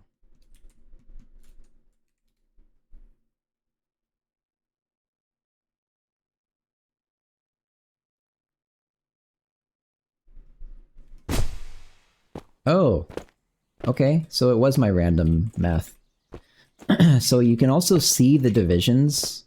I wish it was slower than this. You can see the divisions in the actual trail, the individual segments here, because I'm only using start time. I'm not using the interpolated time. So that was the purpose of that math. That was the purpose of frag time.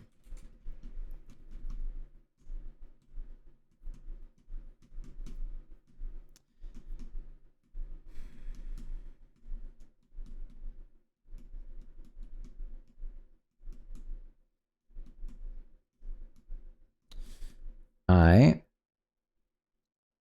don't know what's wrong with this then. Oh. N. Why did it even let me compile that? Is that the problem? Why was that allowed to compile? Are you allowed to have out in a fragment shader? Okay, it is smooth now. Somehow, I need to make these last longer. Somehow I think I can still see the sections, which now that I've done this, I shouldn't be able to...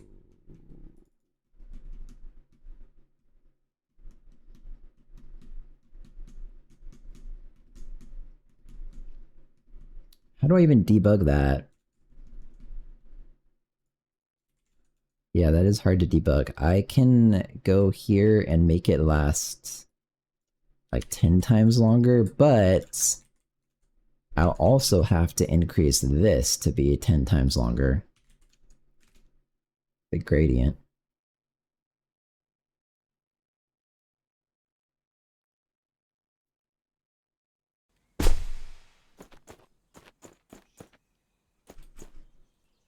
Well, see, when it's that slow changing of a gradient, I can't actually see it. That's a hard problem to fix. What I think I'll do, I'll change it to like times 100, and I saw when I printed my values, I saw like 4Ks, yeah. So I'm gonna assume the current time is 5,000. Let's try this. So it's just gonna pick the random point in time of 5,000 milliseconds and start drawing stuff. That will be where the grading is, so I gotta keep swinging. Oh, I missed it. Okay, let's pick 6,000. Hello, are you working on this game alone? Looks very nice. I am. Alone, working on this game alone. I just contract out artists though, typically. That's all I do. And if you people watching, I missed it again. Oh my god. If you people watching want to wishlist it on Steam, that helps a lot with the Steam algorithm for indie developers. That's actually basically all that matters if you're an indie developer. The game will live or die by wishlist. Okay, I kinda got it. Here is... That looks perfect to me. I think I'm actually... Screenshot. I think I'm seeing the banding of the colors. Photoshop. Yeah, that looks okay. I mean, I don't... You can probably see it on stream, right? The lines, the like horizontal striations. That's what I'm worried about. But I think those are legitimately individual colors with the...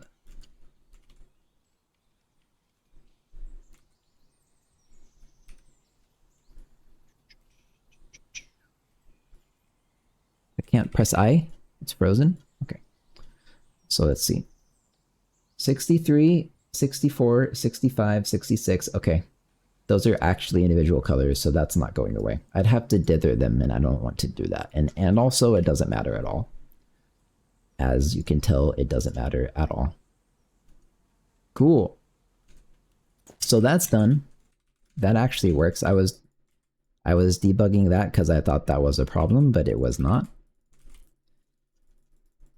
What else I'm gonna do?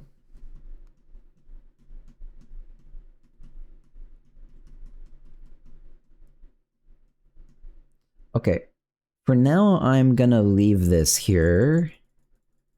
Like, I'll have a uniform. I'm thinking uniform float U lifetime. Basically, whoops. I could have individual lifetimes for different types of swings, and that would be very easy to do. You just put it in the GPU data, and then it would be an attribute, and I would use that attribute. But I have no use case for that at the moment, so instead of increasing the GPU buffer size and all this stuff, I'm gonna just stick it in a uniform. So that would go here. U lifetime is lifetime. You can go back down to 1/2 a second for now. How long have you been working on this game? Oh wait. Hey, Hicks Poke. How's it going? Yeah, I've been working on I was working on this engine originally. So the engine has been in development, and it is also being used for my other game, Into the Spirit Well.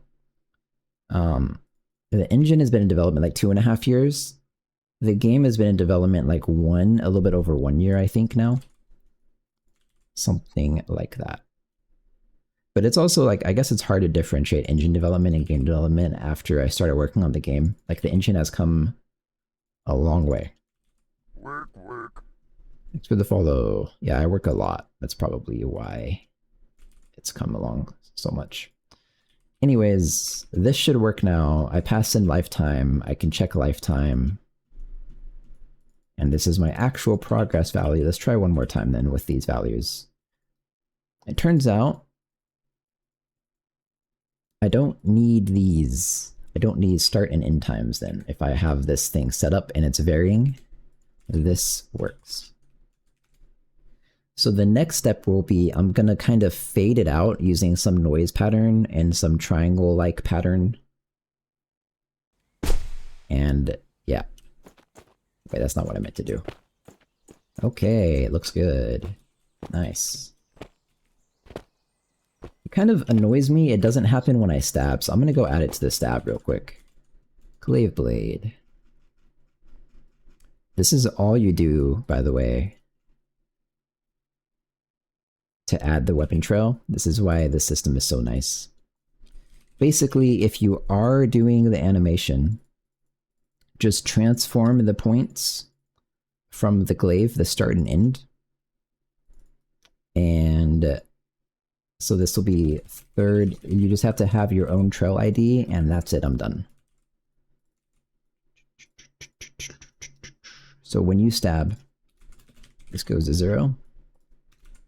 That's an int. Done. Should work. So now when I stab, the other reason I want to add the stab is I actually don't know how it's going to look being a 2D trail with the stab. Okay, that looks okay. I mean, obviously, like, the trail is not right at all yet, but it's looking good. Looks like a trail. And it's, like, incredibly efficient to render this, I think. Out of curiosity... Work. Thanks for the follow. I wonder if I can track it. I think I maybe turned my debugging thing off. Perf tracker? It is off. Oh well. It's very fast. This thing is, like, very fast. What's the selling point of Jai? Reminds me of Zig a little bit, except compiles faster. Yeah, I'm pretty... Zig and Jai and Odin are similar. I'm pretty sure Jai was, like, the original thing, and it's not released yet. I think Jai is just basically better than those other languages in, like, every way. Except I think Odin has wider support now than Jai, just because it's, you know, public. But that's it.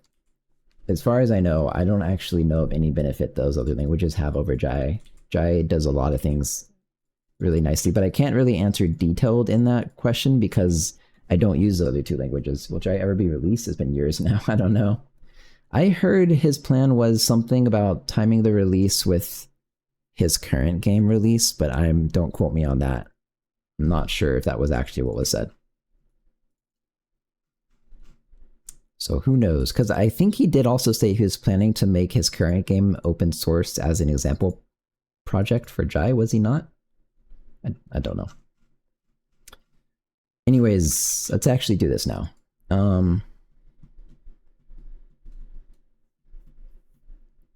Yeah, this should not be that hard. I do want to pass in some kind of noise. And I think it can be a 2D noise. So this...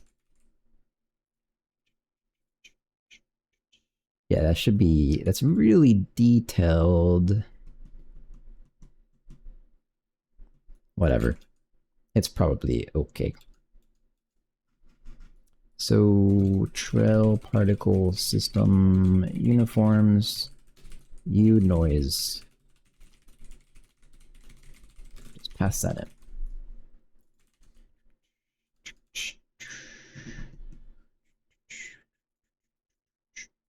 And then, I guess, usually I do textures up top like this. So here's my U noise for my noise texture, and now I have to get... How do you do this? So I need to also have a varying out vec to text.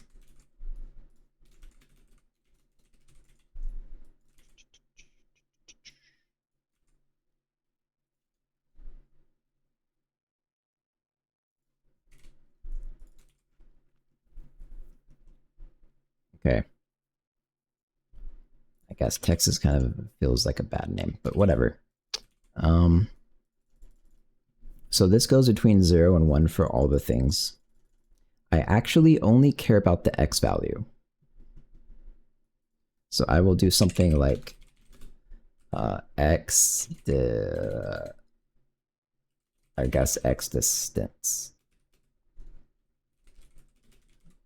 This I can say times 2 minus 1, and I'll get the absolute value of that, I guess. So at 0, it's right in the center. At 1, it's on the edge. So I will take this guy, and I will add progress.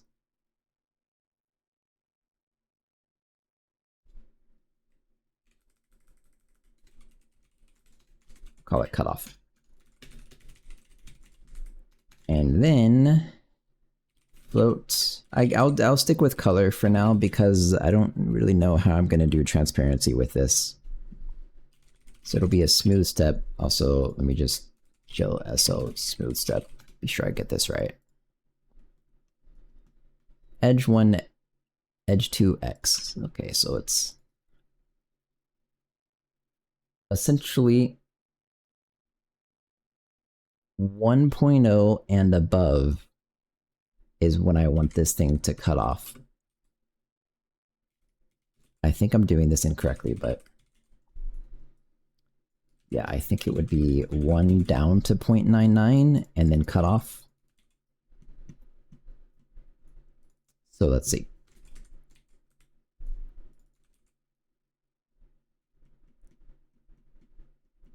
So in this context, it will go to 1, I think, which is white when it's visible. So if it is white, it is visible. That's how this is working, because this is kind of also alpha. So it should be like a triangle along the whole thing. Okay, that works. Wow, I didn't actually think that would work. I thought it would take some iteration. It looks to me, though, like it might not be right.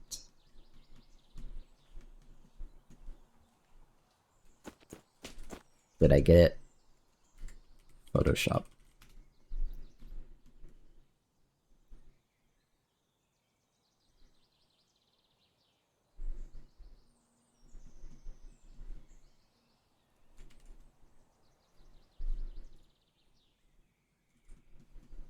Nope.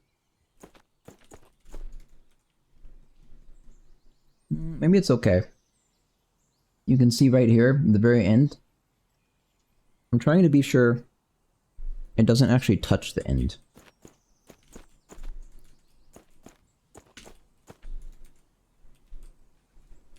That's okay, yeah. There's a little bit of black on the very end, so that's what I want. I think.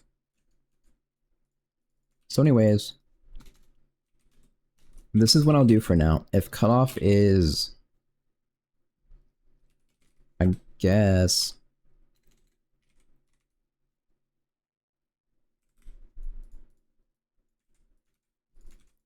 wait, I meant this.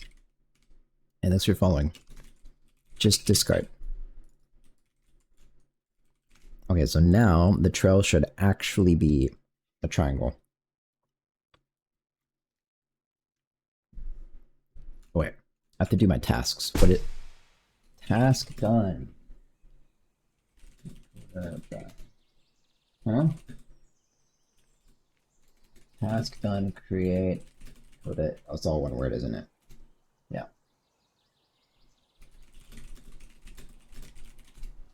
Both of those are actually done. I'm just improving it now.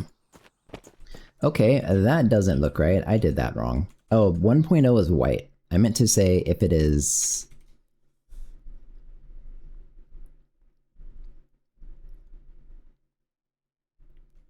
So this doesn't even matter. The smooth step, it should just be a step. But whatever. If it's less than... I guess I'll say 0.5. If this is being treated as alpha, I guess I'll rename it.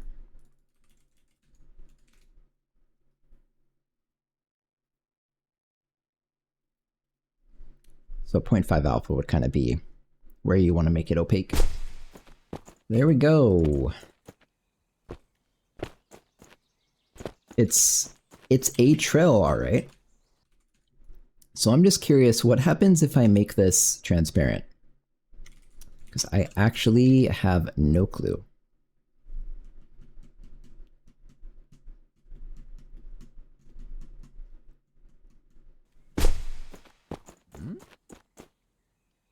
I can't do it. What?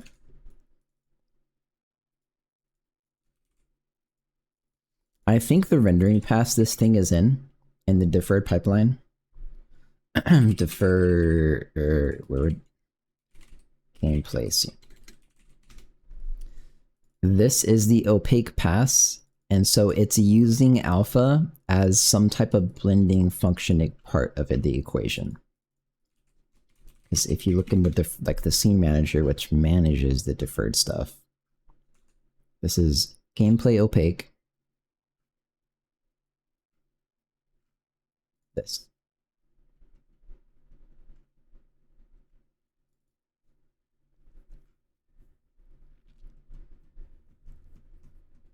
Yeah, so it's rendering opaque.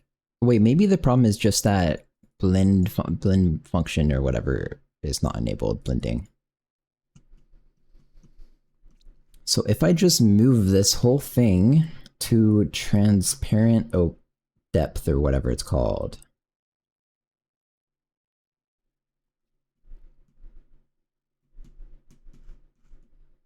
So after lighting, it would make sense to go after lighting also.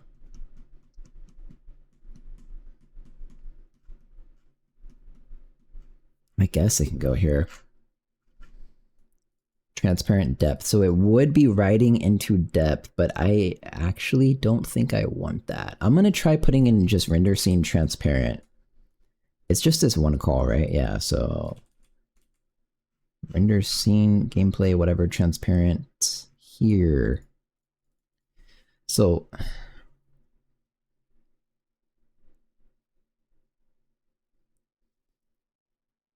I'm not 100% sure what to do about this because this render scene transparent is rendering the water. Yeah.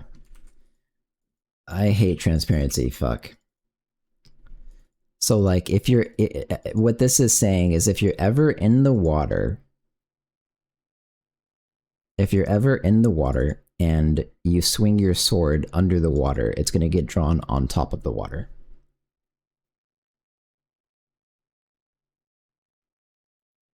I could just do it as the very, very last thing in the transparent depth pass, and then it would but then the water wouldn't get rendered behind it. Okay, let me try this. Let's just try some stuff. We'll see what looks good. So I put it in the transparent pass, which means it only has diffuse now, which is actually color, but whatever. Transparent only has diffuse. 1, 1, 1. Okay, that will probably work, and it will probably look transparent. I hate transparency.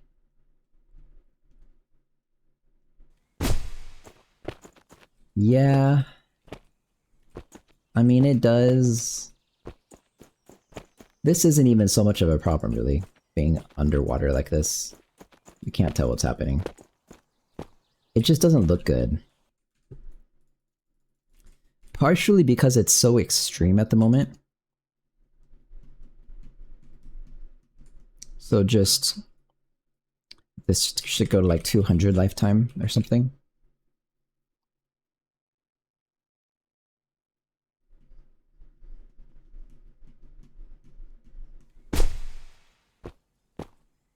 Like, did I even improve the game by doing this?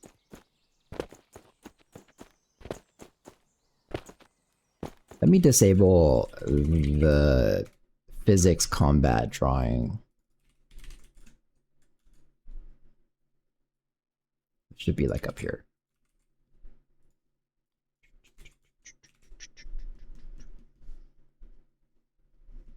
Draw attack lines.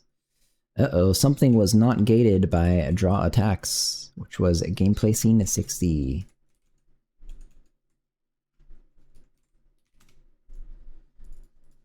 If draw attacks.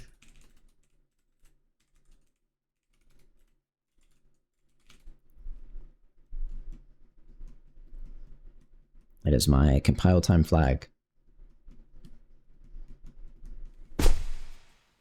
Okay. I mean, I think I made the game look better. Right. Oh no. Maybe there's still 2 longer trails though. The other thing is, I think they should only be drawing the trails. This is also throwing me off, I think, when your weight is 1.0, because I'm pretty sure you do damage when your weight is 1.0 of the animation. Yeah, when your weight is 1.0. Okay, so I'll just do that. if get the weight of the thing is 1. It can just be 1. Wait, this isn't the render method. This should be interpolated. It should be like this. Like this is interpolated with time. Yep. Let's try it. What's your day job out of curiosity? This is what I do. I do this. I make this game. Which is why everyone here should wishlist it on Steam, so I can eat food when it releases later this year. Okay, this looks good. This like matches kind of what I expected to do. I think the way it ends though doesn't look good. Like that. It kind of stays there. Work.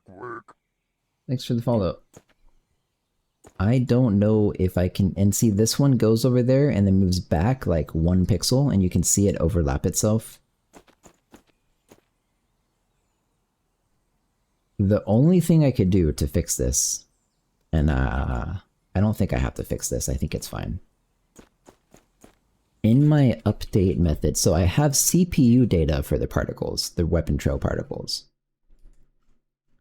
Right, this. I could track my actual swing. Yeah, this is so stupid. I'm not doing this. I could track my actual swing, and when the swing goes below 1.0 weight, meaning it's over, it essentially moves all the times back so it ends faster. Something like that. That would work. But I'm not doing it because I think it looks fine. Okay, so I think this is actually basically okay. One thing I want to test for like a sanity check, because this is a part of my graphics library, the quad particle system, which is not a particle system actually, I learned. I completely winged these normal calculations. I do not know if this is going in the right direction. I guess I could figure it out, but I'm just going to test it.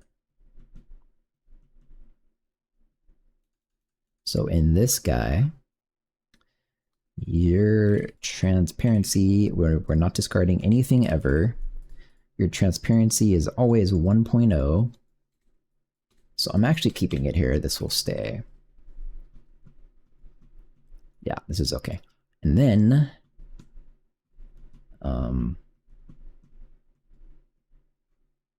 I need the normal out F3.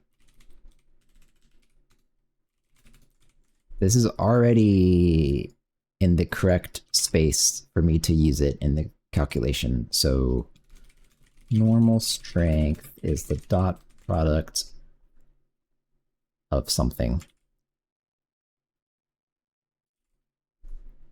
Man, this actually is annoying to do because fuck.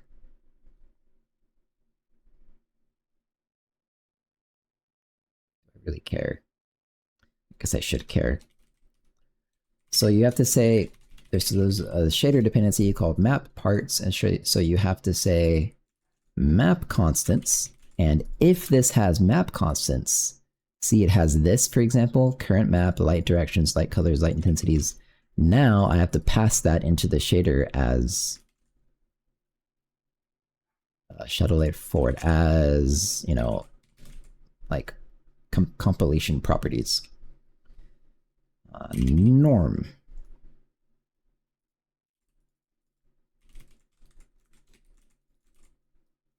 So we will get the dot product between that and the normal value, and then we will say times 0.5 plus point. No, yeah, okay, we'll do that. So this will be my color. And the annoying thing here is I just have to stick all of this stuff that it wants as compilation properties into the weapon trail shader. So now it should maybe work. So Uh-oh. Provided unnecessary, sky enabled, not necessary. Okay.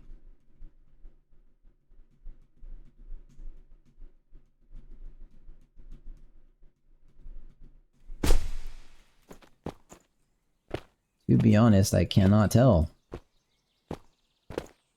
It's all just gray. I guess it's basically all flat, isn't it? It's just I'm swinging on the XE plane only. Well, how about I do this? Get rid of all this again. I don't actually need map constants. I don't actually need the real light direction. I'm just gonna say it's pointing down. But you actually need the inverse of the light because it's a dot product. So if pointing up multiplied dot product normal times 0.5. Okay, so if the normal values I calculated are right, the entire thing is basically going to be white.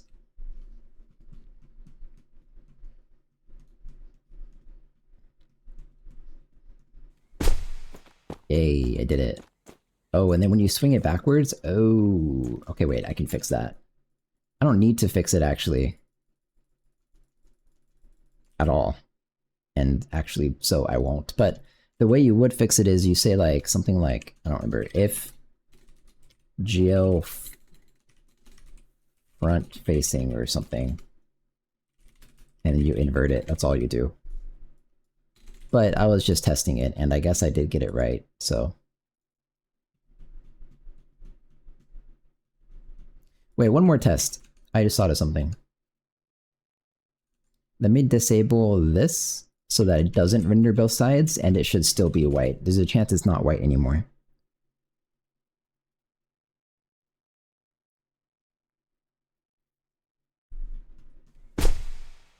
Okay, it's still white. And but the okay, wait. I see the back side of it, which I shouldn't. True. Let me set it to true.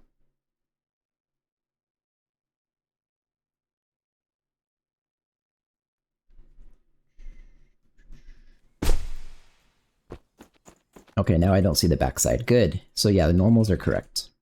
Woo! Disable that so it renders both sides. Get rid of this stuff. I do not care about normals actually for this at the moment. And then discard, go back to white. White with 0.25 alpha. I could also try the alpha value.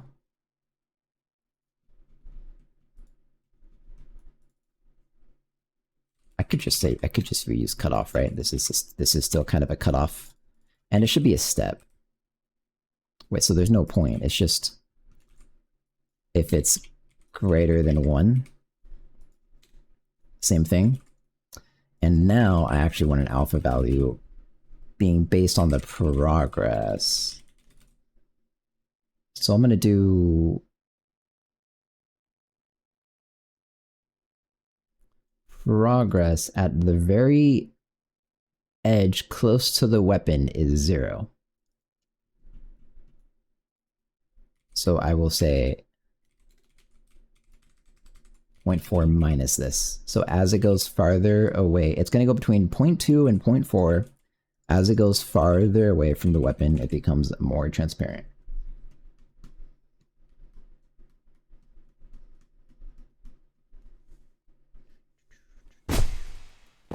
Yeah, that does, I think, work. It's hard to see. Let me make it really extreme. So like 1.0 minus this times, well, 1.0. It'll go from totally opaque to totally transparent.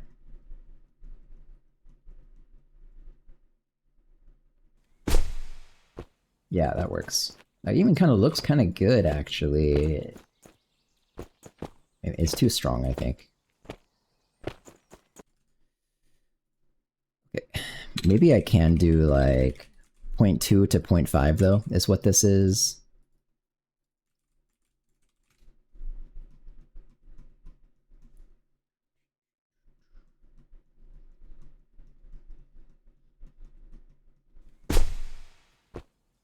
Okay, that looks okay. don't like that sometimes it overlaps just because the animation is kind of bad, but what can you do? So let's go add it to more than just this guy. Question, have you tried Rust for game development? I have, and it's horrible. I think no one should ever use Rust for game development. Rust, like game development, inherently, you have a bunch of data that cares about a bunch of other data, and like vice versa. Dash anim. This is the other one I want. Rust kind of prevents you from doing that. So like if I have a goblin that hits something or swings his sword, and I want to check all of the goblins he hits, and then like mark them as being nearby the hit or something, you cannot really do that. Like that becomes hard. So if you were to include yourself in that, like you have an explosive bomb, you throw it on the ground, you're trying to get all of the goblins nearby that explosive bomb. The order of operations there goes from your goblin to the explosive bomb to checking all goblins, which includes you, and so now you can't do it anymore. If you need to have a mutable goblin in that situation, it's not okay. Like, so it's like super antithetical to game development.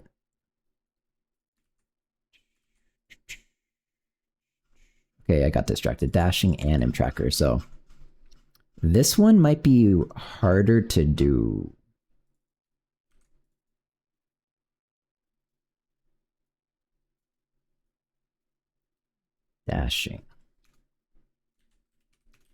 Dashing trail ID. Thanks, no problem. Yeah, I used Rust game development for a while because I just like absolutely refused to use C++. When I quit to start doing this full time, I started using Rust, and it does not work. I worked on a game for like a month to try it out. It was really hard to make it do basic things I wanted it to do. And then I ended up forking the Rust compiler and making a version without the borrow checker, which technically actually did work, but I couldn't really do it well. And so every time I compiled, it would spit out all of the borrow checking errors, and it would still compile though. Does that Bevy Rust game engine have any upshot? I don't know a lot about it, but just inherently by being in Rust, your game logic alone cannot really work as you visualize it in your head. So regardless of, like, I think Rust has a lot of performant libraries, but regardless of what libraries you're using, using Rust kind of pushes you into a framework of logic for your game that just does not inherently align with how games work. Yeah, so that's all. Anyways, this is gonna be a problem.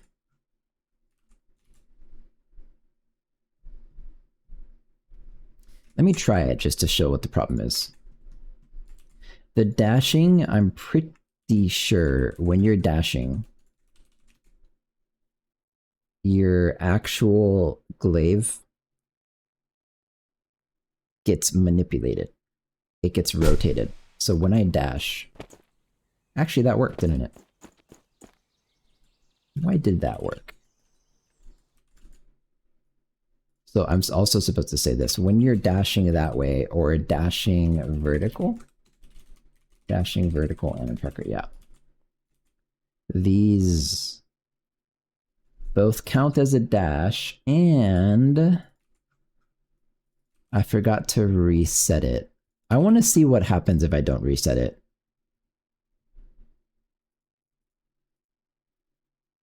Yeah, so we'll put this here and comment it out.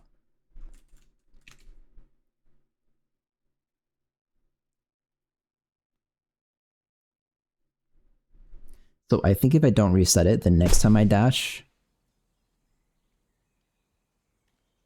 actually, I don't know, it might be fine.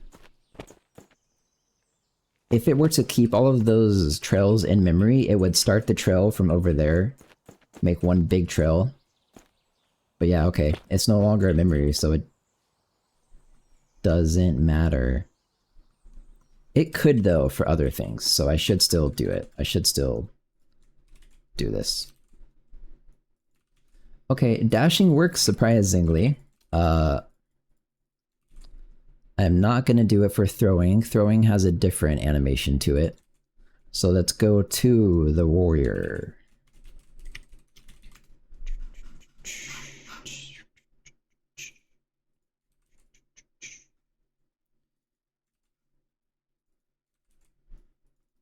That's not what I want. I want the warrior. I need to redo him, to be honest, so I shouldn't commit too hard to this, but these three is what I care about.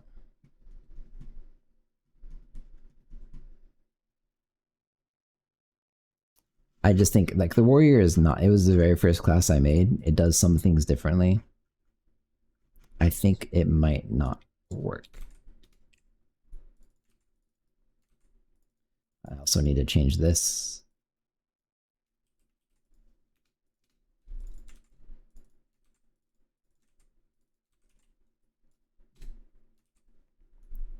So I will get the warrior hand transform. That might already exist.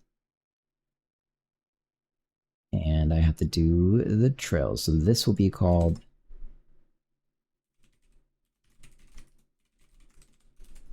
this second swing and sword spin. Okay.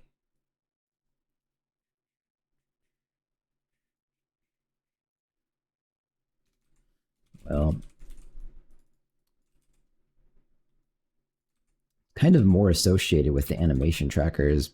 I don't know how I feel about that. These names don't match up.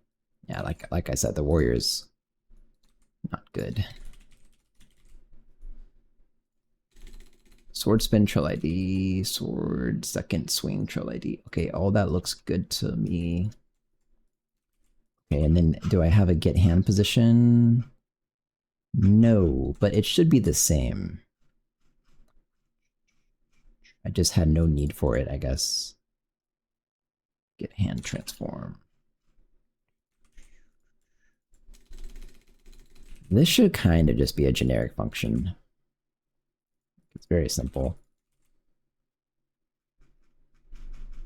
Okay, so now let's go figure out. Wait. These are the two things in the trail for the glaive. Let's go to the sword.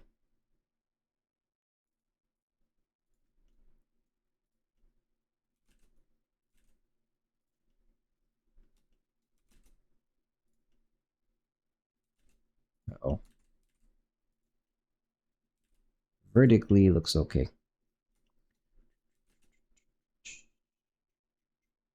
Something like that, I guess, is okay.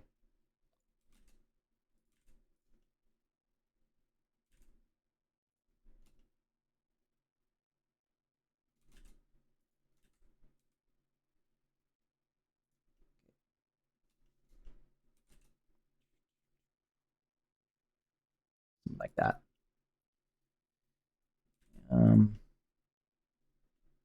Okay. So I counted this one as the first one. It's important I do this in the correct order again. Actually, it probably doesn't matter. But if I were to do anything different with the shader, it does matter. So we will say sword start X. This is Y in OpenGL space.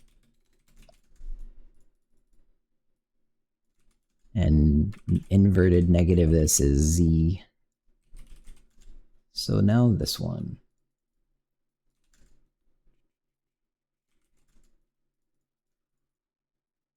Again. And negate this. So there we go. Start, start, start, end, end, and I think it just works.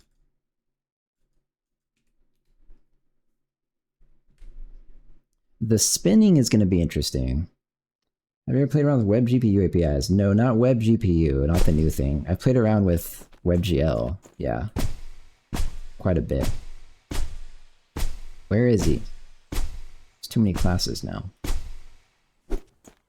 Okay. That looks so much weirder than the Glade Blade. I think it's because the animation looks like shit. It kind of feels pointless to have it on him. This one probably feels okay. Yeah, that one feels okay. The little audio pop. Nice. That's a bug.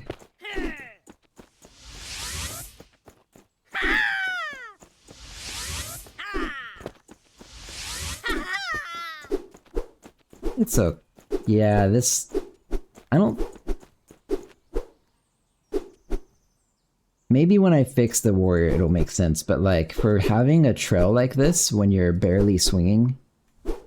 Also, that shouldn't be happening, the little progress charging bar.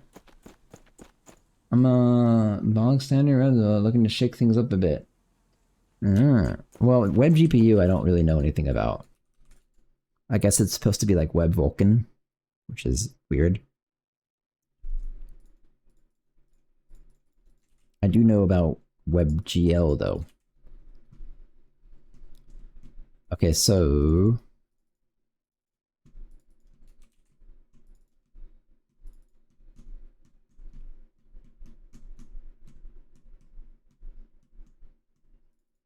This, I already did something like this for the Fire Mage. I think this is how it's gonna have to work. Wait, why though? Hang on.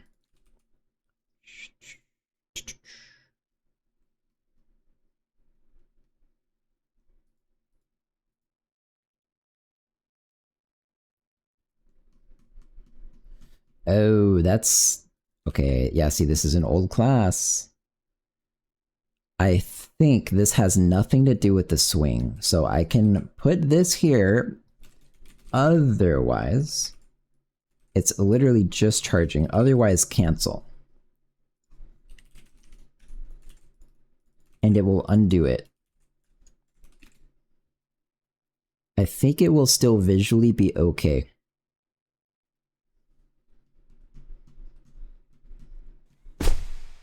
Lag, lag, lag. Charge. Yeah, that's okay. Now when I swing, it's gone. Nice. And if I charge, the progress bar comes back. I need to fix that popping when things fade out.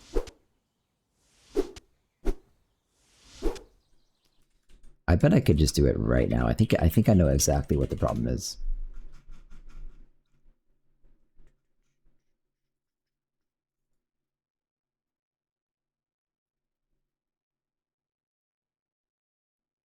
I think this is the problem.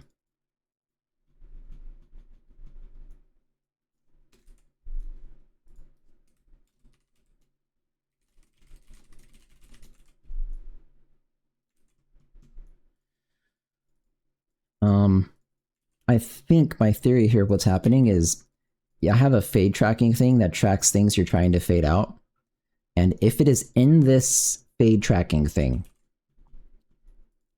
it will fade it out even when updating it for the like distance attenuation, right? So the thing though is I'm calling stop if it's done fading.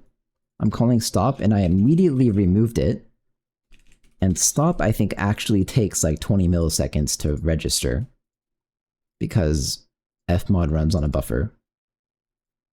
So I called stop and removed it. So the very next time it updates the roll-off, the attenuation values, it's no longer fade tracked. Yeah. So it instantly sets the volume back up to 1.0 and then it goes away. Then the stop registers. So let's try this. Now it only removes it from fade tracked when it's actually done playing, it sounds like.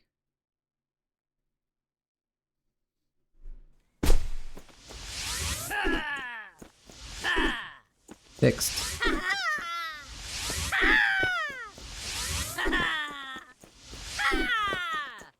Well, I probably could have fixed that a while ago. That's been a bug for like a month.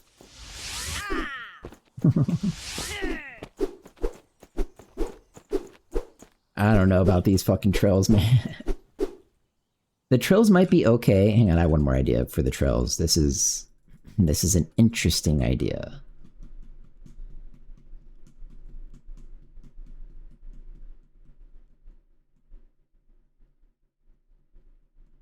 I don't know if I could do this. I can do it manually. Okay, so here's what I'm gonna try. I'll just like wing it for now. In my transparent render thing, which is where this is, I'm actually gonna enable depth. Okay, hang on. It has to be 2 paths. I'll try it just because I can get this working within like 5 minutes, but yeah, if it's better, I will keep it. This is not expensive. No matter what I do, this is not expensive.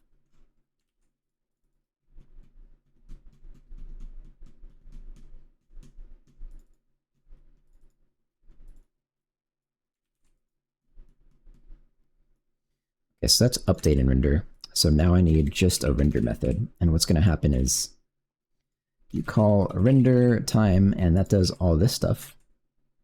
And then you remove. Hey, thanks for the follow. And actually, hang on, this is not quite right. Efficient remove.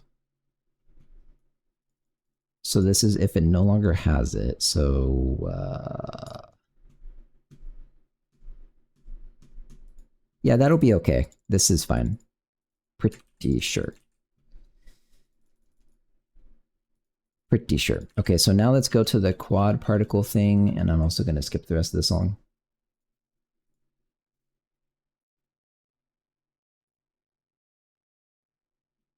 Just do a whole playlist. Sure. Okay, do I need just a render method here now, which I do seemingly have. Okay, so this should work. This should all just work.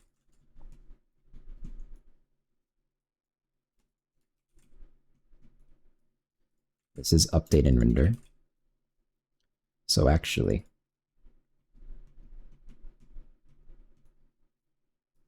this is just render. I think this is how it's supposed to work. So what will happen then in the gameplay scene is I will say set depth right scope to true. Depth test is already true. Nothing else matters. Just update and render, and then set depth func scope to equal. And then render. Okay. I guess this will probably work. We'll try this. I mean, I just wrote these functions I've not tested, and I'm doing weird OpenGL stuff with them. But basically, oh, it's rendering twice. I didn't think about that. Okay, hang on.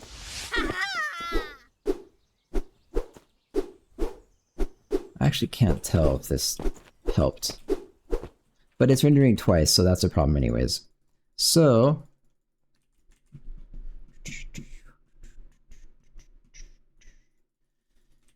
I think the easiest way to fix this rendering twice issue would be in the shader. This is kind of a bit janky. I can have a uniform float U color, okay, a vec4. And that by default, you can give them default values. That should be white. So you take this whole thing multiplied by this. Okay. So this U color will be a vector 4 of nothing. And now this U color will be a vector 4 of everything. So hopefully it's doing a depth prepass now, so it will only render the edge nearest to me. Get rid of some of that overlap that I was seeing. Which... God, it happens so fast. I mean, I don't see any problem with it now, but I think I did a lot before.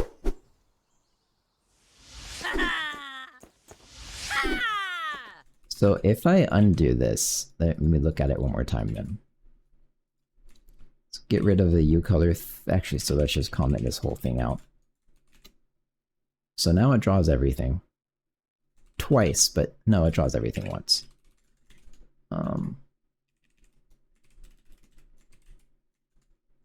Comment that back. Okay, now it just updates and renders, no U color. Let's see what happens. Let's see if I can actually notice the overlap issue.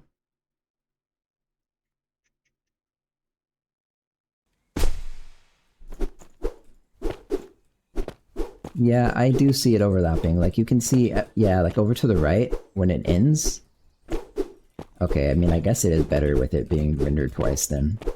But just so barely, does it matter? Maybe.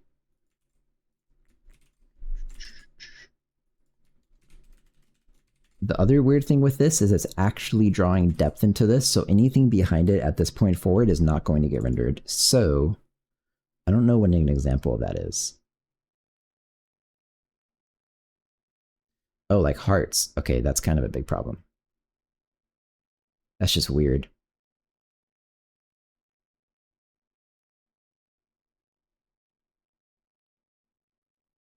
It could happen last.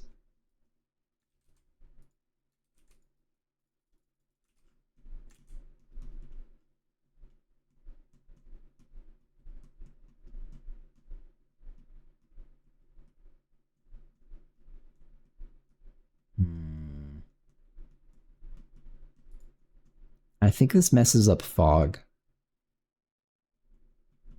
No, wait, fog happens here, doesn't it? Don't actually know. I don't know where fog happens. I mean, I could just swap levels. I think it just works. Mountain map. I haven't even worked on this level on stream in like 2 or 3 weeks.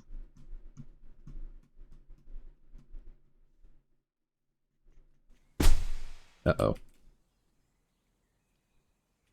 Mountain map. It's actually, if it's messing with the fog, I can't tell.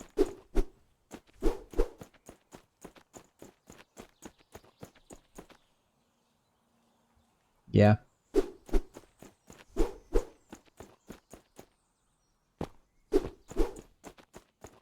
Some things are missing lights.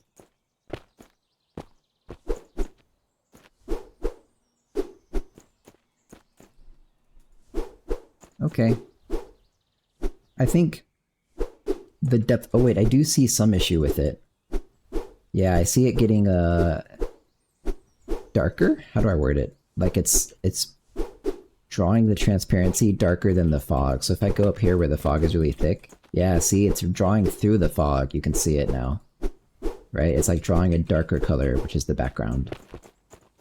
Okay, so that makes it not worth it. So it'll go back here. I will just update and render. I do not have to fix that tiny little issue. So that's all I do. I don't actually need a color now. I could have a color though, but I don't think I see a reason to have one right at the moment, at least. Let me just remove this whole method. Okay, so back into the shader. Might as well leave that. It does literally nothing. And that's it.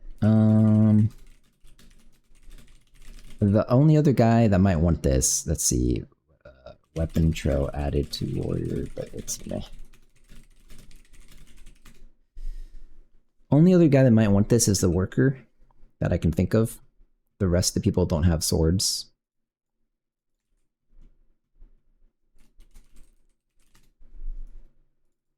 Yeah. Yep. Wow, that was a lot of work just for these two people. It does look a lot better though on the glaive blade. The glaive blade looks great. The warrior, I think the warrior looked bad to start with because of his animations. So it might look better when I fix that. Yeah, see, this looks good. This looks really good.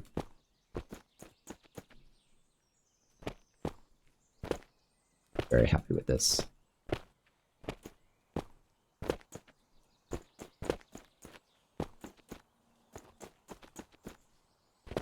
Cool.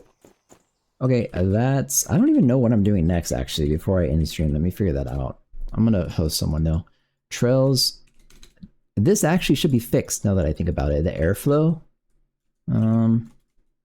That's just in the goblin. So the airflow was probably that same audio bug I just fixed in like 10 seconds. Air...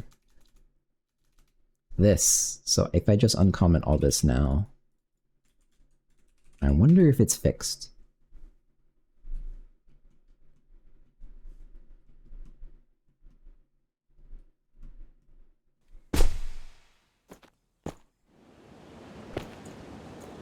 Okay.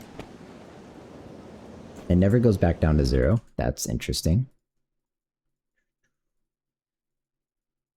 Starting. If your speed is less than max speed and it's playing... Oh, wait. I did it slightly incorrect in my fix. Guess I'm not ending stream just yet. But yeah, people that are here, be sure to wish this Fat Goblins on Steam because it helps out the Steam algorithm a lot for indie developers. That's all that matters. It will fail if I don't get enough wish lists. Steam. There you go. So the logic to remove it from being tracked is if it's no longer playing, right? However,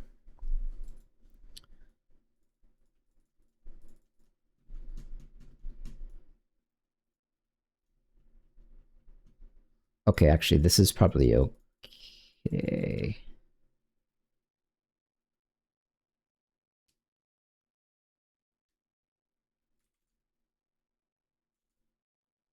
So, this is kind of a problem. The fade volume you're setting it to goes away when it's no longer fading. So I was going to say it's allowed to remove it at this point if stop after fade is not true. Here, I'll try it and I'll watch that it, I think, won't work. If it does, that's good. Stop, instance, and remove. Okay, that would be the correct logic for that, but it's gonna pop. Little tiny audio pop.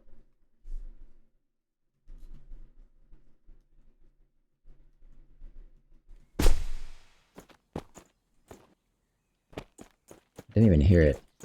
Now I have to wait for my cooldown.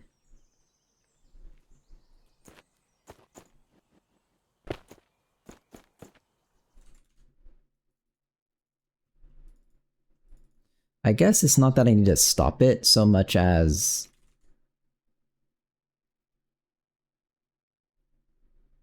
I need to remove it. Okay, got it. That's actually correct then. Because it uses the same audio loop repeatedly. Yeah, there is the audio pop. That little, at the very end, it went... Okay, let me try one more time. Okay. So, yep, that does not work.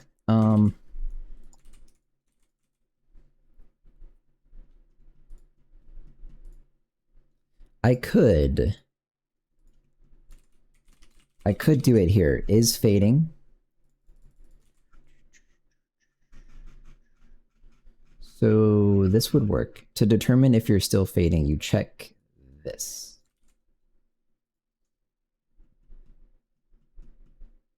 Yeah.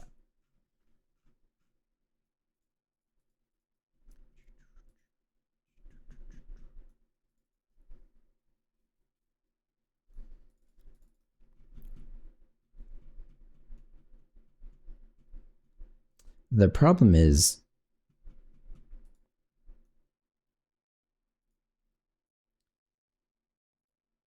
what do I do about this? It's okay. I think I don't know if I can fix it this way exactly.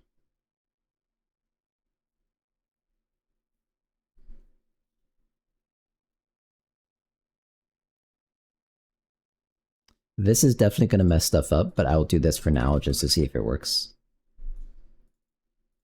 If this, okay, yeah, this is so dumb to do, but table find pointer, just dereference it. There we go.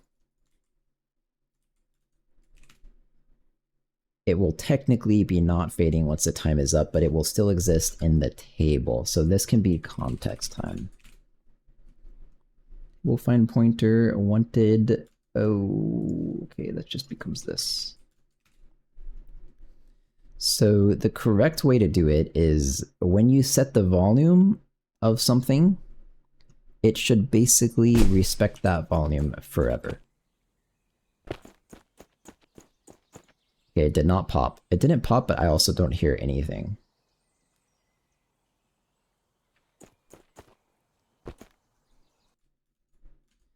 It is working though. It's just, I guess, incredibly quiet.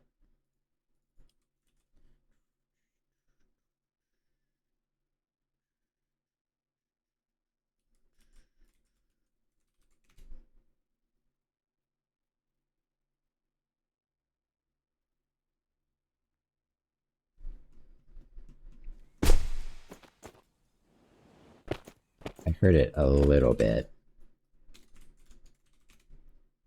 It shouldn't be that hard to hear.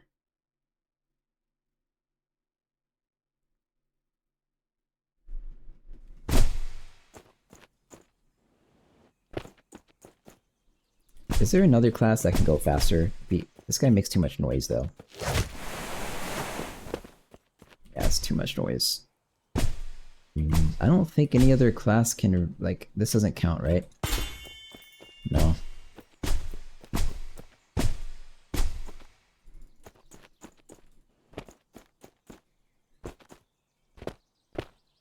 You know what would work though, maybe? Does it only check the X and Z speed? Oh, it does. It should just check just the speed. I don't care if you're falling.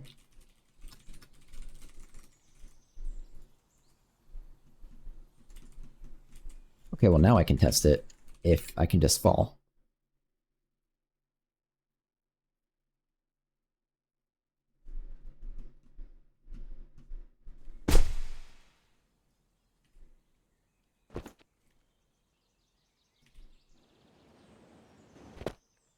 It's so quiet. Jesus.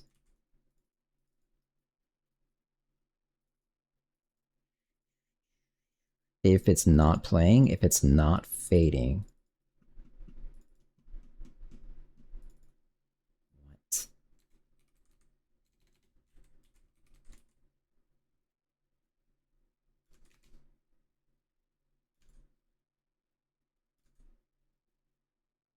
Oh wait, it actually is trying to fade to the volume. Oh.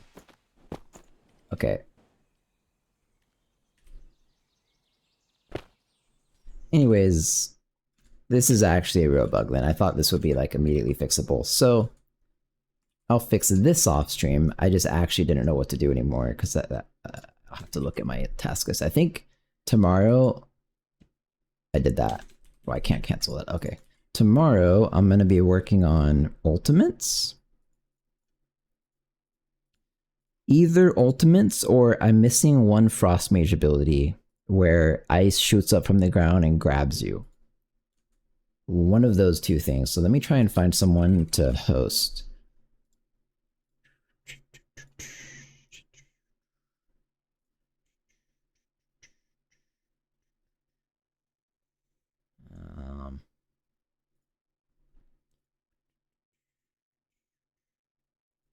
I'm assuming no one is riding dry besides myself right now, probably.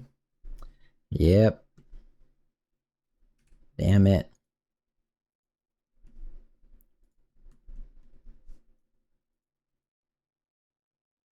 Spell weaving, Linux audio, more desktop stuff. Wait, that's not what I want. I thought spell weaving meant game.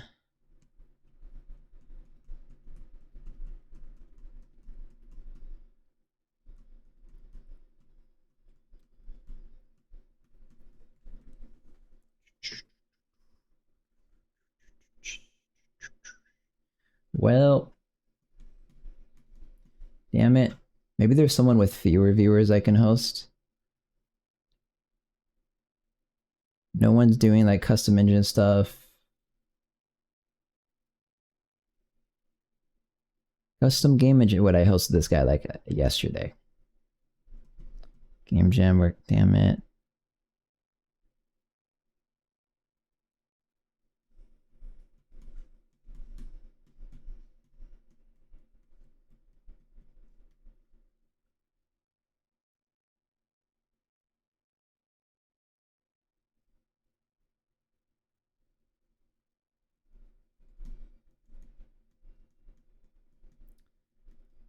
I mean, shit, man.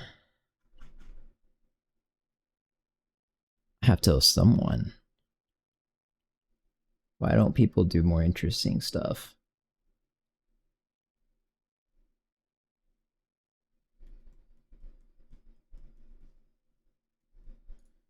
I've never hosted Booyah Grandma.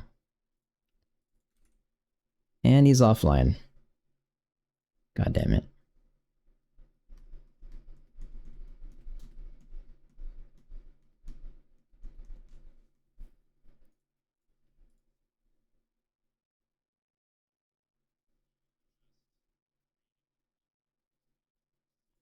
This is not programming.